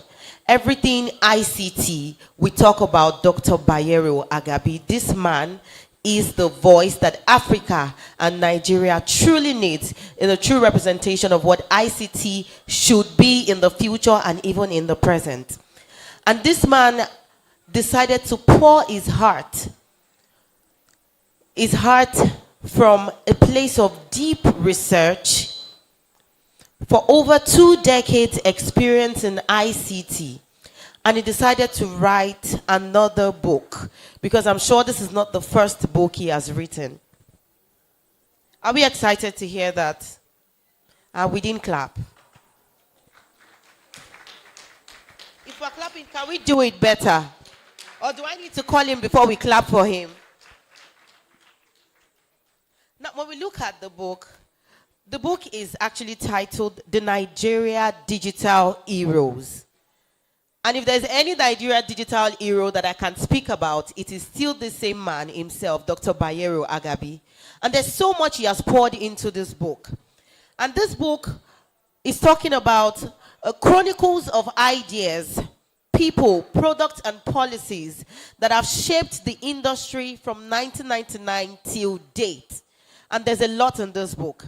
It's a must-have for every single one of us.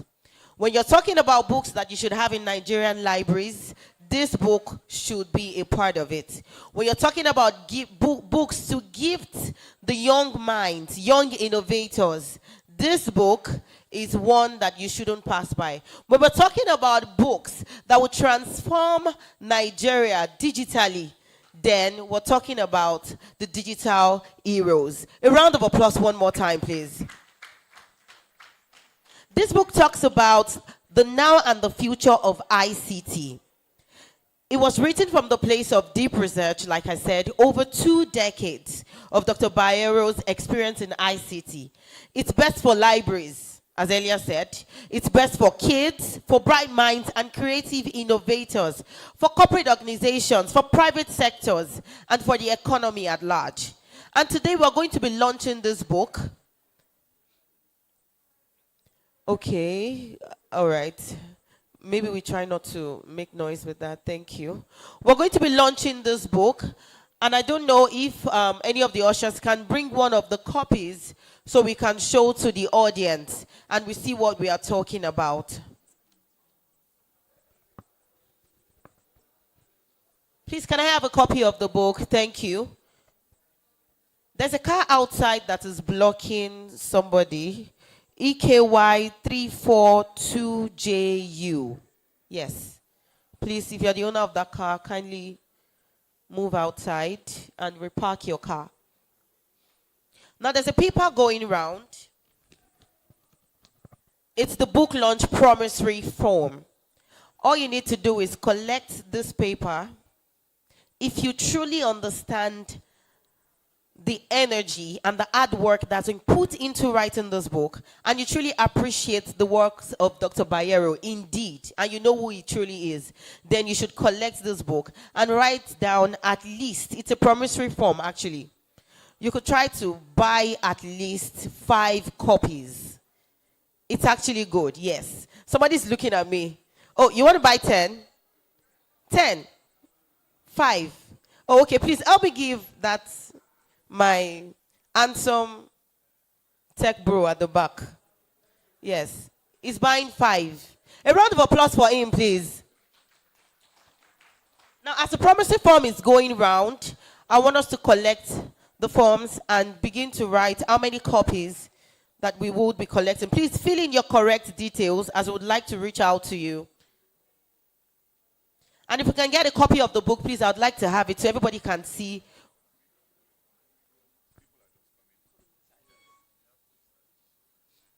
Okay, thank you, sir.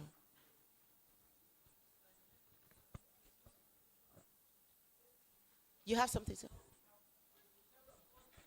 Yes, the table of content. Okay, the media is going to display something for us.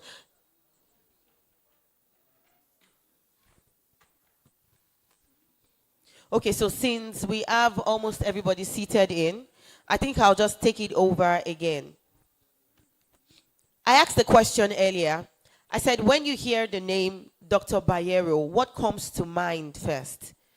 And I'm speaking in the place of impact. And someone gave a response talking about how much impact he has made. And I also said that when you're looking at ICT, everything ICT, this book is actually titled The Nigeria Digital Heroes. But if there is one number one digital hero that I can speak about, it is Dr. Bayero himself. And as a result, thank you so much. As a result, we have decided to pass around this promissory form.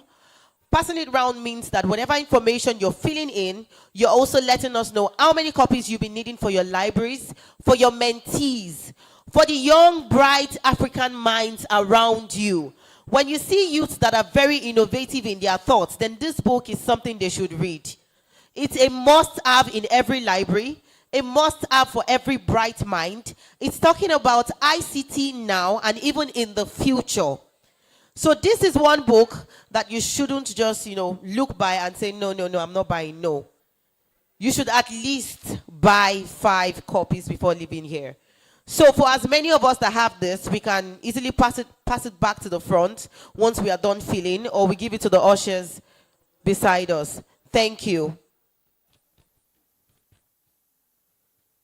I have one here already. Somebody is buying 50 copies. Yes. Okay. The person wants to remain anonymous, sir. Yes. 50 copies. If you understand who Dr. Bayero truly is, then you would know that this book is the hard work of over 2 decades. It was written from a place of deep research, and we should not give that away. When you see somebody who is doing well, then we should commend them for doing well. This man is a voice in Africa and beyond. He has won several awards, and he's just still the one voice that I know that still speaks well about ICT in Nigeria and even across. So somebody just acquired 50 copies. Can I have, ushers, can we please get the forms back? Thank you. I'm sure by now we must have finished filling.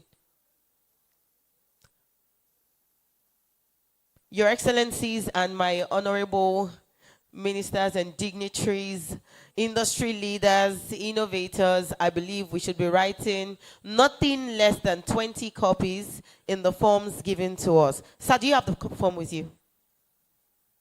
Usher, please. I need a form here.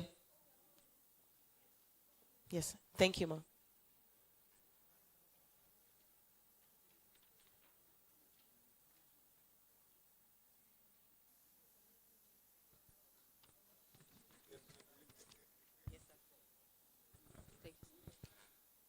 Ladies and gentlemen, let me at this point thank you so much for your patience and for honoring our invitation.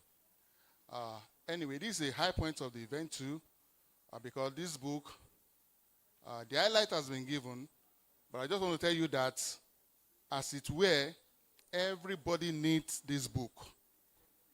And of course, it comes for a token, as it were. It's an effort of over 25 years. And you can see how far this has gone. So your home, your library, your offices actually need one. Actually need copies in the library. And like I said, it comes for a token. I don't know, maybe you have been given the prize. A small piece of note that we call promissory notes will be given to you. Just in your magnanimity, fill it and support the effort of knowledge, impartation to you and the generation yet unborn, both for Nigeria and Africa, and indeed the world. Because we go travel all around the world, we're going to take this along with us because it's very, very rich. It's an embodiment of knowledge, ideas that will propel us into the future, the digital future that we're looking at for the Gen Zs and Gen X and what have you, whatever gen you have, as it were. So I want to encourage you that as the papers are going around, ensure that you partake in having copies of this. We will follow up with you, and a copy or the copies, number of copies, 20, 30 copies is already in print as I speak with you, and then we'll get it across to you. If you are going to support, say hi. I didn't hear that. If you are going to support, say hi. Thank you very much.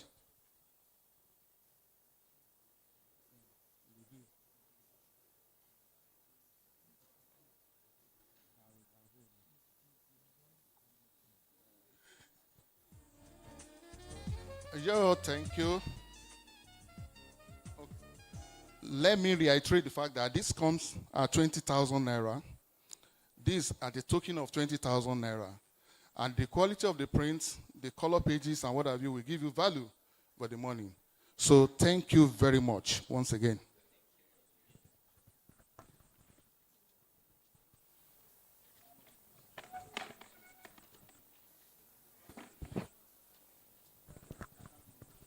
Okay, so information reaching me that somebody else paid for 20 copies just now.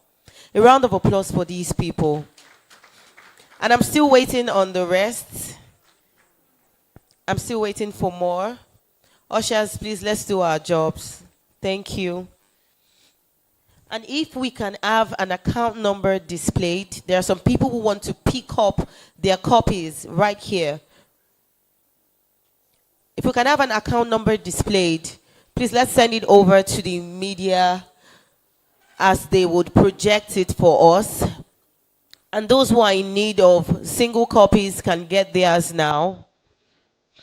DJ, please, can we have light music while this is ongoing?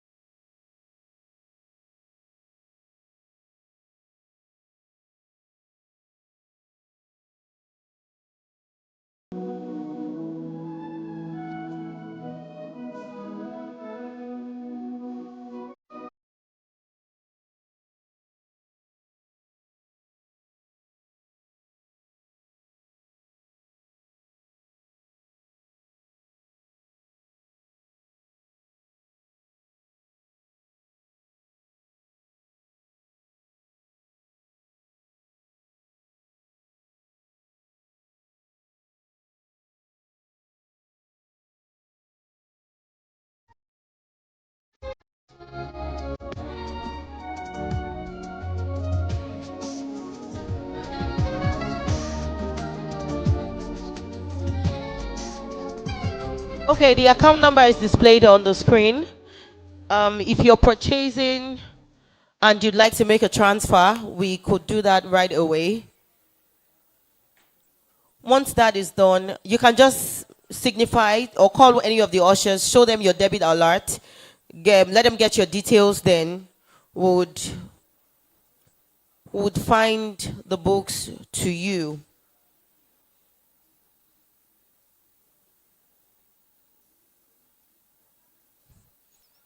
Now that I have everybody's attention, you need something? Now that I have everybody's attention, I'd like to speak a little bit about digivation. And I'm talking about our partnership, partnering with Dubai World Trade Center for CAPSAT cable and satellite event for Europe, Asia, and Africa. Working U.S. commercial unit for partnership with Consumer Electronics Show. Digivation has businesses in print, publishers of Enterprise Africa, Cyber Africa, and Horizons. Digivation has a training academy, and this we have worked with many government, both at federal and state levels. If we are together, can we please put our hands together for this level of impact? Our events include Africa Digital Heroes, and this year's edition is coming up in November, and that will be November, Rwanda, Nigeria Mobile Economy Summit and Expo for schools. And for schools, we have digital innovation conferences. That's Bayeto University held the last. Okay, that's where we held the last, and there will be many more as well. But yes, Bayero, I'm so sorry, please. But to note this, the next event coming up is coming up in November, and there'll be more information about that before the end of today's conference. A round of applause, please, ladies and gentlemen. Right about now is the time for the second panel session. Oh, but before that, we have a little... Okay, yes. Before then, I'd like to please recognize the presence of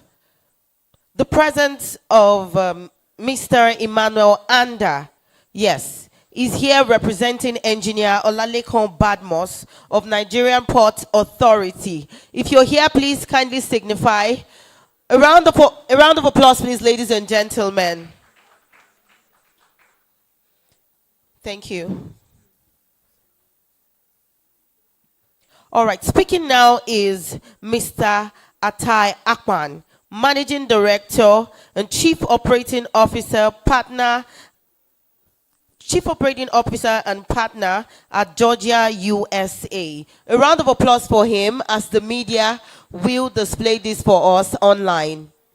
Let's quickly have that before we move on to the panel session. Media, are we ready?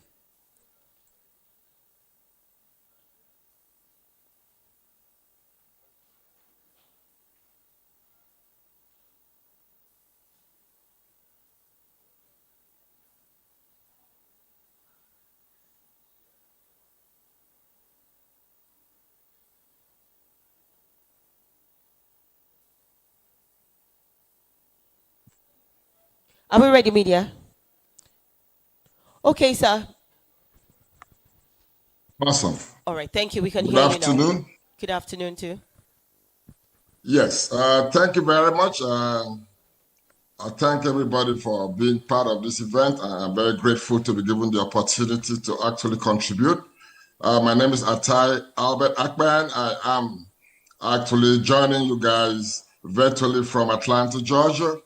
I sit at the center of a whole lot that is happening that is projected towards Nigeria. I represent a team of diaspora consortium investors, partners, intellectual property owners who are very excited about the unfair advantage Nigeria has. And the theme of this event actually played perfectly into an opportunity to share this knowledge of an opportunity and integrated plan developed implementable to drive Nigeria transformation under the implementation of sustainability. So the topic of my presentation is Nigeria's unfair advantage, a transformation playbook driven by sustainability implementation. Before I delve into the actual subject of interest, I'm going to use two typical global case studies to really highlight what Nigeria could position itself for coming in the next few years. It's already started. I want to use China as a typical case study. China had a playbook during the third industrial revolution. And the world was chasing manufacturing, mass manufacturing and mechanization of production. China saw a loophole and jumped at it and was able to become a global hub, which today has a global influence on the whole distribution value chain. Same thing happens in the digital era, in the fourth industrial revolution. We can all identify the fact that India, out of the need, speed, and greed of the capitalist world in attempt to reduce their costs and maximize profit, they were shipping all the initial jobs of basic customer support to the country of India. India had explosive population. They needed to find a solution for their the number of their population, that they needed to find alternative ways of putting them out there globally to regenerate the economy and repatriate those funds. So India took advantage of the knowledge that they saw where technology was going to dominate the whole how we live, how we do business, how we virtually survive as a whole, and jumped on it, passed a good policy that drove technology adoption, providing even technology computers for young kids all over the country, and driving software development as a core function, as a core focus of the government. Today, we can all see what India has done with their population globally. They are actually remitting over $200 billion from all over the world. They're sitting on the top of world global technology companies that run into billions or trillions of dollars. And Nigeria has a perfect opportunity. And Lagos, being a microcosm of Nigeria, it's a wonderful city.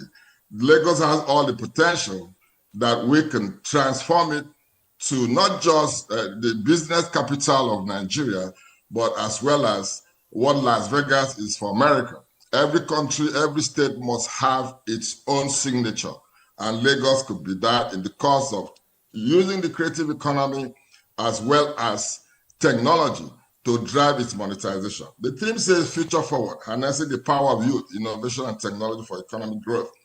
There is no best time than now, because we're sitting at a threshold of a total transformation from the carbon economy to a decarbonized economy.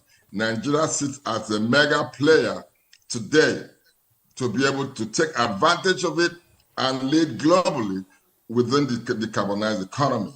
Beyond the Green Initiative, the most important discussion today globally is climate change. Climate change is just one of the 17 goals of the UN SDGs.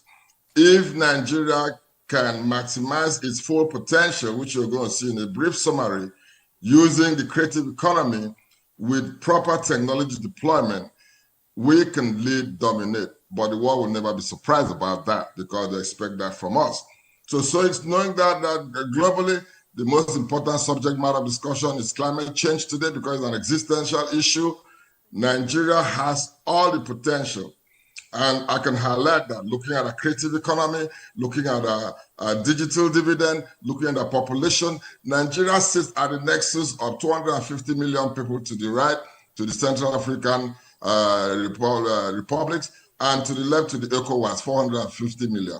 That's going to be the most populated part of the world in another 15, 20 years as projected. Nigeria could become the main supplier of energy manufactured goods, not even to the Western world, but to its neighbors with over 650 million people to take care of. That can transform Nigeria's situation. I represent a group called DigiPay, Digital Partnership for African Investment and Development. This group has put together an integrated plan with all the necessary technology to complement its massive deployment in terms of mobilizing, rebranding, marketing, and monetizing Nigeria, and Lagos in this case. Lagos could be a pilot in Nigeria that will impact the entire country. And this is very important. We are open to all these opportunities. What are the objectives of this discussion?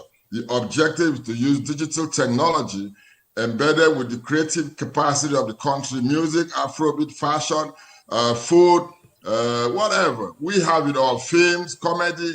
We can use those and become a global supplier of creative knowledge. That is the power. The black man's power is creativity. And Nigeria is embedded with it. Nigeria leads the whole world with that potential right now. Our artists are making money all over the place. Fashion is being trended all over the place. But most of this is not being repatriated in any form to drive our GDP up.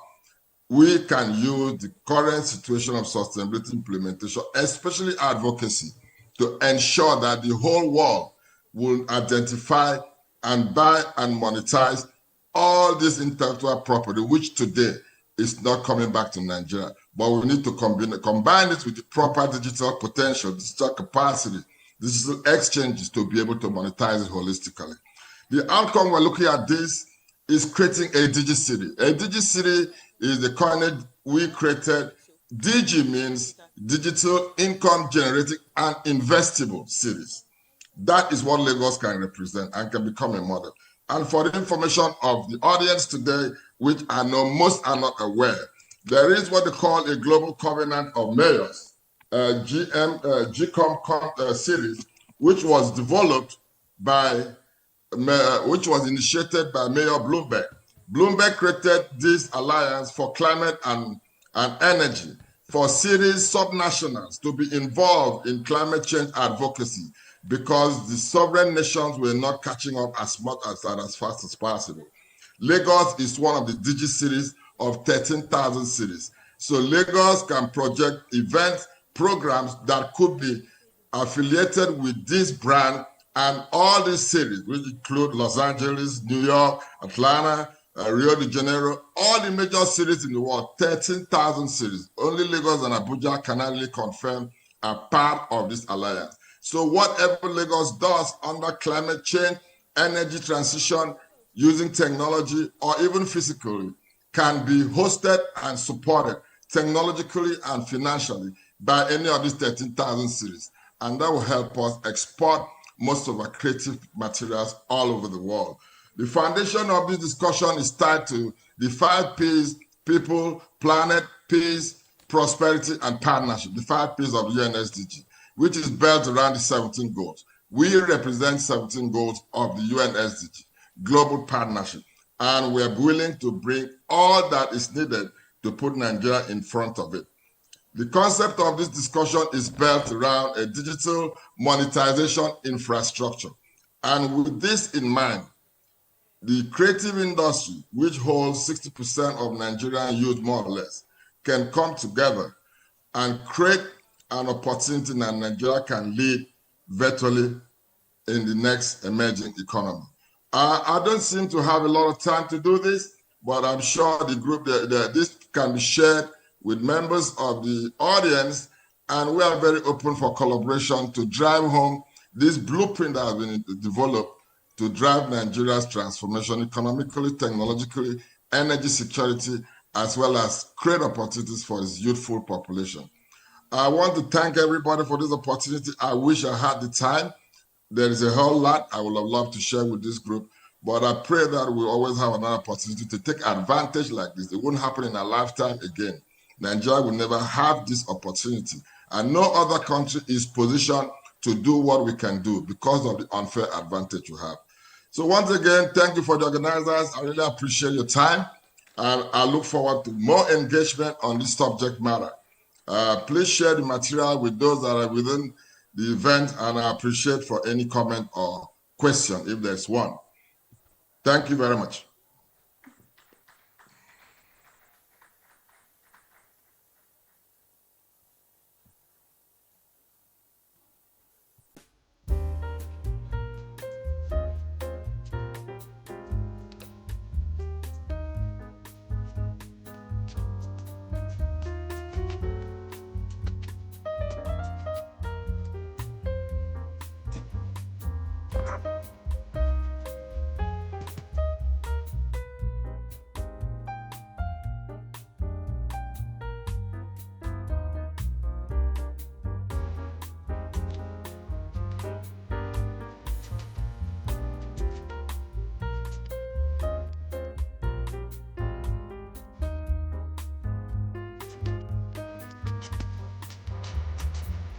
We just have a few more, yes, a few more programs for today's conference before rounding off totally. And we want to say a big thank you for staying with us up until this time. Right about now, I would like to make a few recognition, and I don't want to say do a call out. You know when you do something on social media, when you've done something good and somebody wants to tag you, they tag your name with their full chest, and if you are there to acknowledge, you acknowledge it. And if it's something bad too, they call it, I will call this person out on social media, I will drag you. But of course, today we are not doing that. What we're doing is we're going to be tagging, we're going to be calling out the names of notable guests who are ably represented here. And what we are going to be doing for us, and what you're going to be doing for us is just simple. As I call on these organizations, I want their representatives to ably come out and tell us how many copies of the book they're going to be buying. Yes, you're going to be speaking into the microphone. Would like to hear it because we are very sure that you appreciate the works of Dr. Bayero. So right about now, I'd like to call on the representative of AtCon. Can we please have you come to the front and take the microphone? Please signify wherever you are seated. Representative of AtCon, if you're here, please signify. Are you still with us?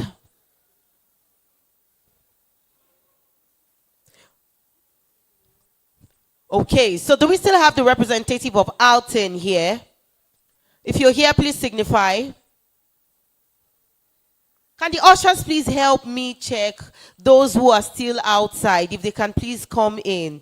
This part of the event is very, very important, and it should not be missed out. Please just help me tell them to come inside. Thank you.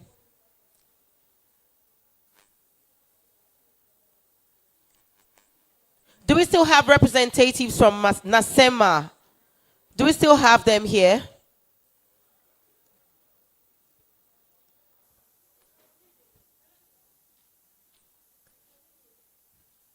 Okay. Do we still have representatives from, okay, yes, I'm sure we still have from NCS.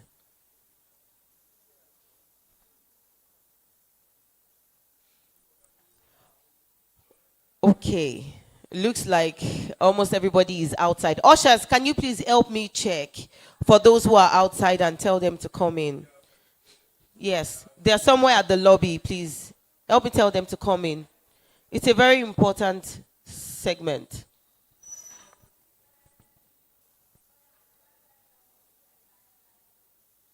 Representative of NSC.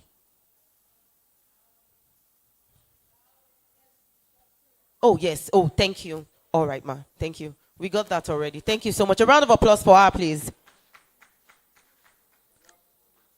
NPA, Nigeria Port Authority. Is it still?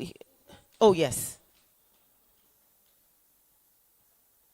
Would like to know how many copies, sir. To him now. Okay, okay. All right. Thank you, sir. We'll be expecting.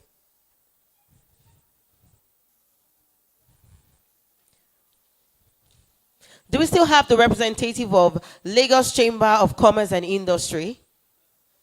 He just stepped out. Can we please help me check if he hasn't gone far? Oh, yes. You're welcome, sir. A round of applause for him, please. Has he written from? Yes, sir. Already.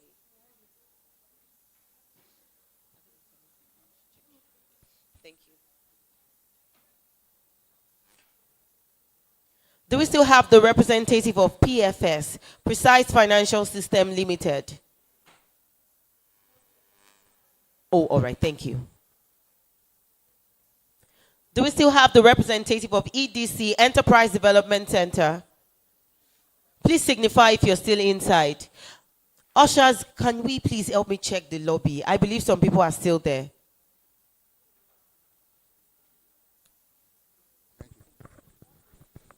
Thank you, gentlemen and ladies. at this juncture, we need to do some practical thing here. You know, this book is so important to us that I think everybody at least should have a copy. And how do we do that? I don't know. Atinuke, the engineers, how many did you buy? How many are you getting? 20. Sylvia, 20. Dr. Haba, my port manager, sir. Sorry, permit me. He's on it. All right. Please follow up. Kenol. Good. My chairman. No, he's done. He's done. My chairman. He's done. Okay. 2 copies. Yes. Students, copy one each. Are we game? Students? Hello? Are we game? One copy each. One of our guys, Atinuke, your people, are you buying for them? For the younger one, how many? Okay. What is the name of others?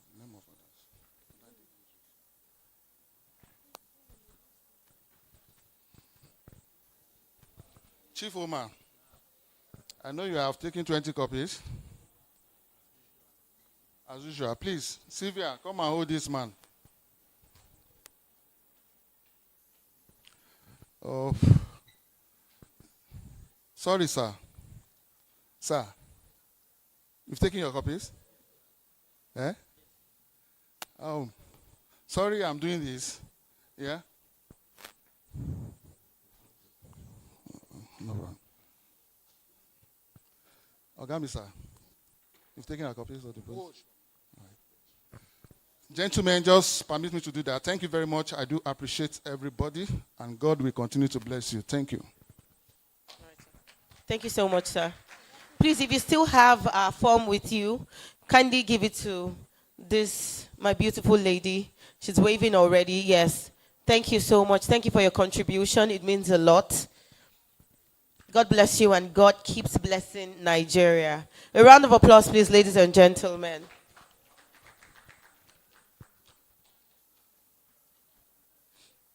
I'd like to know if the awards are ready, if we can take the first set of awards right now.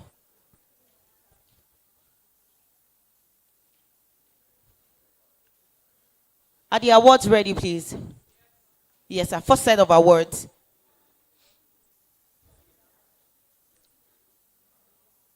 First set of awards. Thank you so much. Ladies and gentlemen, I would like us to please give a round of applause as we welcome Dr. Ekwem to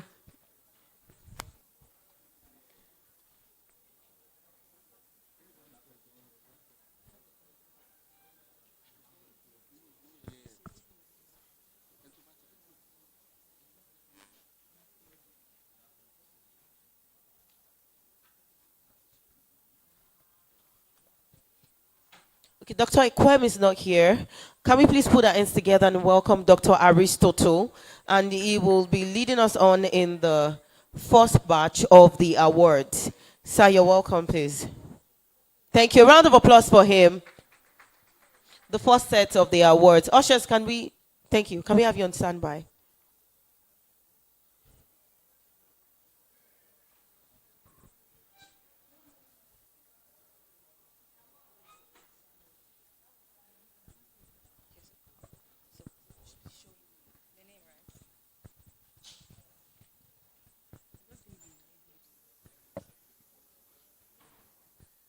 Yeah, the first set of award goes to Engineer Ikechukwu Namani for his dynamic leadership in digital infrastructure development, powered by Digivision.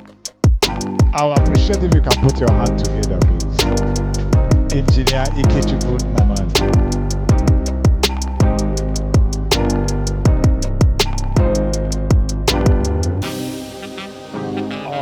Representative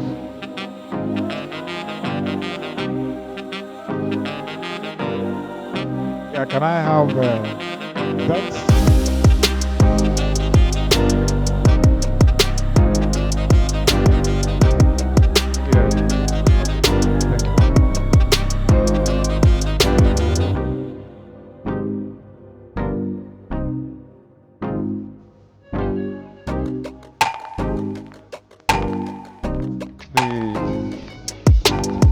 The next award goes to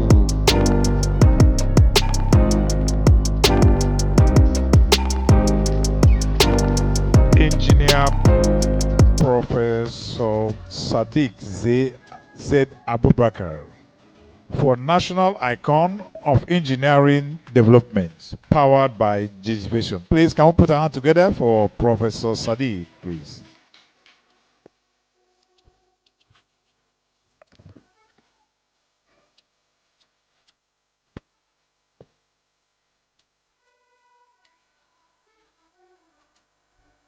Thank you very much. Yeah, the next set of award is presented to my friend and brother for his excellence in young innovation and enterprise trailblaze. He is Andrew Abu, the CEO of Young Innovator.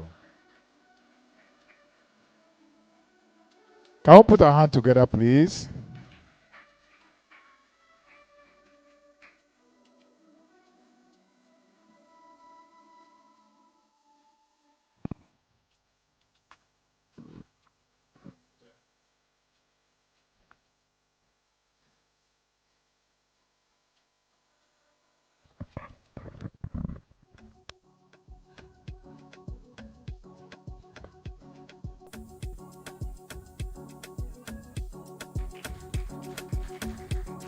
Yeah, the next one goes to Infratel Africa as the best infrastructure initiative rural transformation project. Infratel Africa.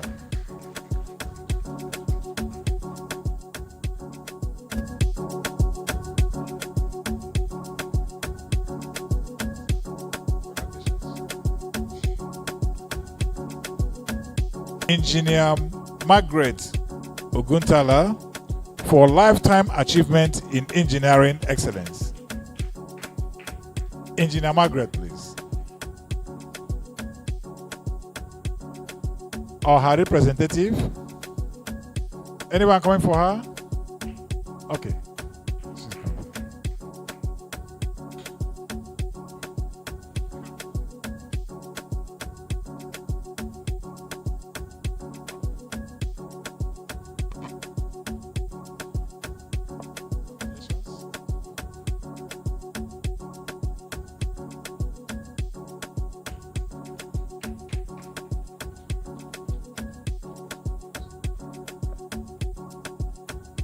The next one goes to Dr.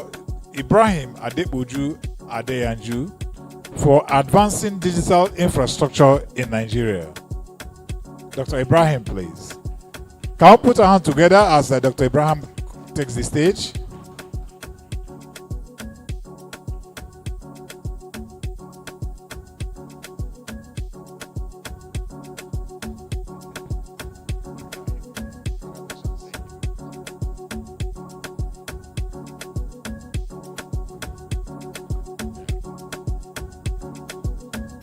The next one goes to Engineer Olu Ogunduyile for excellence in engineering and infrastructure development. Engineer Olu, please.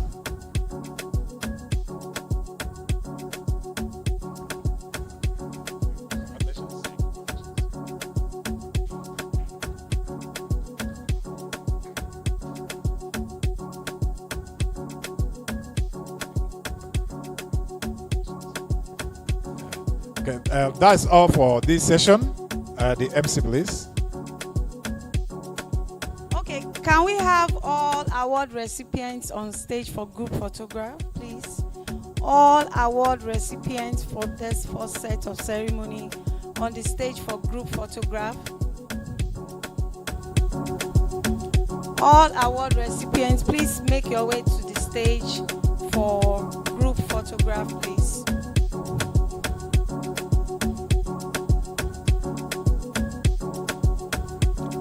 All award recipients, kindly make your way to the stage for group photograph.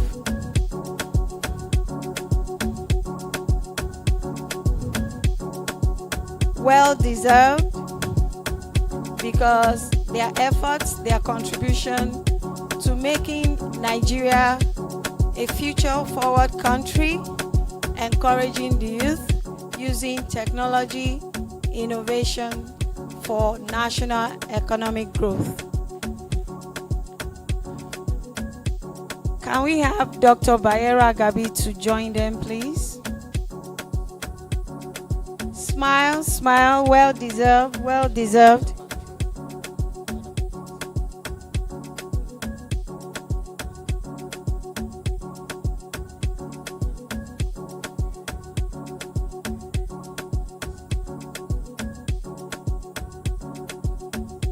Smile, cheese. Aha.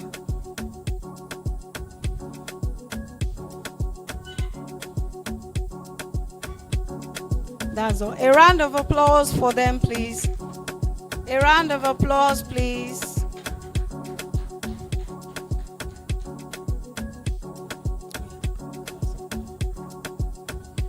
Okay. So while we wait for the next thing on today's program, we are coming gradually to a close. But of course, we'd like to recognize the presence of Engineer Babajide Ajanoku, representing the current president himself, Engineer Professor S.C. Abubakar, and he's here with a goodwill message, a very short one. Ladies and gentlemen, a round of applause as he mounts the podium. Thank you so much. You're very much welcome, sir.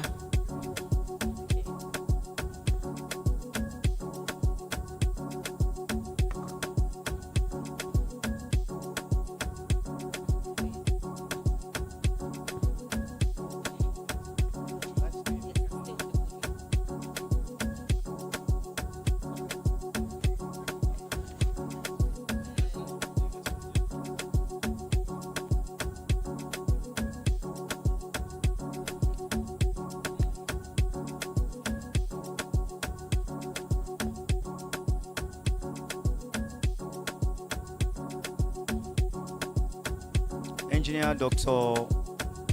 Urola Tinuke, Engineer 9 months, Muili, FNSC. Distinguished guests of honor, dignitaries, members of the press, ladies and gentlemen, all other protocol duly observed. It is a great pleasure to be here today to represent my president and chairman in council of the Council for Regulation of Engineering in Nigeria, Korea, Engineer Professor Sadiq Zubairu Abubakar, FNSC, FANG, who would have loved to be physically here, but presently out of the country. Present with me at this occasion is the regional head of Korea in Lagos, Engineer Tomide Akinowo, MNSC. I am Engineer Babajide Ajanoku, a Korean council member. We are glad and honored to be part of this landmark event, Lagos Future Conference, with the theme, Future Forward, Harnessing the Power of Youth, Innovation and Technology for National Economic Growth. This is a well thought out theme and couldn't have come in a better time than now, when the population of our esteeming youth are growing at an astronomical rate in an unprecedented level. Research has shown that Nigeria has one of the highest youth population in the world, with about 251 million young people, accounting for 70% of the country population. This was what spurred the present leadership of Korea to innovate, think, and do things differently, consolidating on the effort of the past leadership and the council. The outcome of the exercise was a new roadmap that draws new directions, policies, strategies, program, activities, among others, for more effective and efficient operations and service delivery, reflecting current realities, challenges, and opportunities, especially for the young and upcoming professionals. For instance, Korean has to revive and review the Supervised Industrial Training Scheme in Engineering, SITC, also known as Engineering Residence, a mandatory one-year post-graduation training program for all engineering graduates. This program aims to enhance practical experience and provide the necessary clearance for engineering graduates to participate in the National Youth Service Corps. Let's picture this. A young, vibrant Nigerian graduate spent years in the university learning and developing skills, only to graduate and discover that the skill required in the labor market or workplace are entirely different. Skill mismatch has been a major contributor to unemployment in Nigeria. A disconnect between the skills possessed by job seekers and those demanded by employers. Hence, the reason this engineering residency program is key in the development of our young engineering graduates. Secondly, Korean understood the importance and the critical role that vocational education training plays in the economic development of a nation. As such, they plays a crucial role in ensuring the quality and standard of technical and vocational education and training programs related to engineering.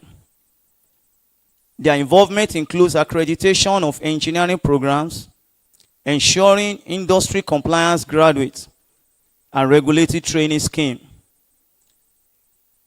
Because of the importance of vocational educational training in the country, Korean has to start collaborating with ABTE.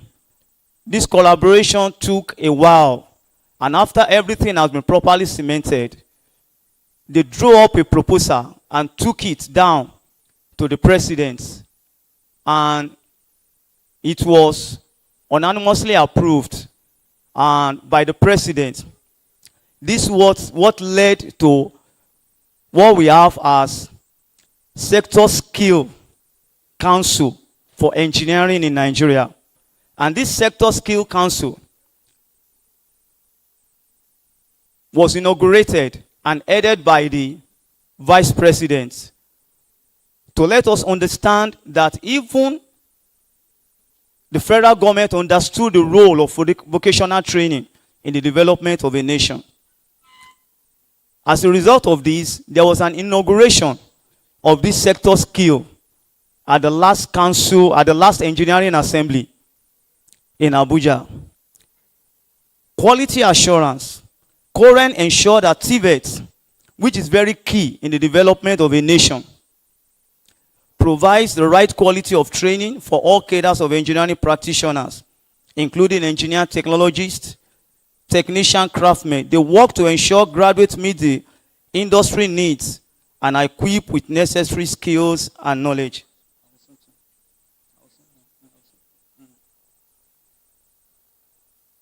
So, the federal government recently launched a free TVET program with a monthly stipend of 22,500 naira in order to bring in more youth into the vocational education training. So we see that this initiative aims to equip Nigerians and particularly youth with practical skills to boost employability, encourage self-reliance, and foster economic growth in the country. Korean realized and quickly aligned itself with this. So not resting on our horse, we continue to focus on capacity building, monitoring local content development in the Nigerian engineering industry, ensuring that the country's engineering workforce is well equipped and the local talents are utilized effectively for the national economic growth. I wish Digivation Global Network a fruitful deliberation at this Lagos Future Conference. The blueprint is here, but the execution is everything. Thank you and God bless.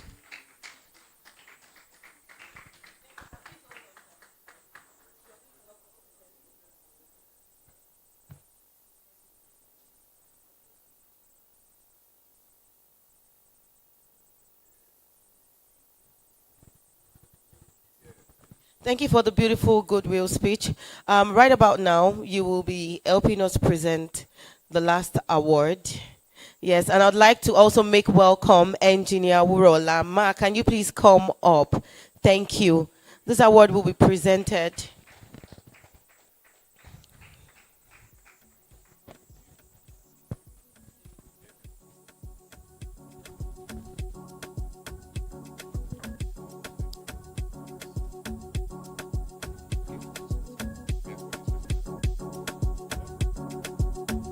On behalf of Digivation Global Network, I present this to Kashifu Inoa Abdullahi for Digital Governance and Innovation Trailblazer.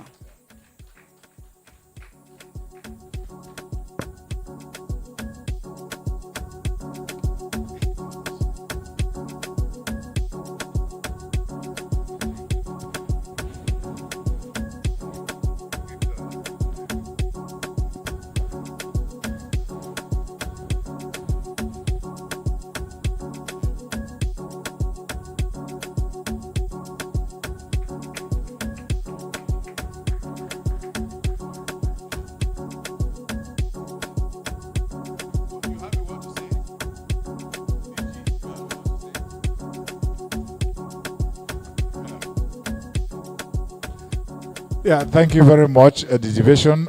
We are pleased to receive this award. To us, it matters a lot, and it means a lot to us because it's a firm recognition of the work that NITDA as an agency has also been doing, and also a tacit support that the DG himself, Kashifu Inu Abdullahi, has also been doing in the area of trying to empower the youth, in the area of setting a very strategic vision for the country, which I had earlier enumerated, which is geared towards ensuring that Nigeria becomes an IT-enabled nation, fostering inclusive economic development through technological innovation. Thank you, division. We appreciate. That was short and brilliant. Thank you so much. So right about now, it's time for the vote of thanks. I'd like to invite to the podium for the vote of thanks, Engineer Festus Alawode. A round of applause for him, ladies and gentlemen. He's not around. He's not available.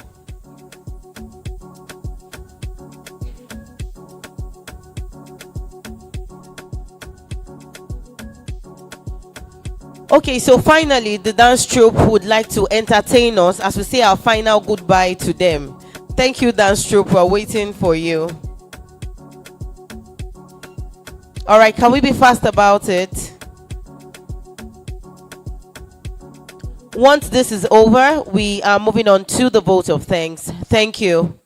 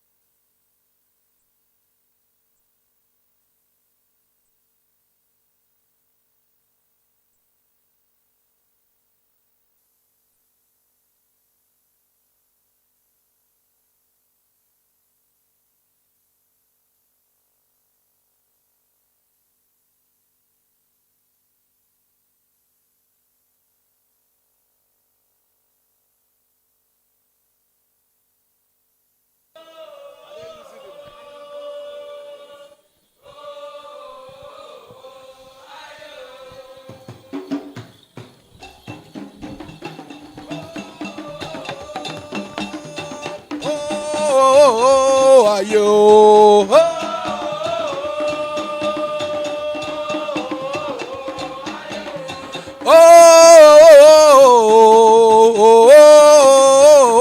Ayo.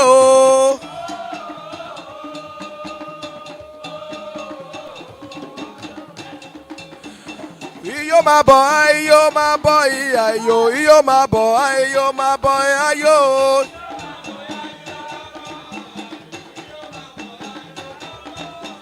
Yo my boy, yo my boy, ayo, yo my boy, yo my boy, ayo.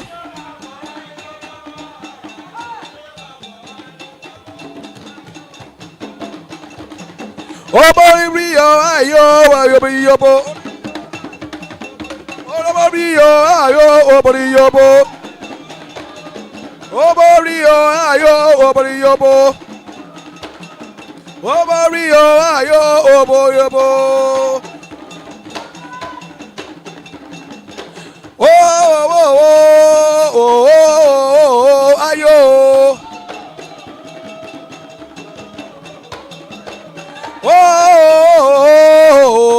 Oh, ayo.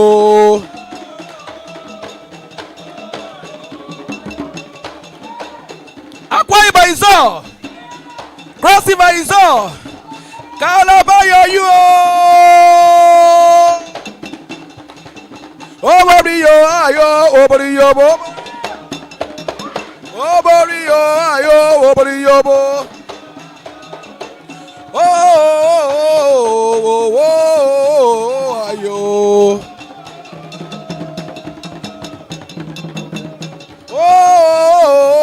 Oh, ayo. Yo my boy, ayo, yo my boy, yo my boy, ayo.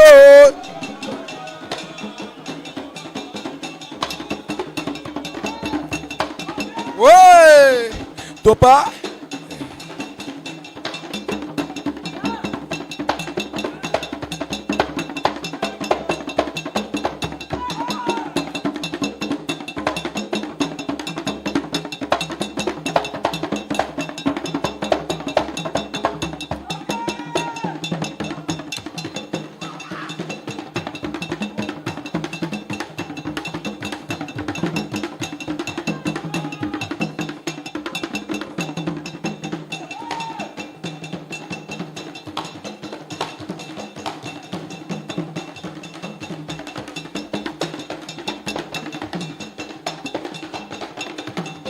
Oborio ayo, oborio bo.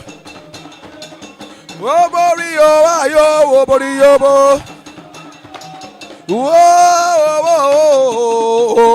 Oh, ayo.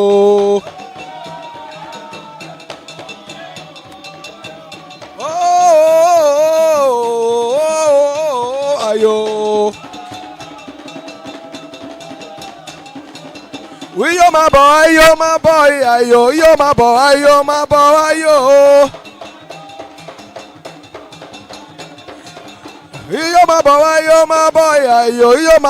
yo my boy, ayo.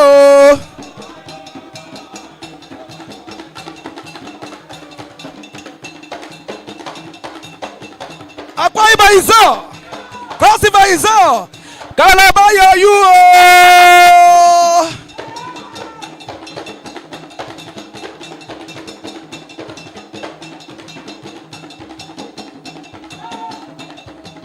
Oh, ayo.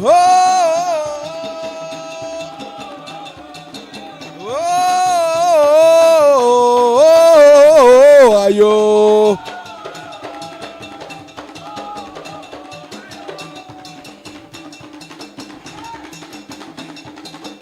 Otuma pwe.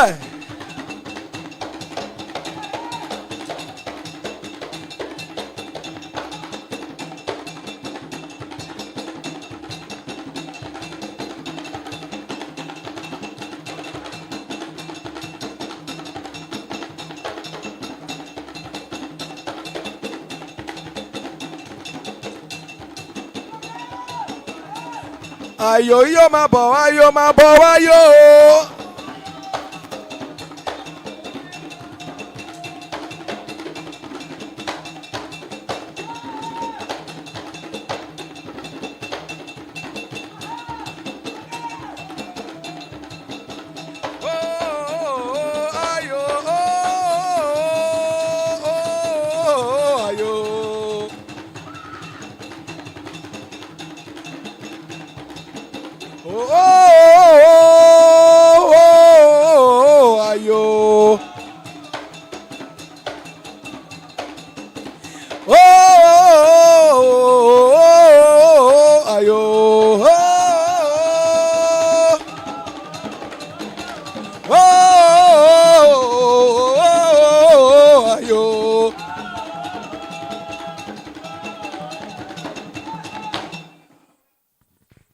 Thank you.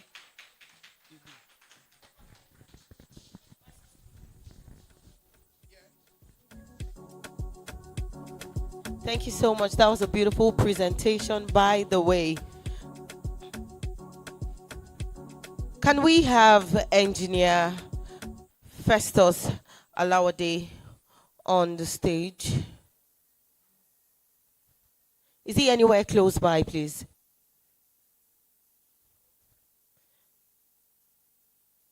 Okay, we can make do with some music while he makes his way into the auditorium. Thank you. DJ.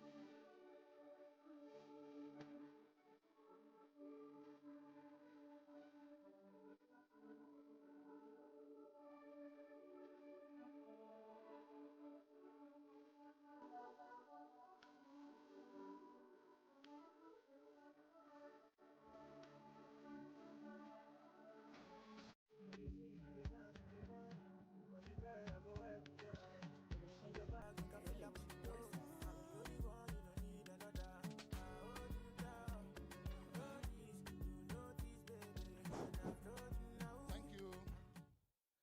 Ladies and gentlemen, we need to, at this juncture, wrap up the event. We want to draw the curtain for this year's event. And as it stands, our appreciations cannot be overemphasized. Why? Because it took you from far and near to come to this place. All the cream of dignitaries we have, I can still see a OGM of Keynote still sitting down until the end of. I can see Mr. Omar, I can see my chairman, I can see every one of the students that are sitting down. We are deeply appreciative to you. Indeed, you cannot even see how we are so appreciative to you. But from the depth of our heart, we appreciate you. And of course, you should know that this is a yearly event. And this event is taking us around Nigeria. And when I say around Nigeria, we want to make a statement. We want to change the narratives of the downtrodden of the way we see digital transformation, artificial intelligence at my stage. I'm still doing course in Europe on artificial intelligence, cybersecurity, clouding. I'm getting certified, even at this stage. So you can imagine that I want to leverage up, that even in the comfort of my room, I can be working remotely. For you students, I think you should plan ahead and search for future conference. We are going to Kano very soon. Search for it to always be online, and then you can follow us up. I want to appreciate you on behalf of Dr. Bayero Agabi and all the planning committee team, NITDA, Korean NSC, Keynote, NIMCO, everybody that have graced this occasion. We are most indebted to you, and we are praying that as you go back to your various destinations, you are going to get there safely in Jesus' name. Thank you very much, and once again, thank you for coming this year, and we expect you in our subsequent events. Thank you, and thank you very much.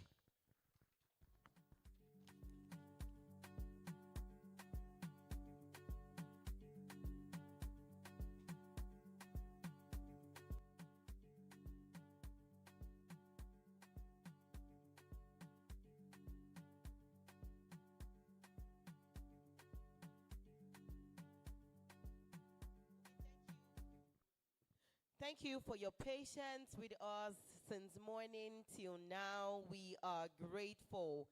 Make sure you follow us on social media on our Instagram handle at, can we have it displayed, please? Lagos Future Conference on Instagram, yes. Follow us for more updates and for subsequent programs that we are going to be having as well. We hope that today's conference was highly impactful, and we also do hope that everything you've learned you put to good use. Thank you so much for being here today. Have a wonderful evening.